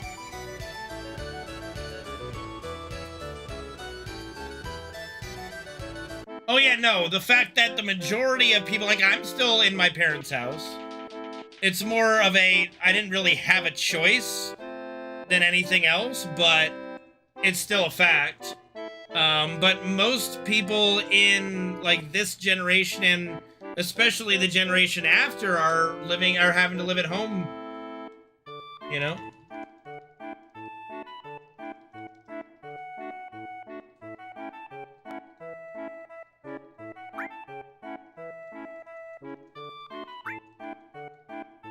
Oh, for sure, Gary, but but during that time period, you know, you suffer through it, you know? Yeah.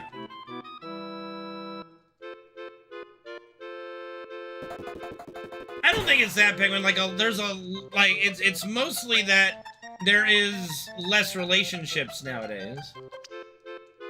There are more single people now than ever really before per capita. I don't think it's a matter of, oh, these people are actually dating and they're not having kids. Like I have a couple, like one of my friends is married, they have 2 kids. One of my other friends just had a kid, you know. But then the rest of my group of friends are all single. One is currently in a relationship. He might propose to her, I don't know. Yeah, I keep getting YouTube videos of like Japan and how they want to like pay, like they're willing to like pay foreigners to marry like Japanese women. I'm sitting there going like, Jesus Christ, is it really that bad over there? Fuck.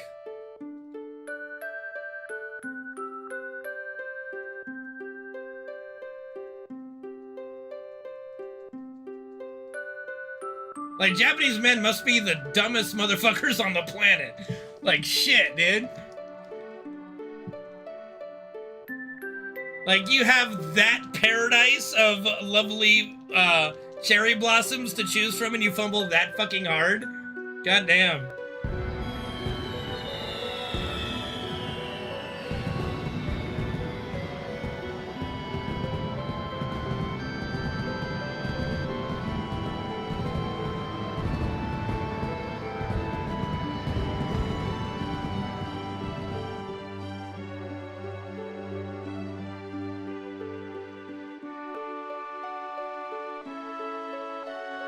What kind of jeans? Like Levi's? Like, what are you talking about?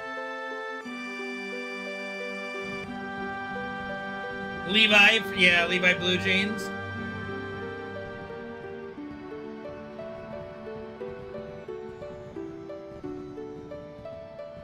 Oh, God. Okay, I'm gonna be that guy. I think Sydney Sweeney is hot, okay? But she's overrated. Like, she's hot. Don't get me wrong. I'm not gonna say she's not hot, but for fuck's sake, she is not that fucking hot. She is not. She is so overrated. God, I fucking hate it. Oh, shit. Oh, goddamn. Like, okay, like I said, she's definitely cute. She's definitely pretty. But for fuck's sake, she is not the end-all to be-all. Just because she's shown her tits on, like, movie screens and shit. Like, everyone doesn't need to fucking drool all over her, for fuck's sake.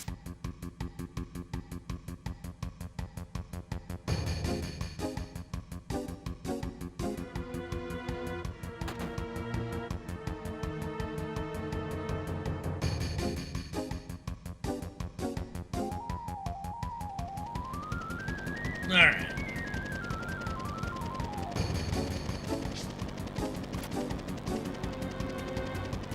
What, am I gay? No, I mean, Megan Fox she's hot, but it was also at a time where I felt she was a little overrated, but she was definitely hot. It should have been me.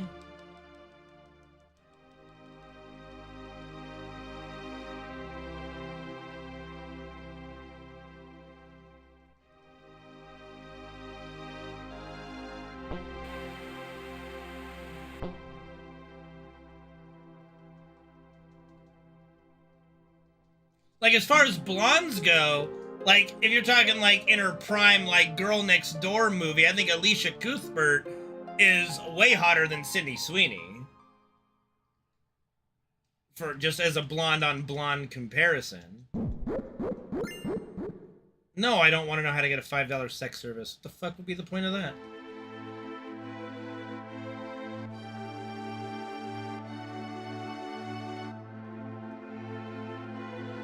Shut up, Gabe.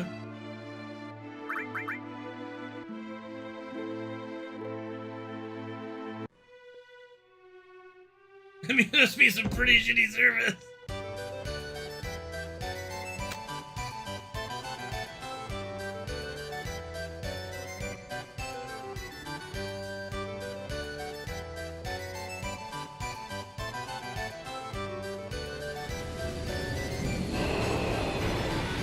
I mean, I just went to McDonald's today.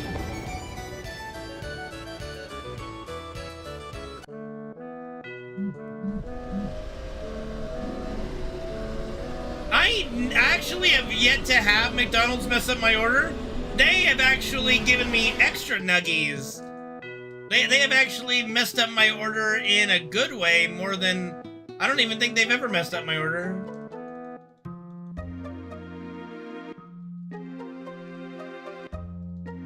Wendy's used to always mess up my order, but the new Wendy's is pretty good about that.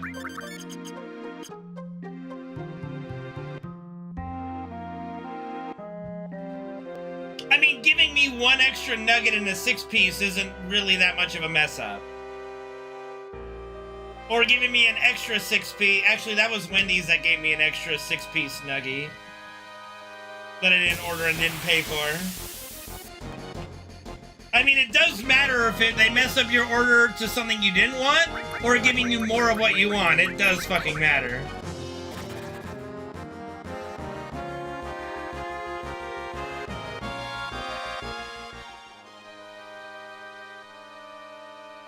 I don't know. I've only ever eaten one nugget at a time. I'm not a fucking animal.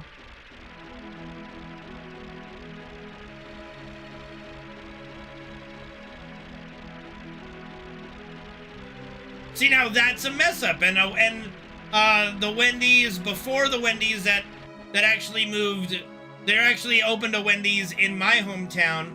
I used to have to go to the town over to go to a Wendy's. They would mess up my order all the time. They would put shit on my junior bacon cheeseburger I didn't ask for. I'd get regular nuggets instead of spicy, yada yada. This Wendy's, you know, knock on wood, has never messed up my order.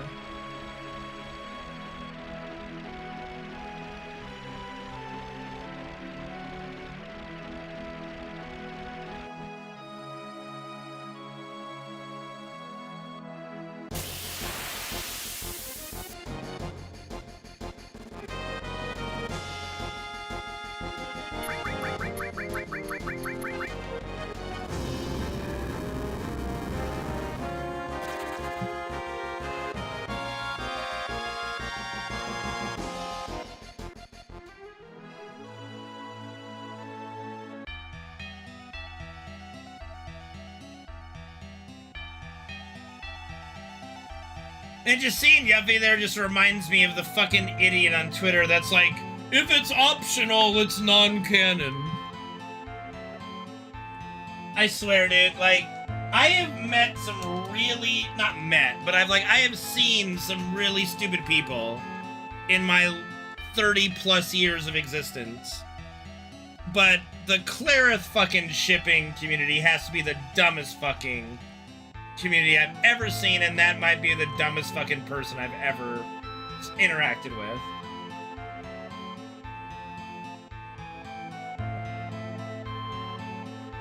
Gabe is not EU. I just did I had Popeyes the other day. They had a special deal, 25% off 3-piece chicken tender. I got 5 tendies. They gave me 5 fucking tendies. With my fries and my biscuit and my drink. Oh man, color me happy. No shit, Penguin, that was my point to him. I'm like, you must be the dumbest motherfucker on the face of the planet to say that if it's optional, it's non-canon. And just gave one example But it's like every fucking franchise in existence pretty much has the canon stuff hidden behind optional content. I don't even know what face I made. The smug one? Like, I don't even know what I did. Sometimes it's the cheapest option, Shinto. Like when you're living off of food apps, it's sometimes the best you can do.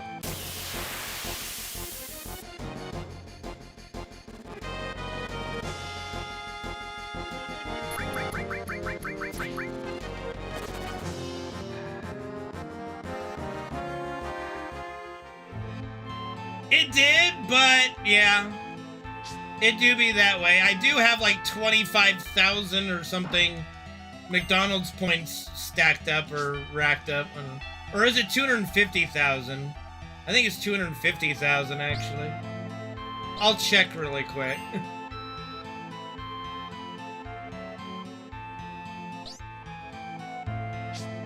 It do be that way.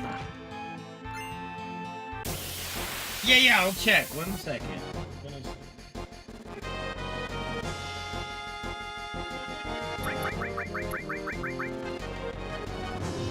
Open up my McDonald's app.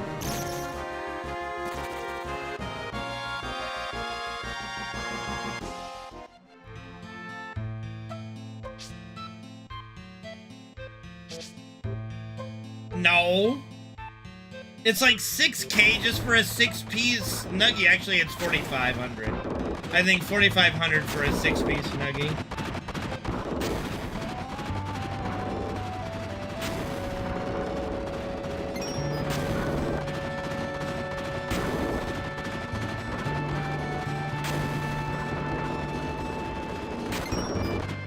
Let me see. Rewards and deals.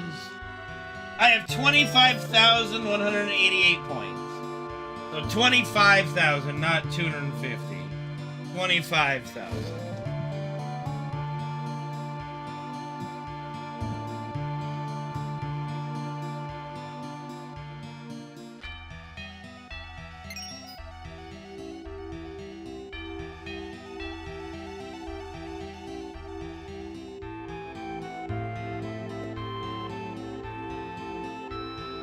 I mean, McDonald's already has, like, some built-in great deals. I had 18 nuggets today, 18 chicken nuggets for $5. Because it's the they have buy one value item, get another one for $1, and then the Dodgers scored 6 runs or more in the game yesterday, so I got a free 6-piece nugget. So it's like, all right, I get 18 nuggets for $5. Woo!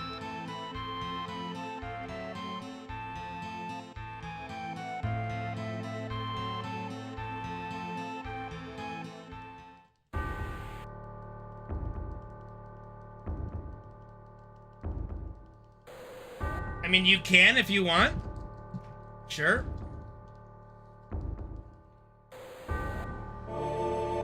Can I? Let me see.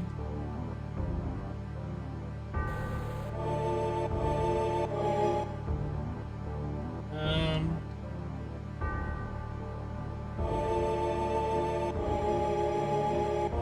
2,400 points will expire November 1st. And then the next expiration is 500 some odd points in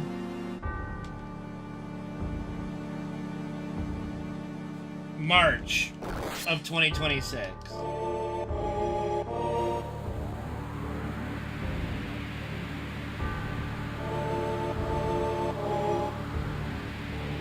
I have a lot of points expiring in June of 2026.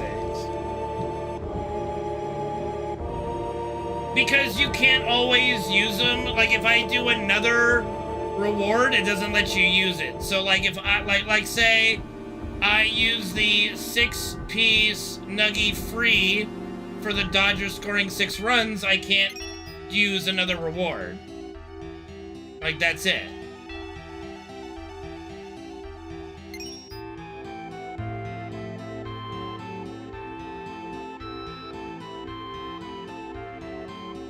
Wendy's does good deals with the app, yeah. Like $1 junior bacon cheeseburgers sometimes, or buy one, get one free, 2 for $7. Yeah, Wendy's does good deals, you know.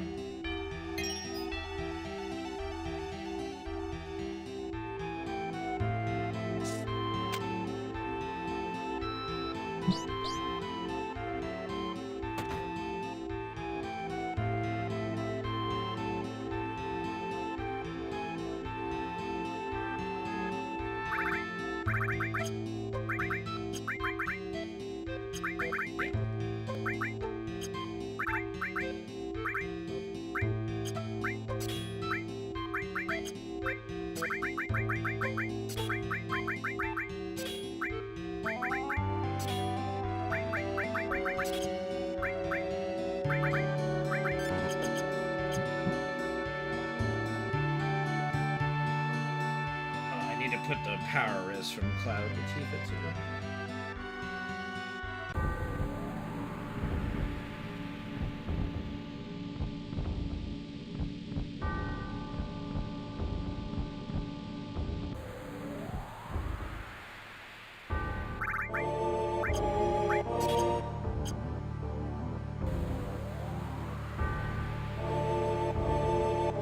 No, I don't drink Diet Coke.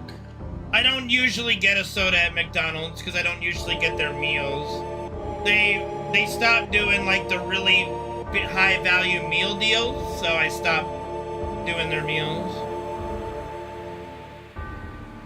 McDonald's used to do like $1 any size drinks. Not anymore. Now it's still like $3 for a drink, and it's like, no, thank you. That would kind of defeat the purpose. When I have drinks at home,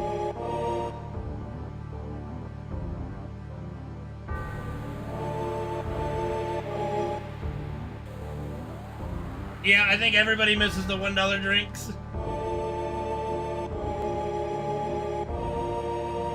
Well, I'm not eating at the restaurant, so I'm not getting a single fill up, but free refills is a staple of American dining.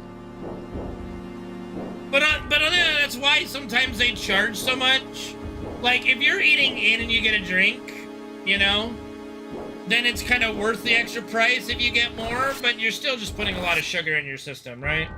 Like, my biggest vice, it would be drinking soda, even though I don't drink a whole lot compared to some, but it is still my biggest vice is drinking soda. I do like soda.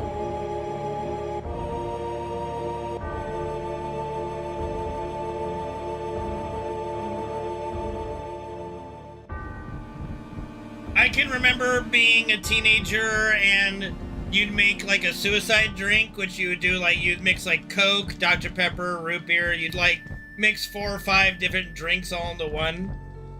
We kind of had to stop calling it a suicide drink though because of, you know, maturity, but that's what we used to call it. Yeah.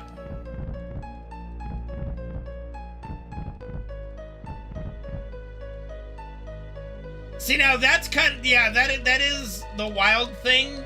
Shinto is our serving sizes are huge. I mean, there is a reason why we are the biggest, like, obesity rate in the world, and not even close.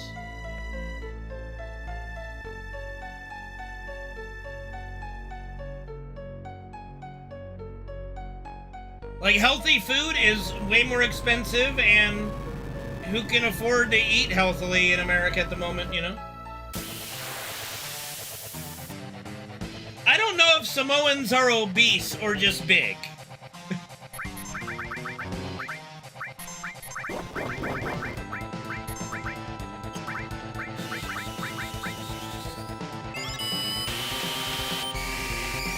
It's pretty expensive here, Suede. Like, we've saved so much money just because Mom has stopped shopping at Trader Joe's for just even some small things. Like, it's not even comparable.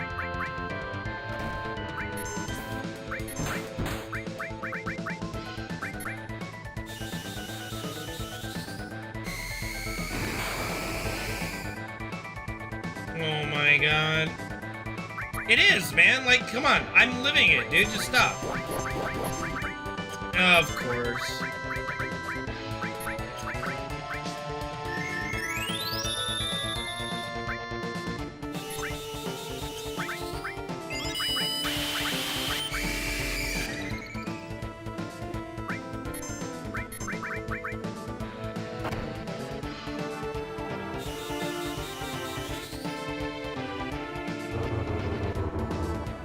No, it's not the same thing as that.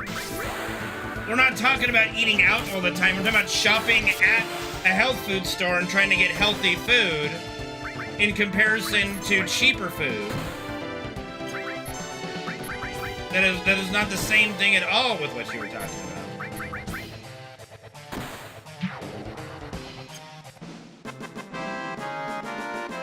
No, and we shop at Costco.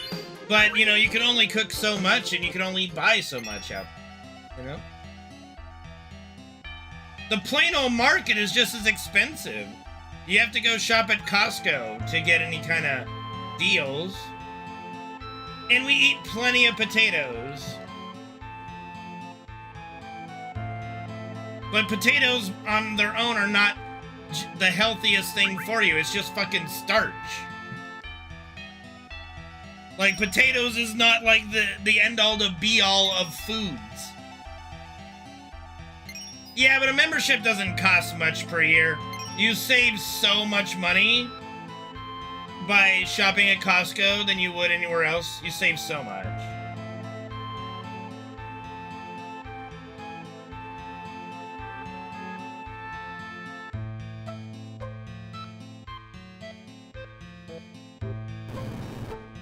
No, I eat potatoes. I'm not a big fry person. I don't like fry too much, you know?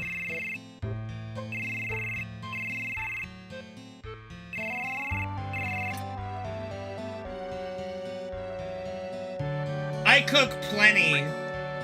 It just sometimes you aren't able to cook all the time, and I mean, there's only so much time in a day.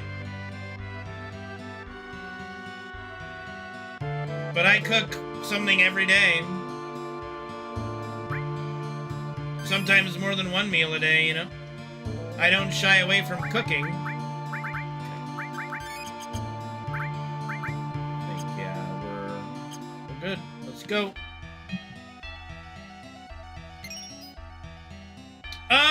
A pastrami sandwich, about 15 minutes, 20 minutes sometimes. Yeah, we have the elite membership. My parents have been members of Costco since it was Price Club back in like 40 years ago or something.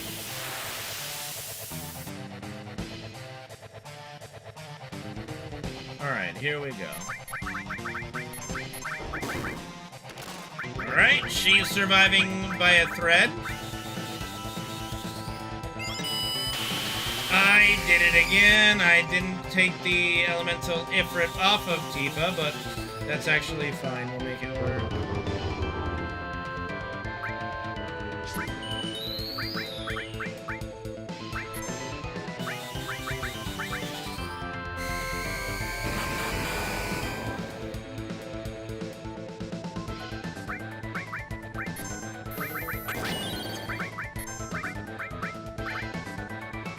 Alright, let's see how this goes.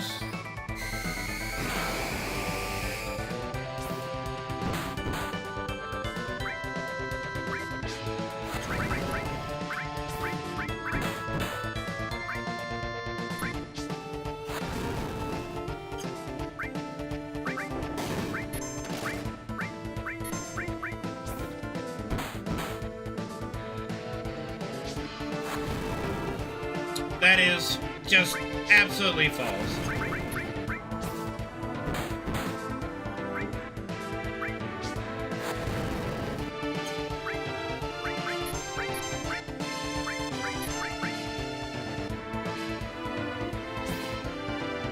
Alright, it's a miss.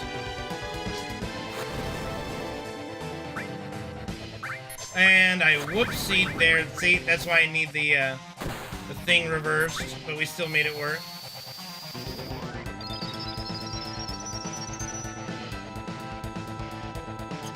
Oh dear, I think he's not doing a move. I think we lost our barrier. Nope, we just barely have our barrier. Okay.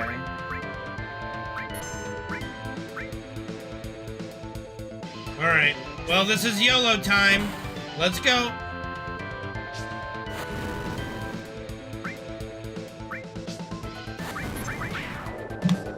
There we go. YOLO death blow.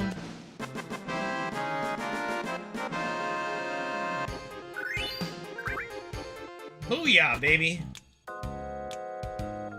Death blow is back, baby.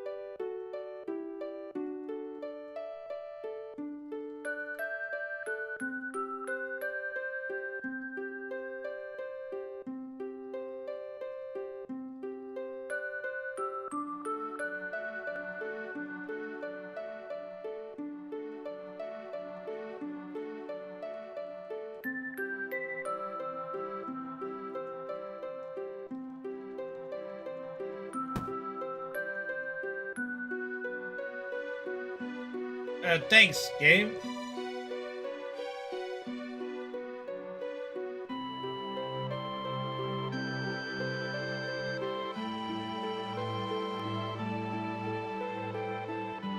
Yeah, I'd rather die. I'll take the death, thank you.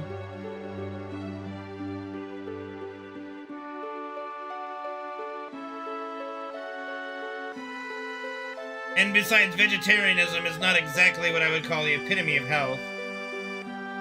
No, it's not cheap and easy. What your version of is not necessarily healthy either. Like, you think it's healthy. It's healthy to you. I wouldn't find that very healthy. Like, you're missing so many things from something like that. Goliath, thank you for the 49-month resub. Appreciate it. Let's go keep grinding, baby X.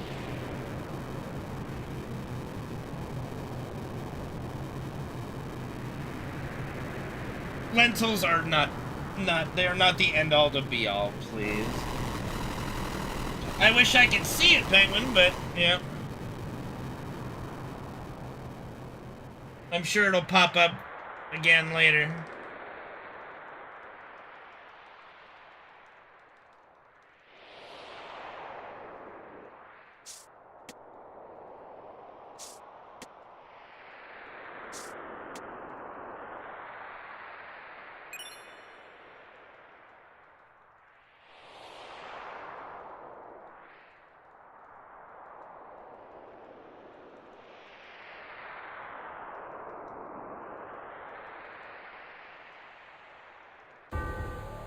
I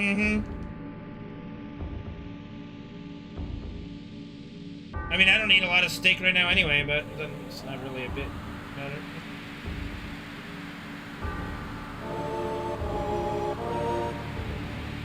Yeah, congratulations. It's not exactly a high bar to beat on that.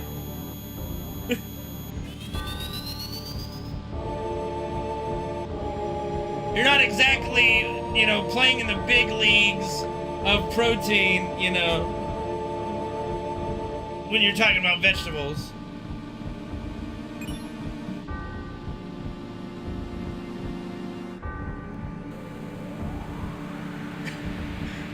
You know, we might need to make that an actual, we might have to make that an actual, like, emote. That's pretty good. We might need to make that an actual Twitch emote if you want to send that to me. I probably just put that as a Twitch emote.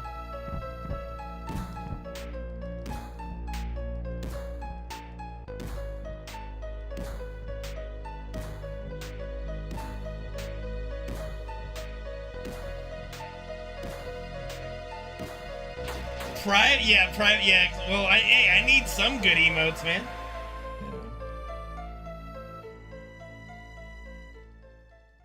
Sure. Yeah, I'll add it as an emote. Once you send it, like after the stream tonight, I'll add it as an emote. When did I make that face? Like, when did I even make that face? Like, what the fuck? Like, I can't even duplicate it. Oh, Jesus. What the fucking hell? So stupid.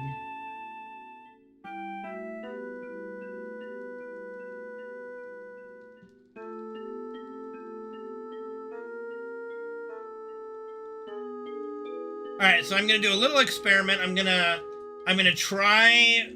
see like the water ringless route. See what it looks like. I'm gonna try to do it on the fly and not have to go into the emulator and do the whole emulator grind. I'm gonna see if I can just do it on the fly during a real run and see.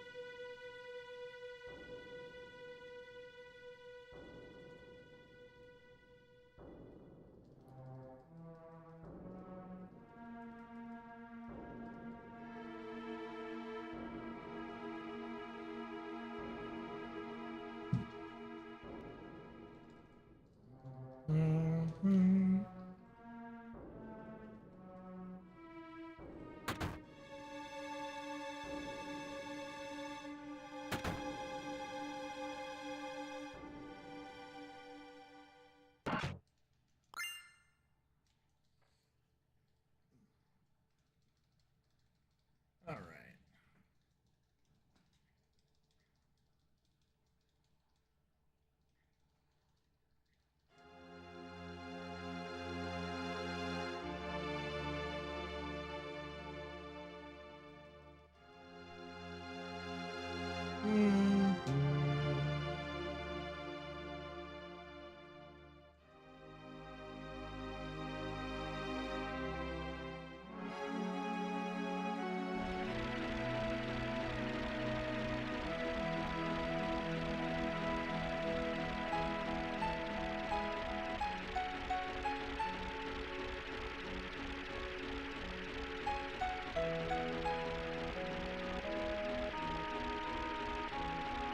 Bum, bum, bum, bum, bum.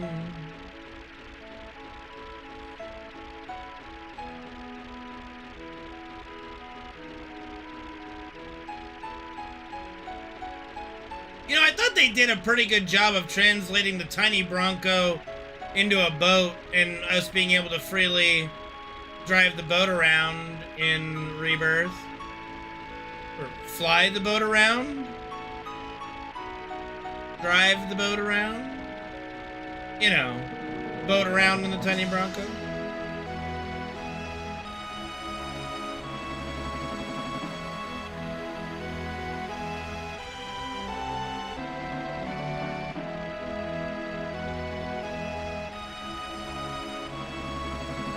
I'm on a boat. I'm on a boat.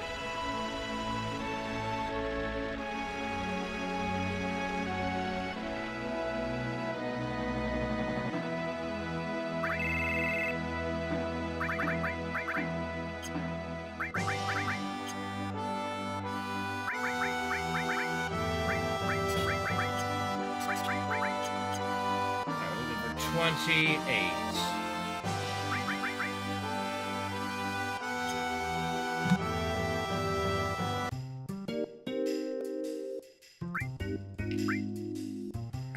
Don't worry, it's gone temporarily. I will definitely add that before the night is over.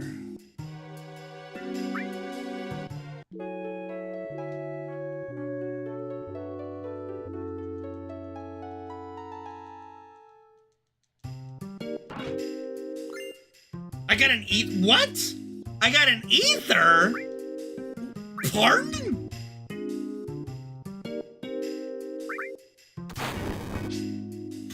Pardonnez-moi?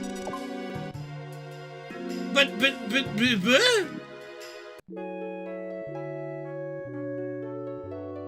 Did I select the wrong dig on accident? Okay, I don't know, but fuck it, we'll lose a little time there, it's fine. It was a little weird, but okay.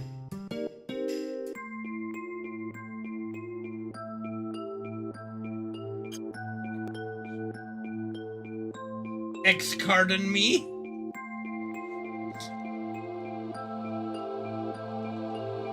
Pardonnez-moi, mon chéri.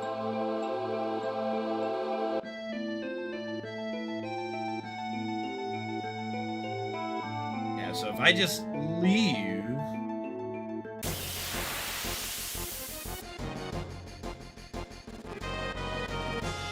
Shut up, Gabe.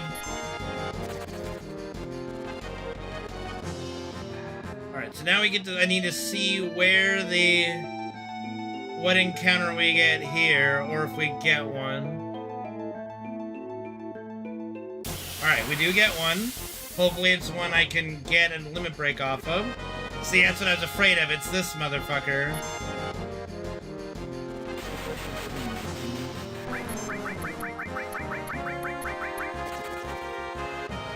Okay.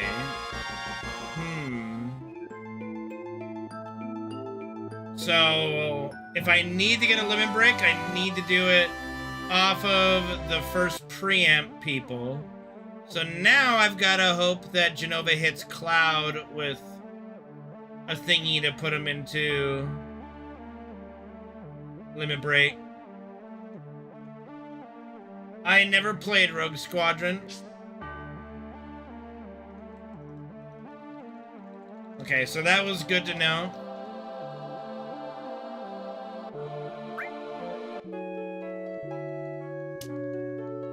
Might die here, we'll see. We might get lucky.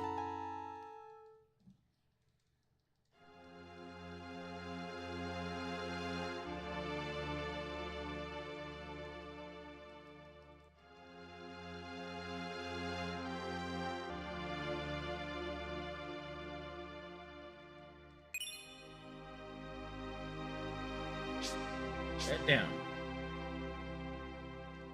You missed Deathblow Demon's Gate, yeah. We wrecked the shit out of him, got a gold split and everything.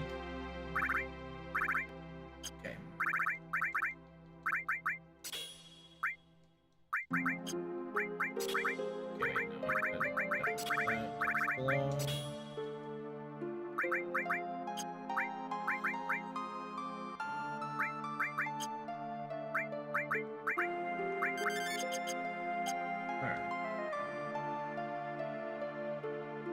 That's okay, Penguin. I think your time was better spent.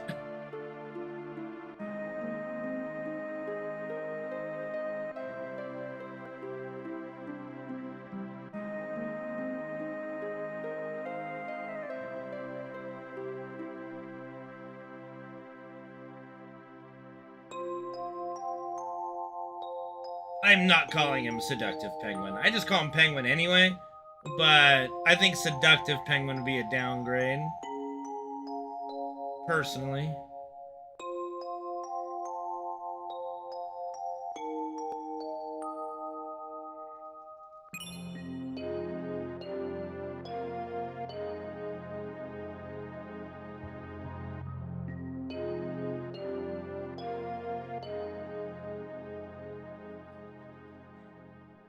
Alright.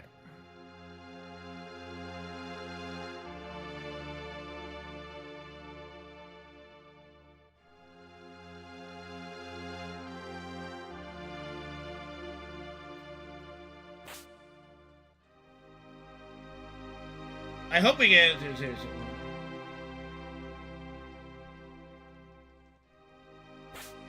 I mean, I get that.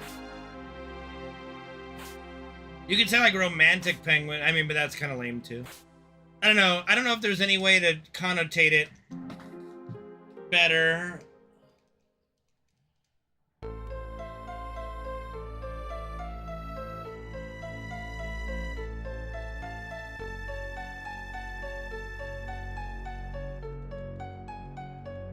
Yeah, I don't like squash. Not a squash fan.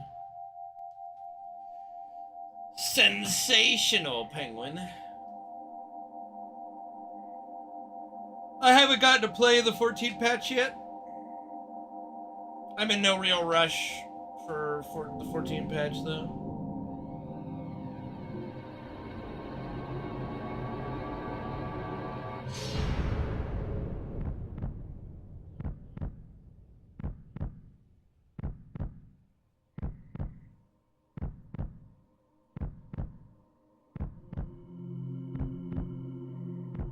Yeah, squash be annoying like that.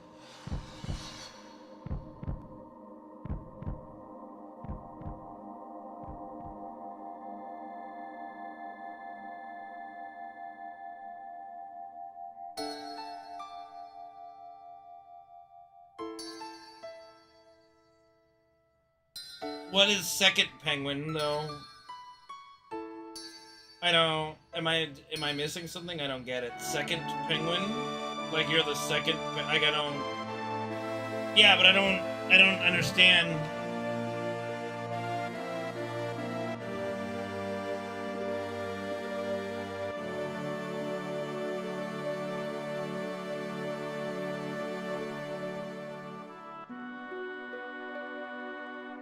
Oh, then just call yourself 1 second penguin. Or 10-second penguin, I don't know.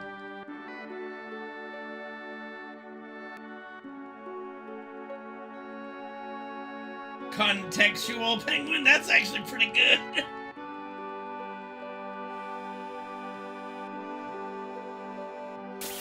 I think 1 second penguin is even more sexual than just sexual penguin. Well, that's game.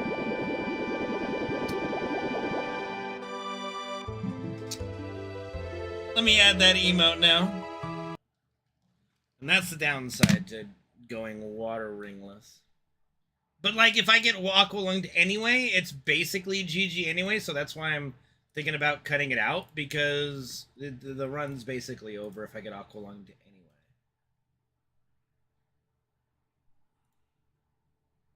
Alright. Okay, let me do a couple things here, and then we'll play some DbD to unwind. And then tomorrow I might do another run. We'll see. We'll see about the heat. Like it's really hot. Like it's fucking hard to function. But all right, 1 second. Let me just sort everything out here. And let me get that emote up before I do anything else. That way, contextual penguin will be happy.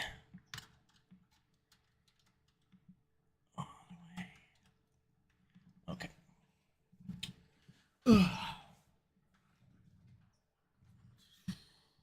1 second penguin is very funny. Yes. But I would argue, like I said, it's more sexual than sexual penguin. Rip run, Dark Sword, rip run.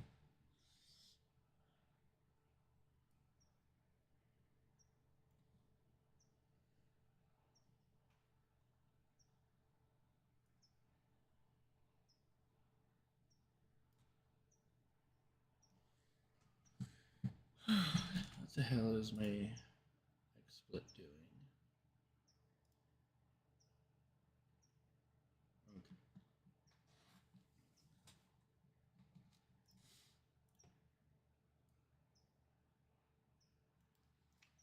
All right.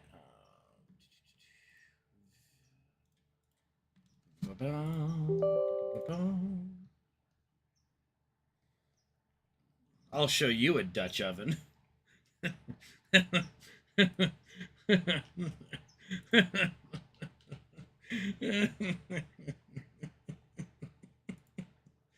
I'm easily amused. I'm sorry. That was way funnier than it should have been.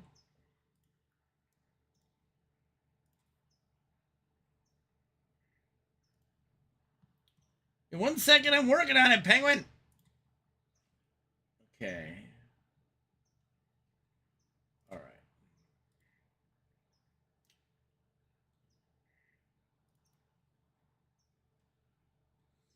All right. Karn Smug. Upload. Okay. It has been uploaded. We did get Aqualung, yes. So you're welcome to give it a try to see if it works again. No, I did not mean to use them. Okay, I'm taking Minecraft Launcher off my taskbar. That's one too many times I've accidentally opened Minecraft. I do not want to open the Minecraft Launcher.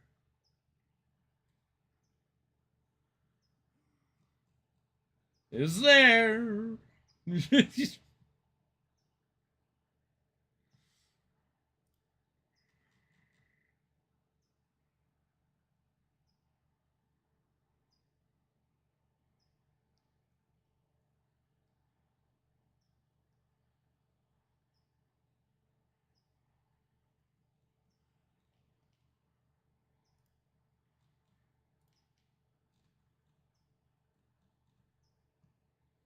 All right. Now that that's done, thank you, Penguin, for that. That's a very nice addition to the stream.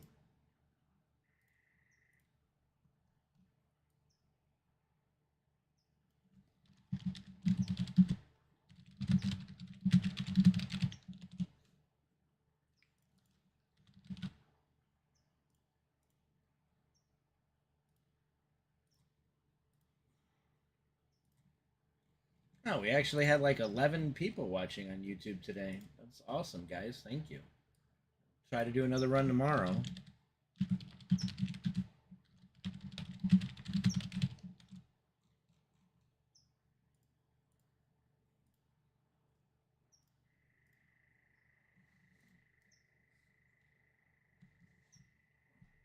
Contextual Penguin's very good. I would approve of contextual Penguin. If you're dead set on a name change, contextual Penguin's very good. Oh, what's the DbD update?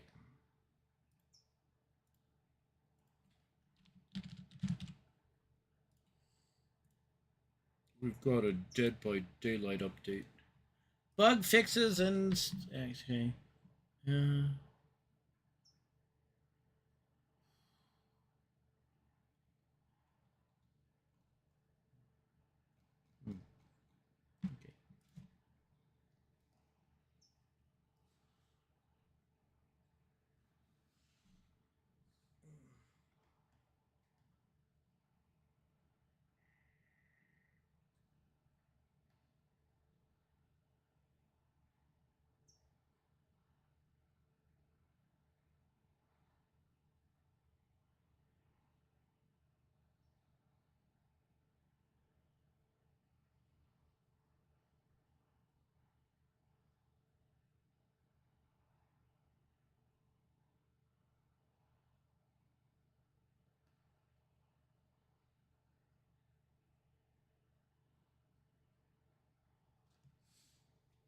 All right. Waiting for DbD update. Sorry. Oh gosh. Oh gosh. You know what? I'm gonna go get an ice cream sandwich. I need something frozen in my mouth. Be right back.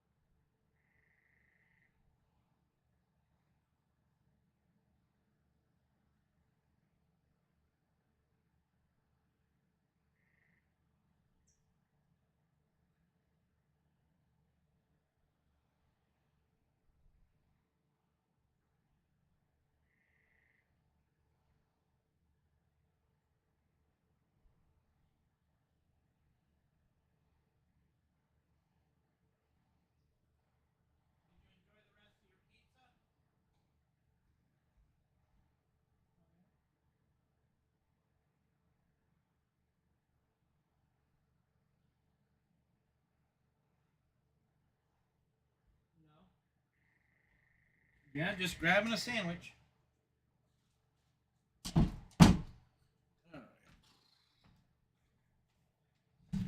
What new guy?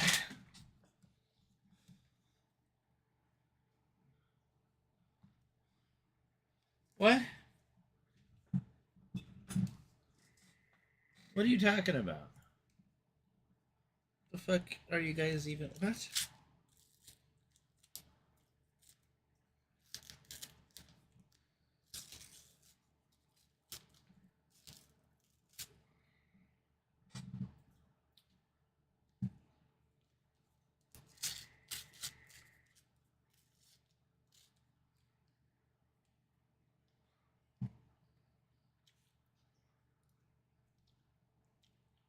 Looks good though. You know, that's a good thing. I didn't really ever look at it that way. I just looked at it as you're a penguin that's sexual. Like a sexually active penguin.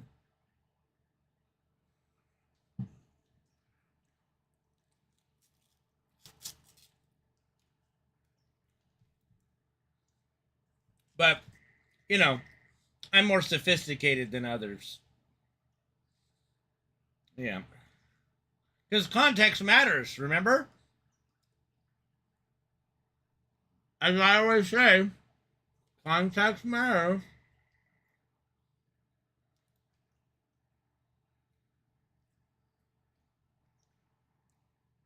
The fuck is my game doing? Load.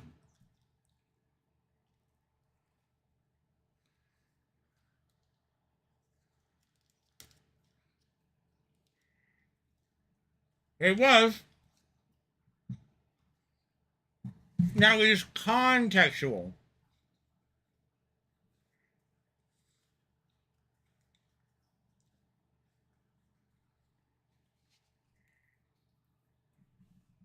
Okay, well this... Alright, now it's loading. I'm gonna fill up my water jug. I'll be right back while this loads up. It's only one change, Huggy!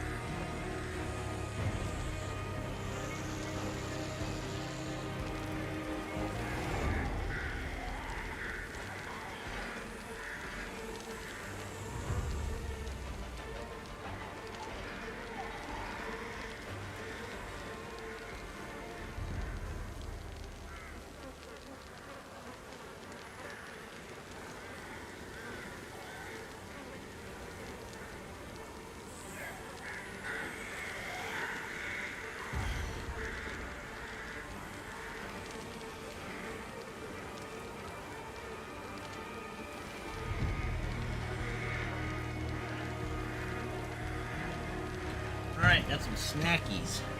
We got some prosciutto and goldfish.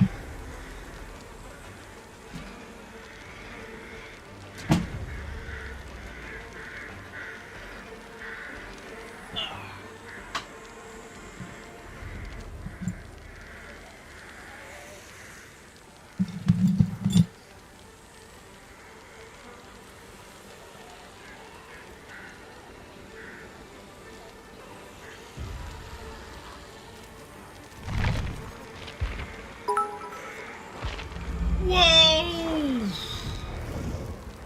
Whoa! Sap! Not right. Sweet Jesus, man. Thank you for the 5,000 bit cheer. That is nuts, dude. Holy crap, holy. Thank you, Sap, and thank you, Penguin, for choosing Contextual Penguin. Thank you, guys. Thank you so much for the support, Sap. That is insane, man. Thank you. Yeah. Big shout out to Sap for that choice. It's a good name. Oh, I just got... Oh, no.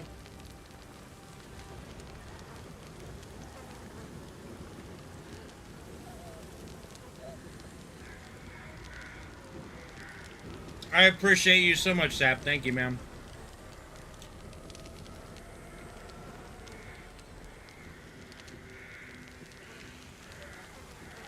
Alright, take it easy, Democracy. Thanks for hanging out, dude.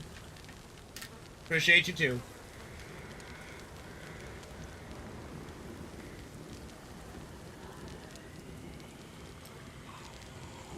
Oh, the ice barely gets it cold because of how hot it is.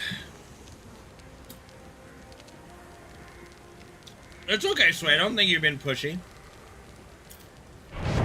I'm glad you found something that works for you and your family. I'm not mad at you. I don't care. It's fine. It's just here, like, there's two different types of eating healthy. There's cheap. There's eating cheap, and then there's eating actual, like, hardcore healthy. And, you know, it's just here in California, it's a little harder than other places. You gotta do what you can do.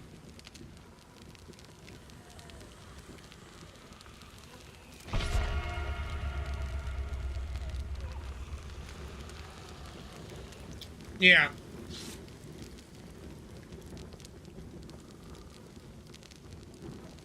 You mad, bro? You mad?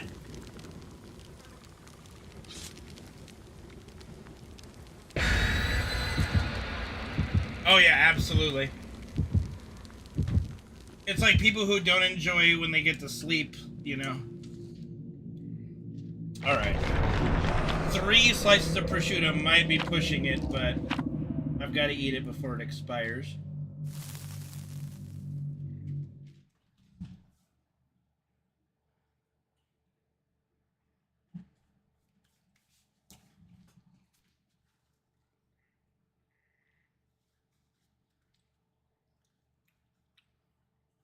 Sometimes you don't need 7.5. It's actually somewhat healthy if you can sleep and have some naps too. Like naps are healthy. Like if you know, there's whatever this is. Uh-oh. Oh, of course we got Kaneki. You know what? I should have just gone to bed.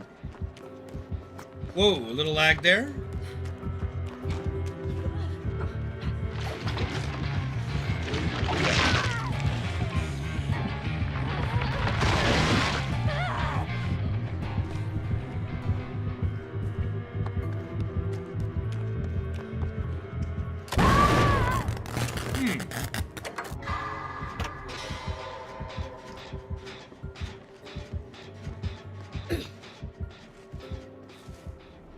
Oh, she's got Joel. Probably pain. No pain rolls on that.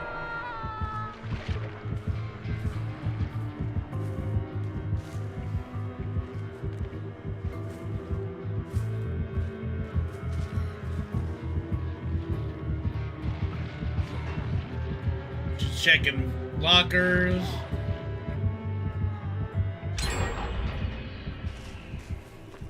Alright. Go.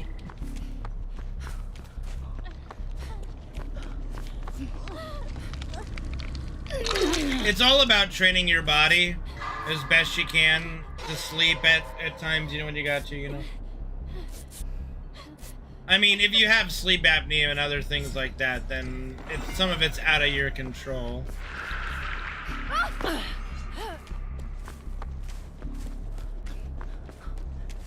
Like, I used to get up at like 1 or 2 in the afternoon, and now I get up at 6, 7 in the morning every day.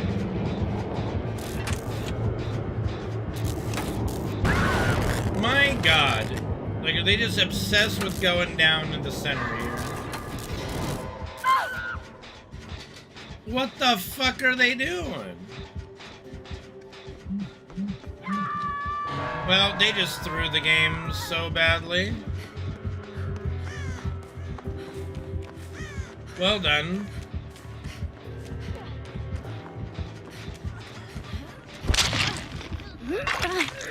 Run, bitch, run.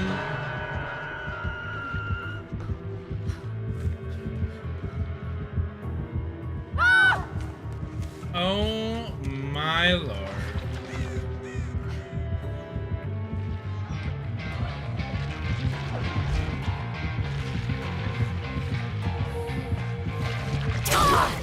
What?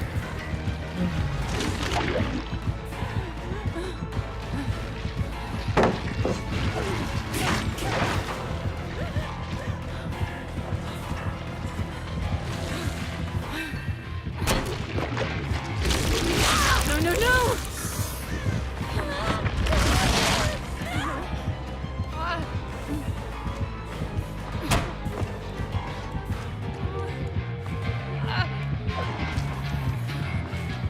Wait a bitch.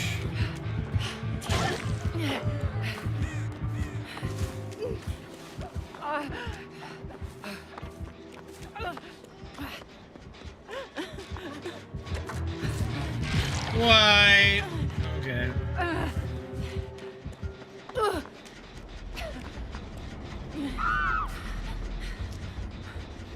You know?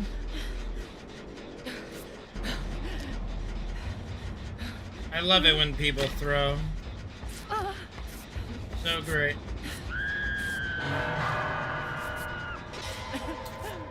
Really makes me want to play.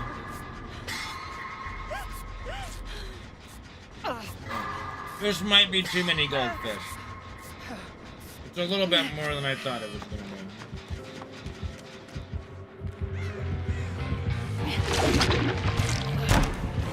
Bloody hell!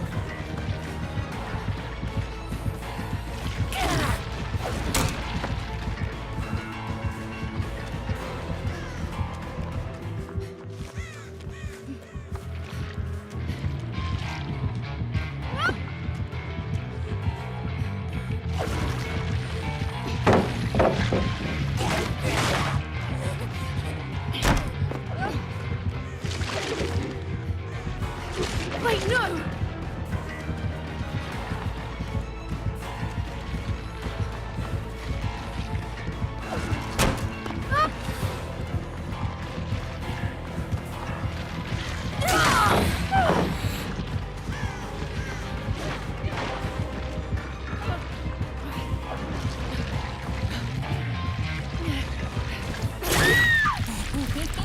I don't know how they're having so much trouble with this person.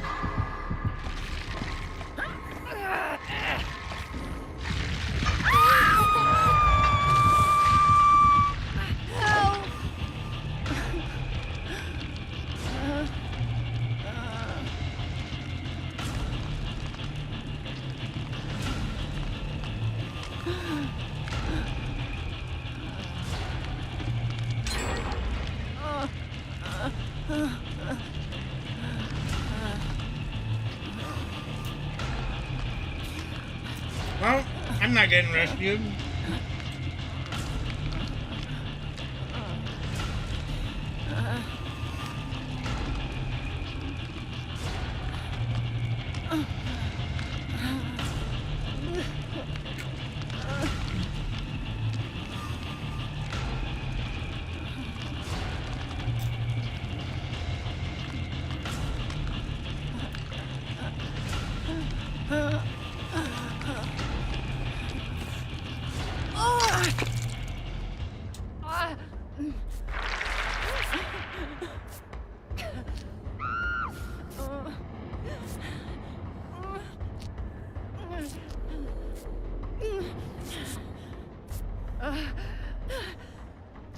Thanks.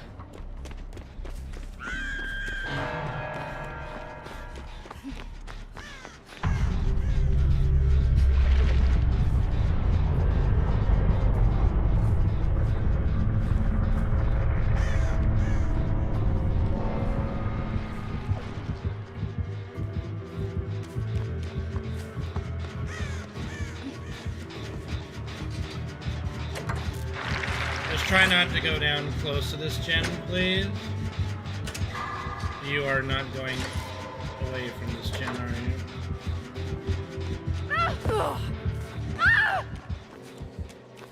Wonderful.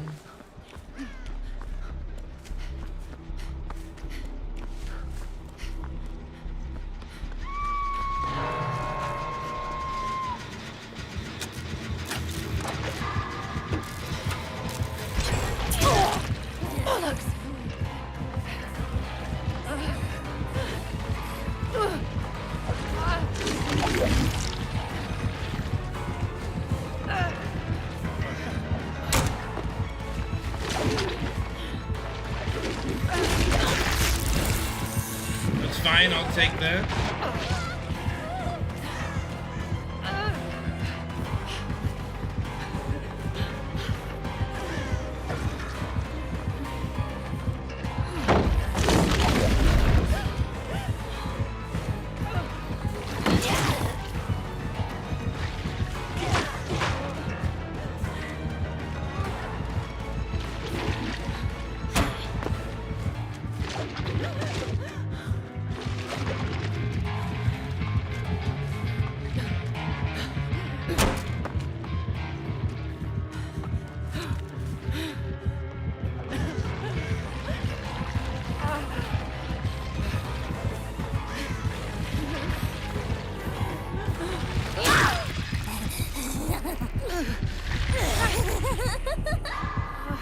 Come on!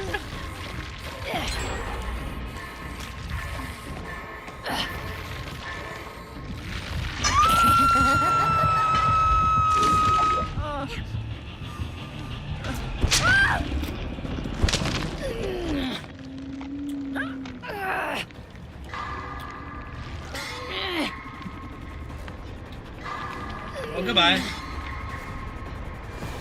I'm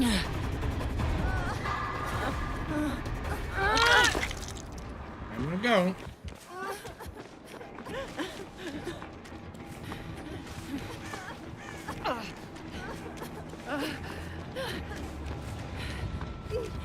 We're just going for a gen?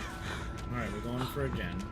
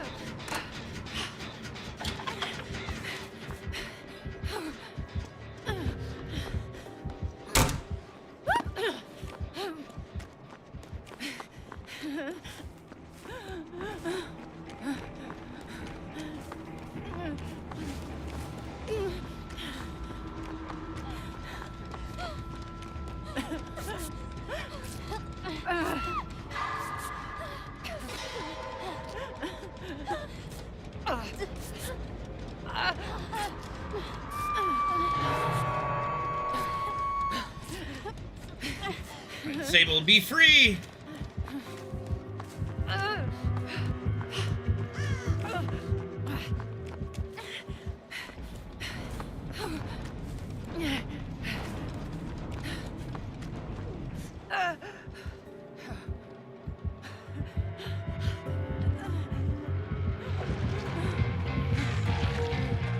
Uh-oh.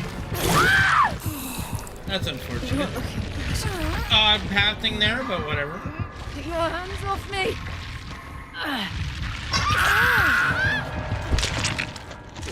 The game was over pretty early on.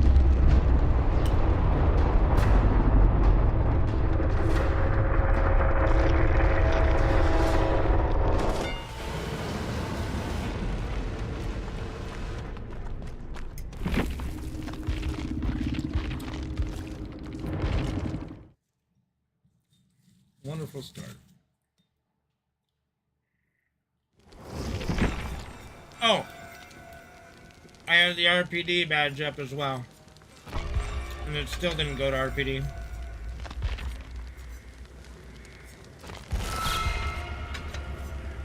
What a useless mechanic now. There's no point in not doing an offering. I hope they revert those changes.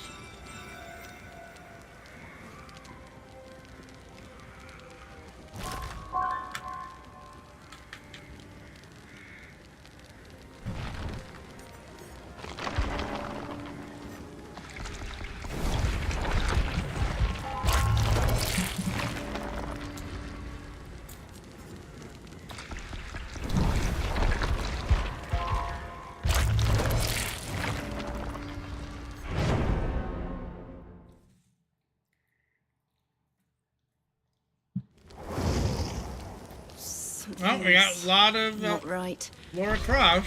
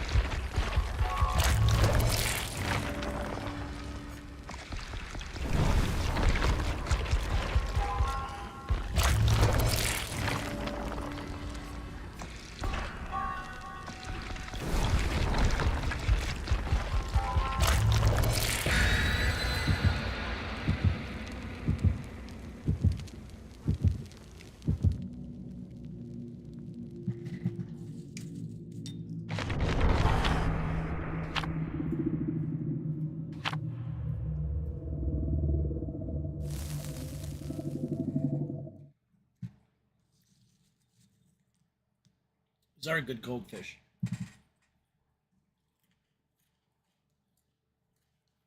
A really good goldfish. But I need to stop. Maybe half of this bowl.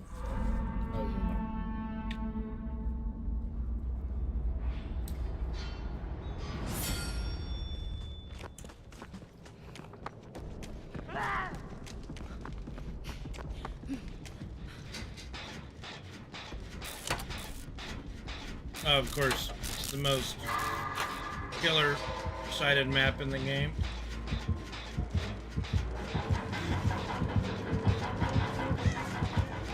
Adios, bitch.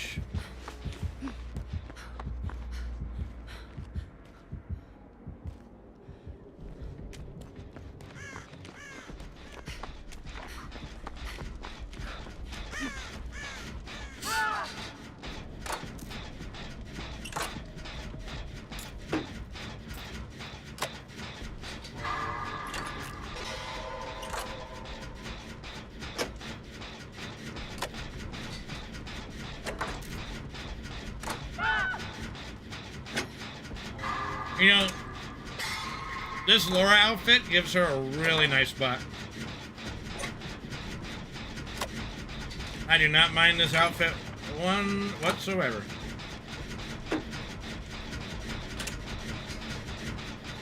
It shows off her assets quite nicely.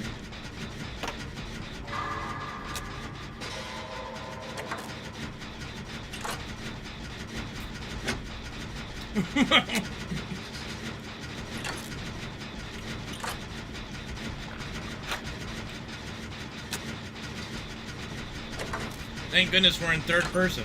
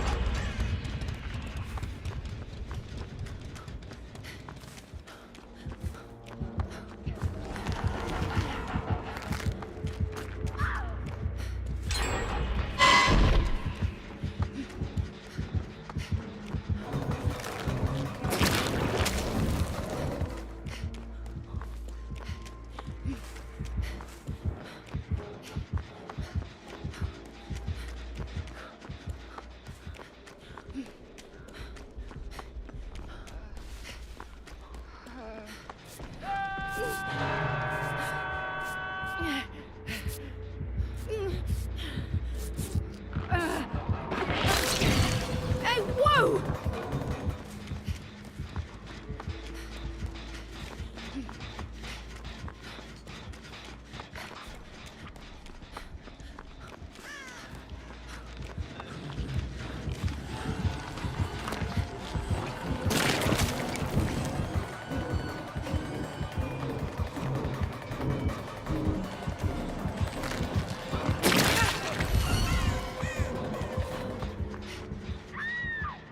Oh my, why are we trying to unhook so unsafely?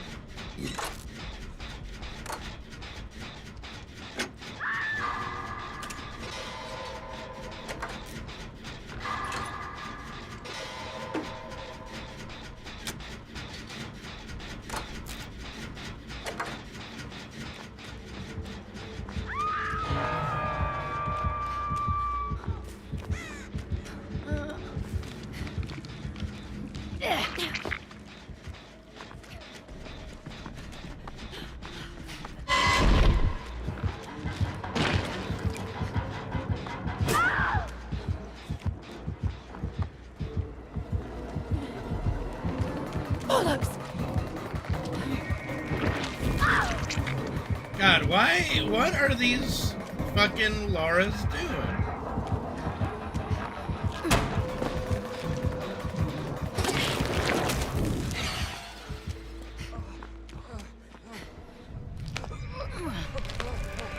Oh.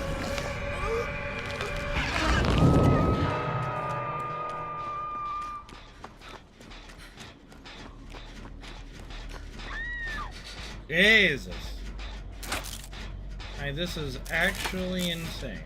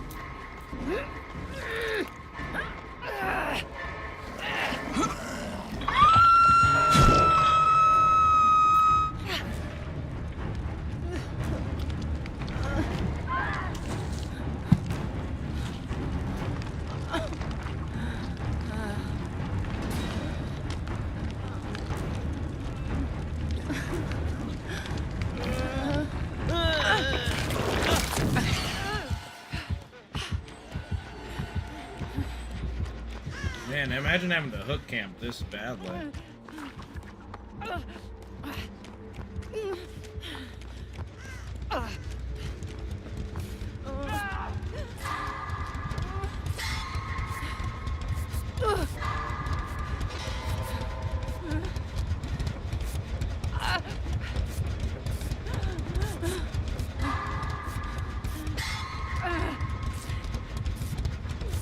At least we get a little bit of a reset here.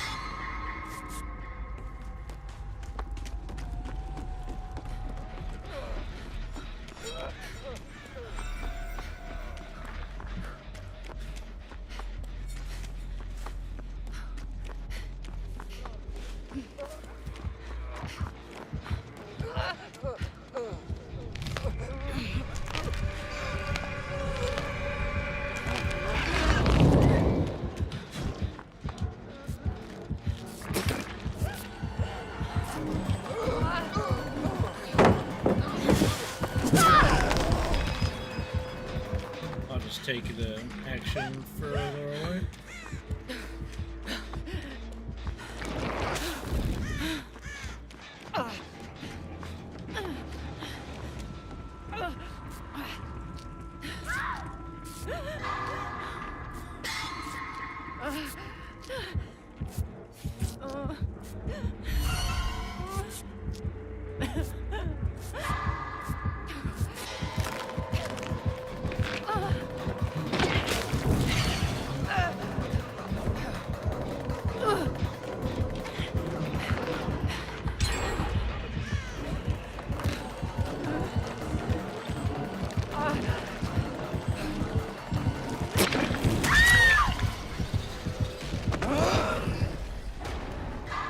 Put me down.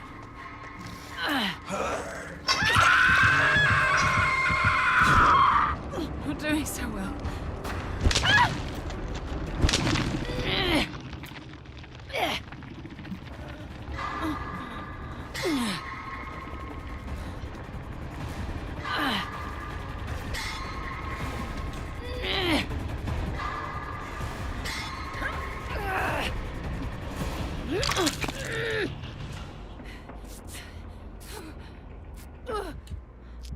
Cheers. What the hell is that?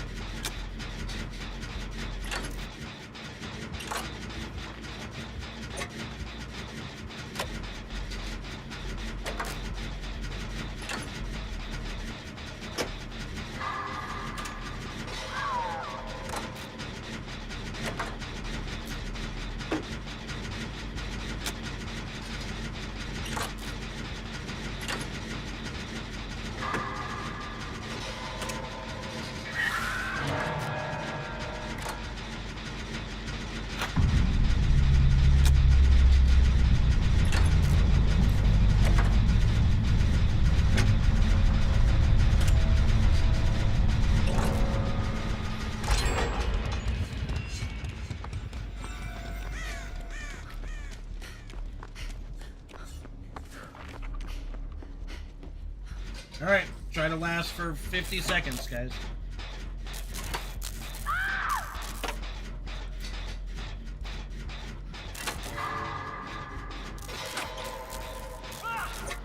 Most unfortunate.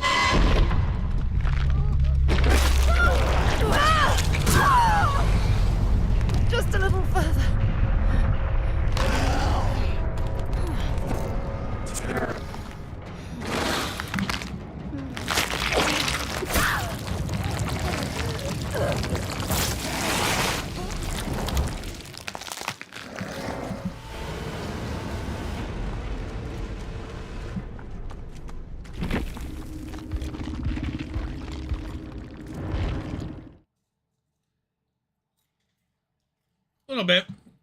I own GG Hook Campers.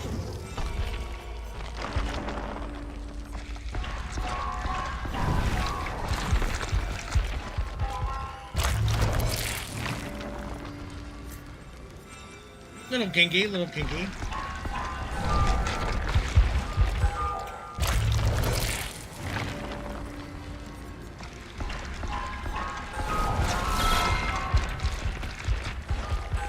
Very contextual. Very contextual. That's gonna be our new go-to phrase for a while. Very contextual.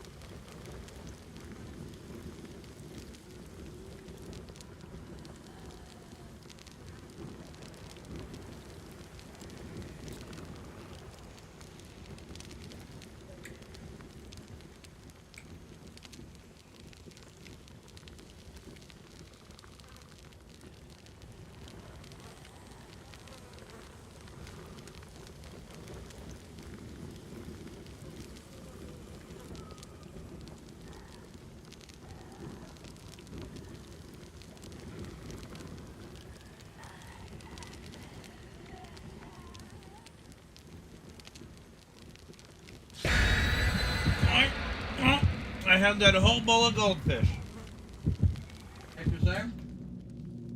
I'm not eating another thing today.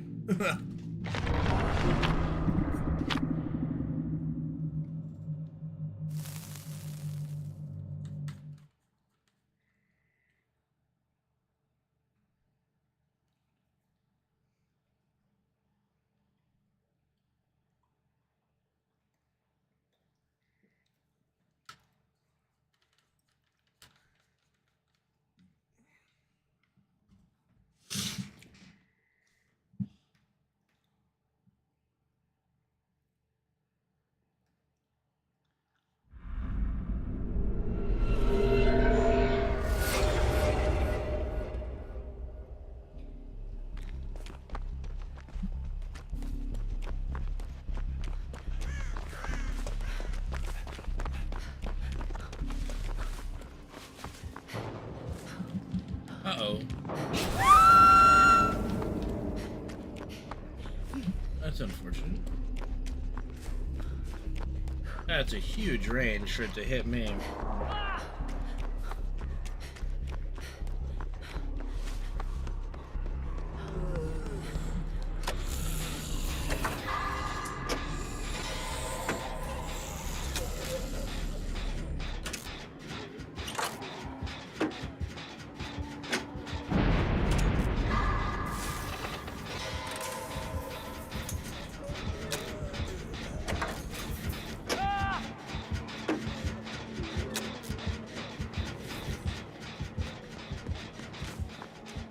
Bro, are there no lockers in this fucking map?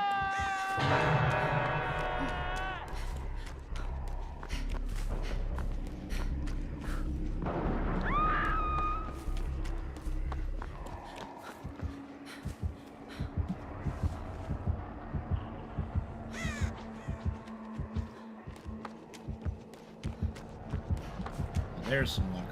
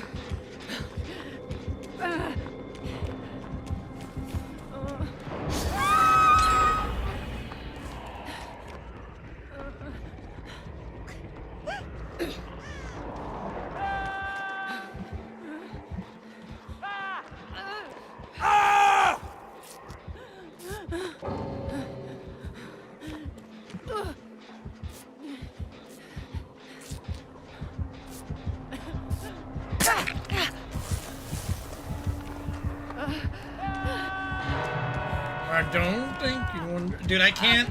I can only think of the South Park episode when I see that Bloody song. hell.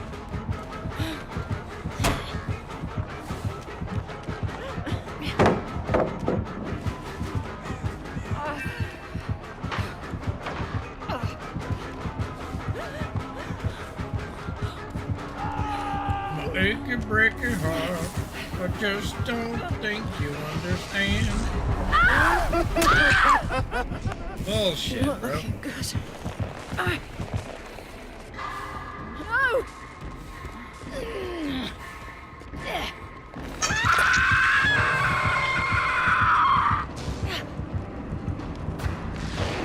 No! Quality. Fucking trash. Dr. Bill.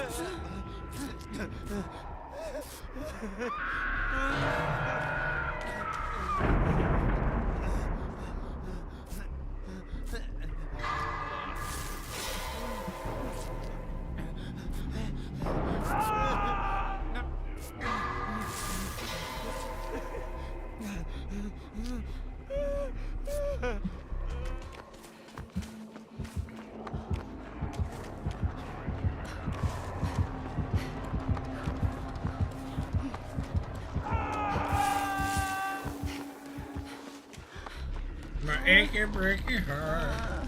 Just don't think you understand.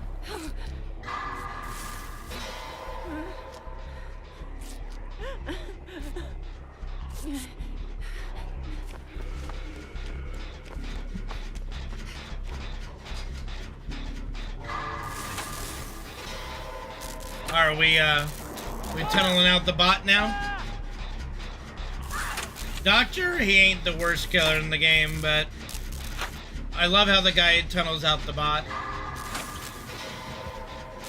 Wonderful. Classy.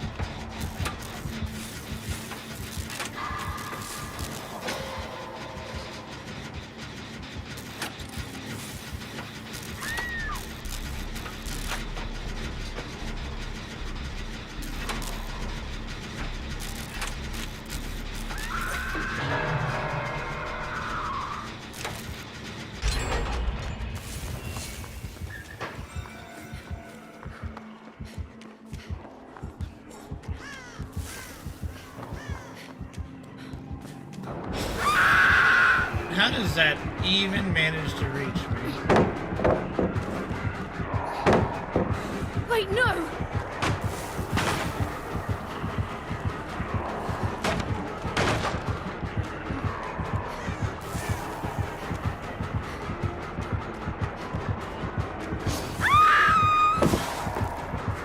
Wait a bitch. Oh, he don't want to play no more. Just back to hook Andy.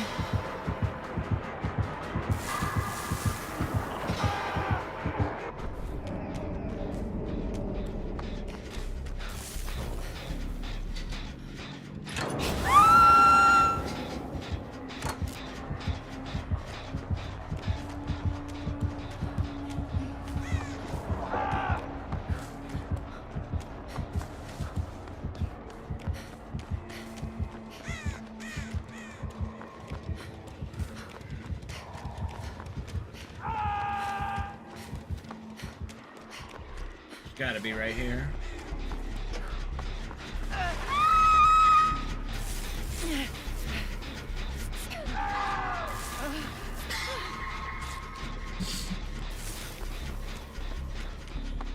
My achy breaky heart just don't think you understand.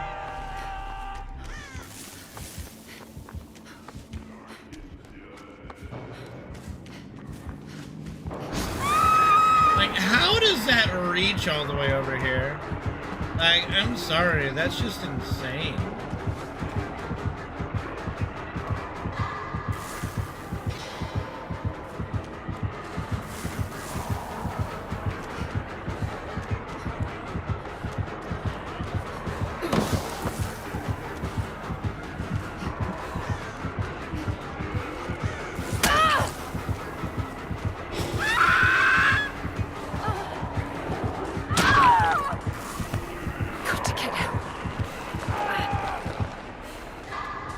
Like, how do they make a map this small where he hits you from every part? Like, if he goes to the center of the map, he just hits everything.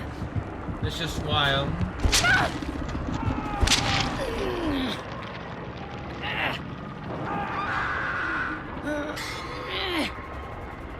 And here it comes, back to Hook Andy.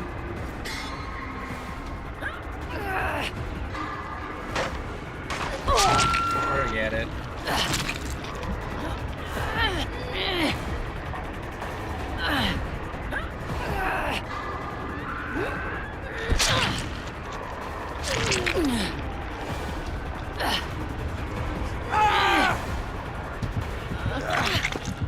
This is just a really bad choice.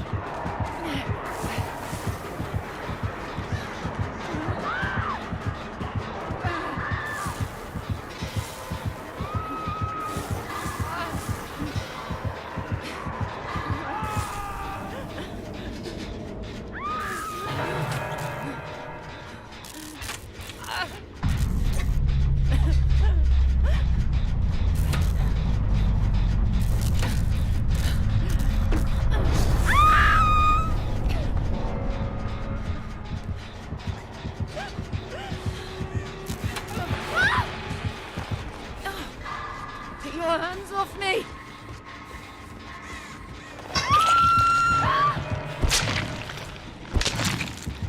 Alright, at least gave Ace a chance for the hatch.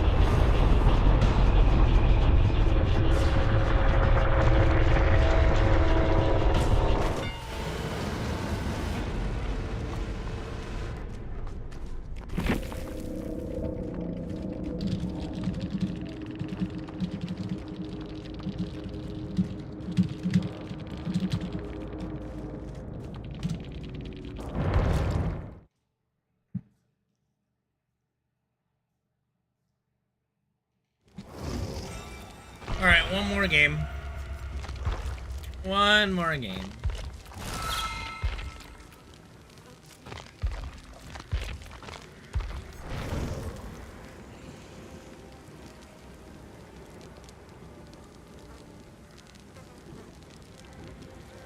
Hello.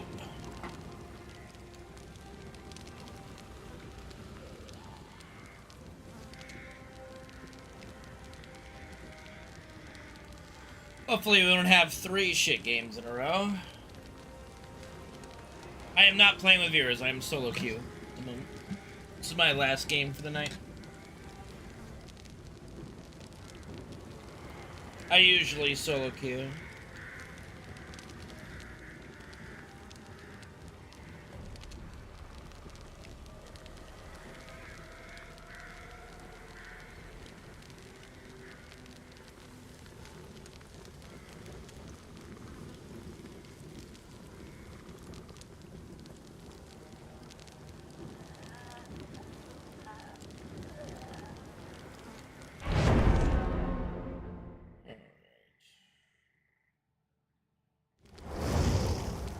Something's not right.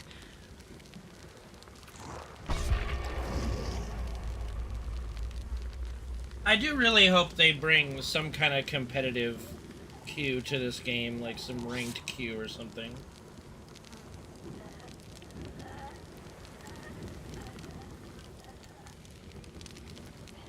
I think this game really kind of needs something like that.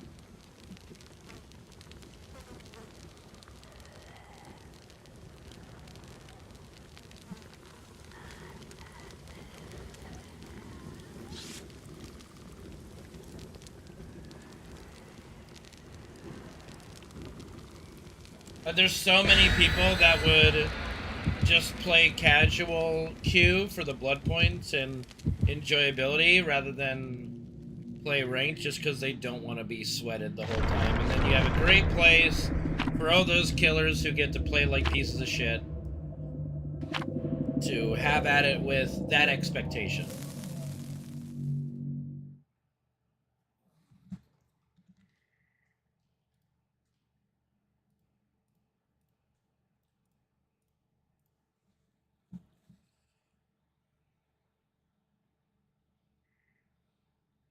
But as long as some kind of ranked queue doesn't exist, we're just going to keep having this toxic killer meta shit.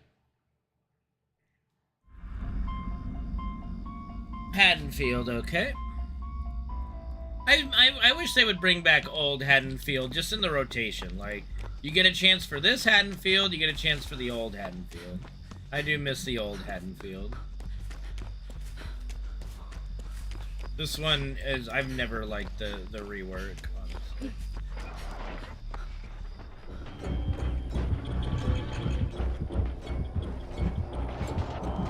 Oh! No! Somehow he knew where I was over here. That's a little odd.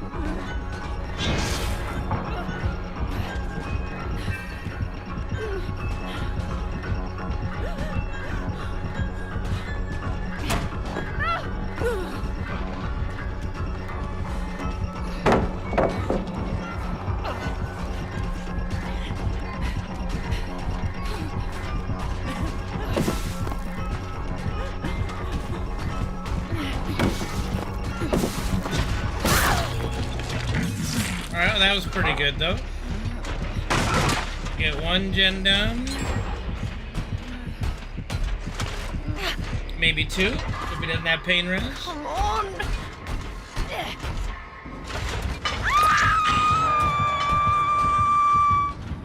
Looks like there was pain res.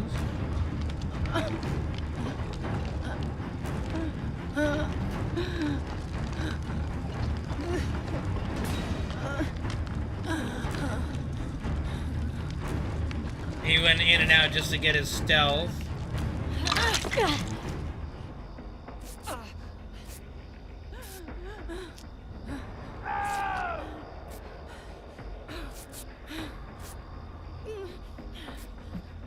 Should be able to finish that gen before another pain rose.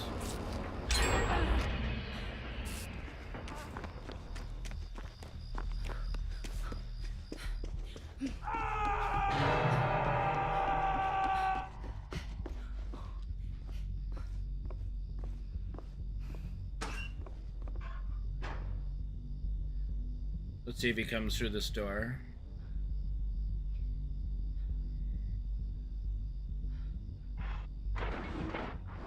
Aha!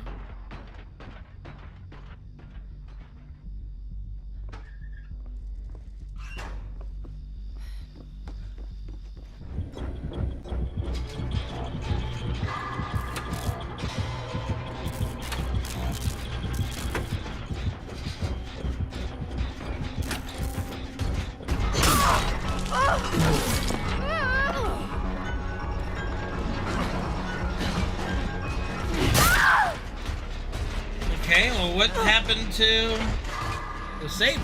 I'm so confused. Weren't they getting chased? I guess not.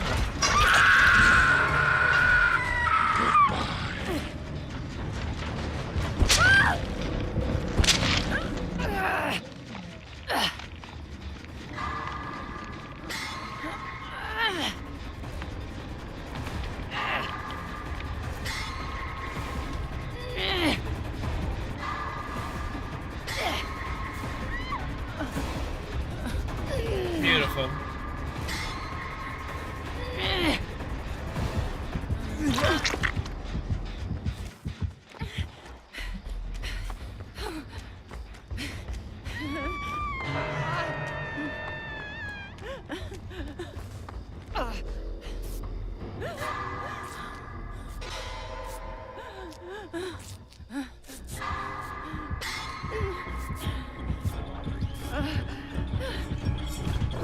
Really? Okay. Something a little sus about that.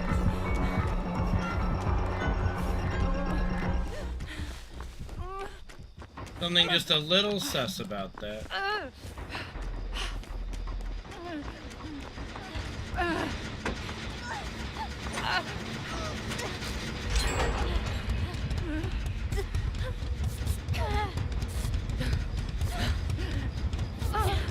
Oh, you won. Like, no aura reading perks at all, but knows exactly where I am.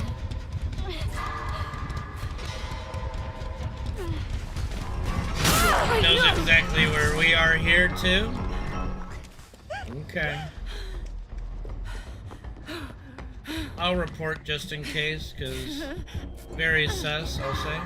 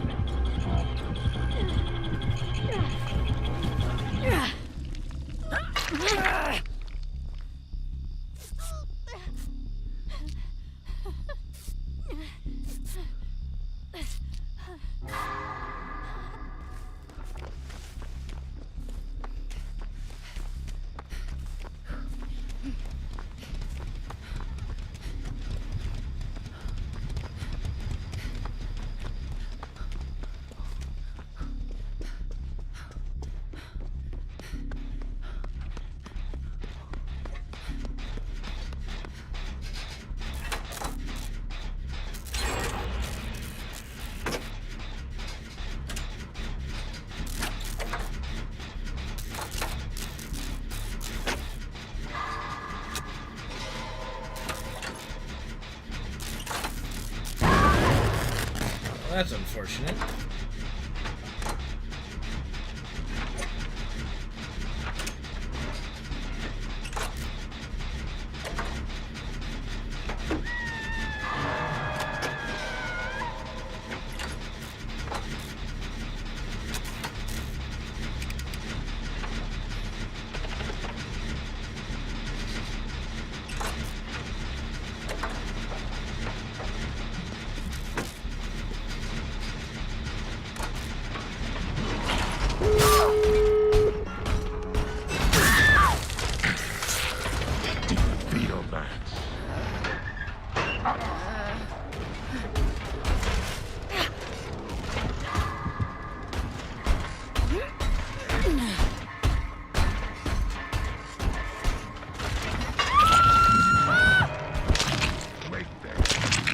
Oh well.